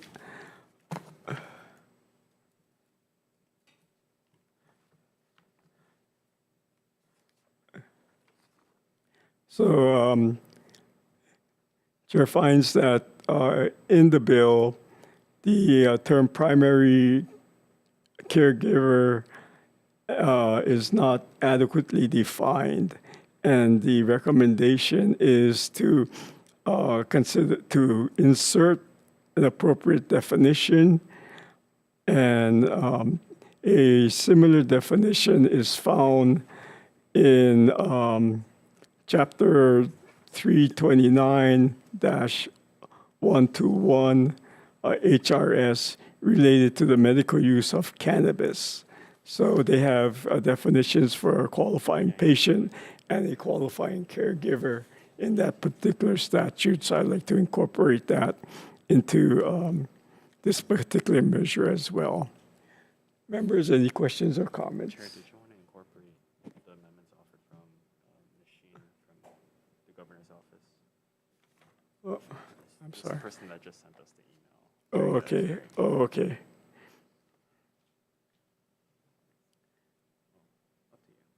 Yeah. Also on this measure, we talked about the licensed mental health professional, and we can amend it to say licensed medical professional, and update to say includes physicians, psychiatrists, licensed under Chapter 453, and medical prescribers, including advanced practice registered nurses or clinical nurse specialists licensed under Chapter 457. Okay. Members, questions or comments? Chair? Yes, Representative Onishi. So I have this huge concern that the patient is going to be able to take this without any supervision as it's currently in the bill. I know that there was testimony that they would be willing to support an amendment to require that a medical provider, I think, or whatever, be present when the drug's administered. Because there are all these restrictions as to when the person cannot be taking it. And if there's no supervision, there's no way to ensure that that person's not violating that provision and taking it while out in public, while driving, while whatever the situation that was identified in the bill. And so without a provision that they have to be supervised, I cannot support this bill, and we'll have to vote no on it. Okay. Representative Onishi, what if I include in the committee report to the next committee that there is a concern regarding the supervision of the patient, of the qualifying patient, and that the committee consider that for further discussion. Yeah, well, that would be helpful. And if that's included, I would vote with reservation instead, because until that's added, there's no guarantee that it's going to move forward that way. Okay. So yeah, if you do add it in the committee report, then I'd vote with reservations.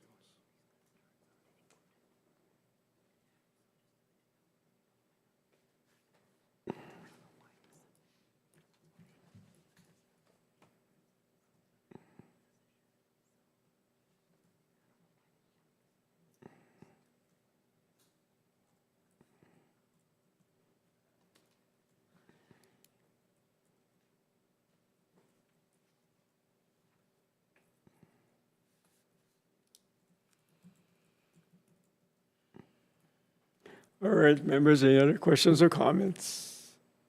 Seeing none, Vice Chair, as amended. Voting on HB 2630 HD1, Chair's recommendation is to pass with amendments, knowing the excused absences of the previous members. Any members voting with reservations? Oh, Representative Onishi voting reservations. Any members voting no? Thank you, Chair. Your recommendation is adopted. Thank you very much. House Bill 2415, House Draft 1, related to the Nurse Licensure Compact. Chair's recommendation is that we adopt the DCCA amendments to the measure and pass it out as a HD 2. Members, questions or comments? Seeing none, Vice Chair, as amended. Voting on HB 2415 HD1, Chair's recommendation is to pass with amendments, knowing the excused absences of the previous members. Any members voting with reservations? Any members voting no? Thank you, Chair. Your recommendation is adopted. Thank you very much.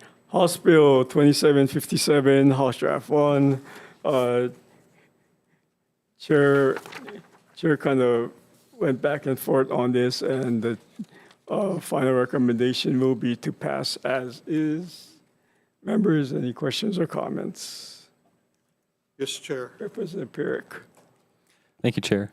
I support family leave for state and county employees, and the Minority Caucus introduced House Bill 1713 to do that. But this bill, House Bill 2757, requires the private sector to have their employers, small businesses, provide paid family leave.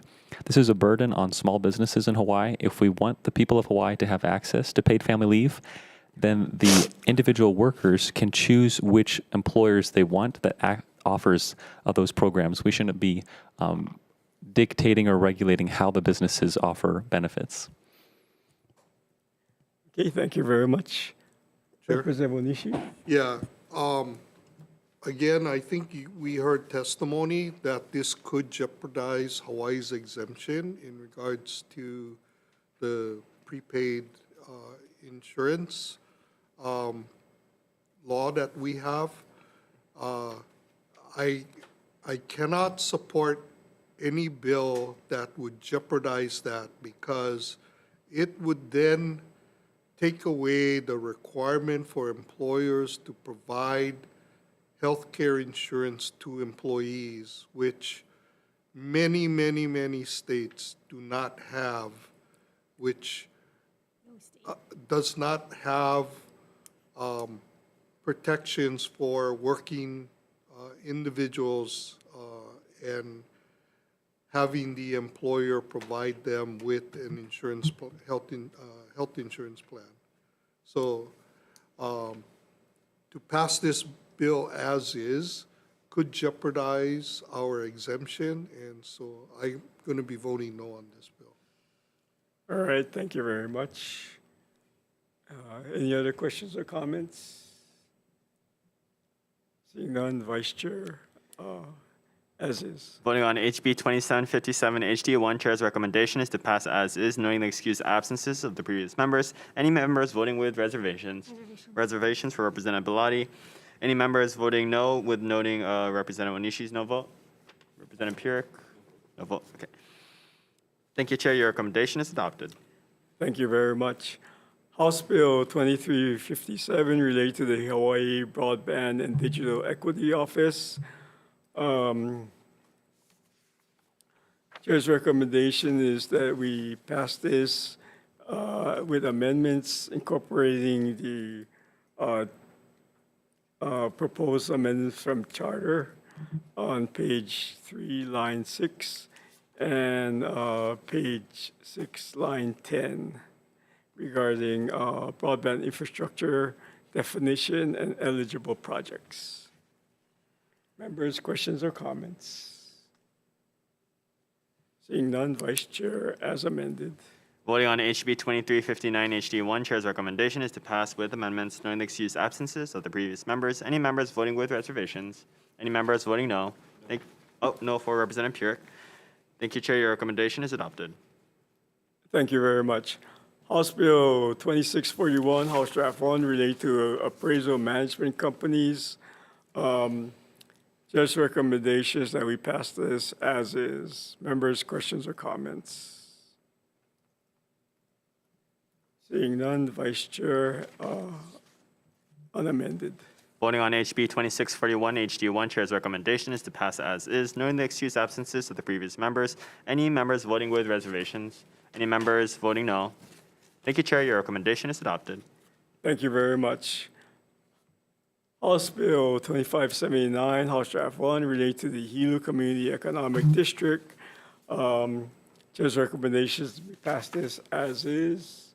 Members, questions or comments? Seeing none, Vice Chair, unamended. Voting on HB 2579 HD1, Chair's recommendation is to pass as is, knowing the excused absences of the previous members. Any members voting with reservations? Reservations for Representative Motto. Any members voting no? Thank you, Chair. Your recommendation is adopted. Thank you very much. House Bill 2642, House Draft 1, related to eviction mediation. Chair's recommendation is that we amend this with technical amendments needed for clarity, consistency, and style. Members, questions or comments? Comments. Representative Purick. Thank you, Chair. This bill is not necessarily helpful for the homeowner. The homeowner wants to buy a house, so he goes to the bank gives him a mortgage, and then he needs to make monthly payments. If the renter is inhabiting the house and the homeowner is relying on the renter to pay off the mortgage and to make those monthly payments, and then the renter stops paying, how is the homeowner going to make those payments? And so that could lead to a foreclosure if payments aren't made to the bank. So I'm going to be voting no. Thank you very much. Members, any other questions or comments? Seeing none, Vice Chair,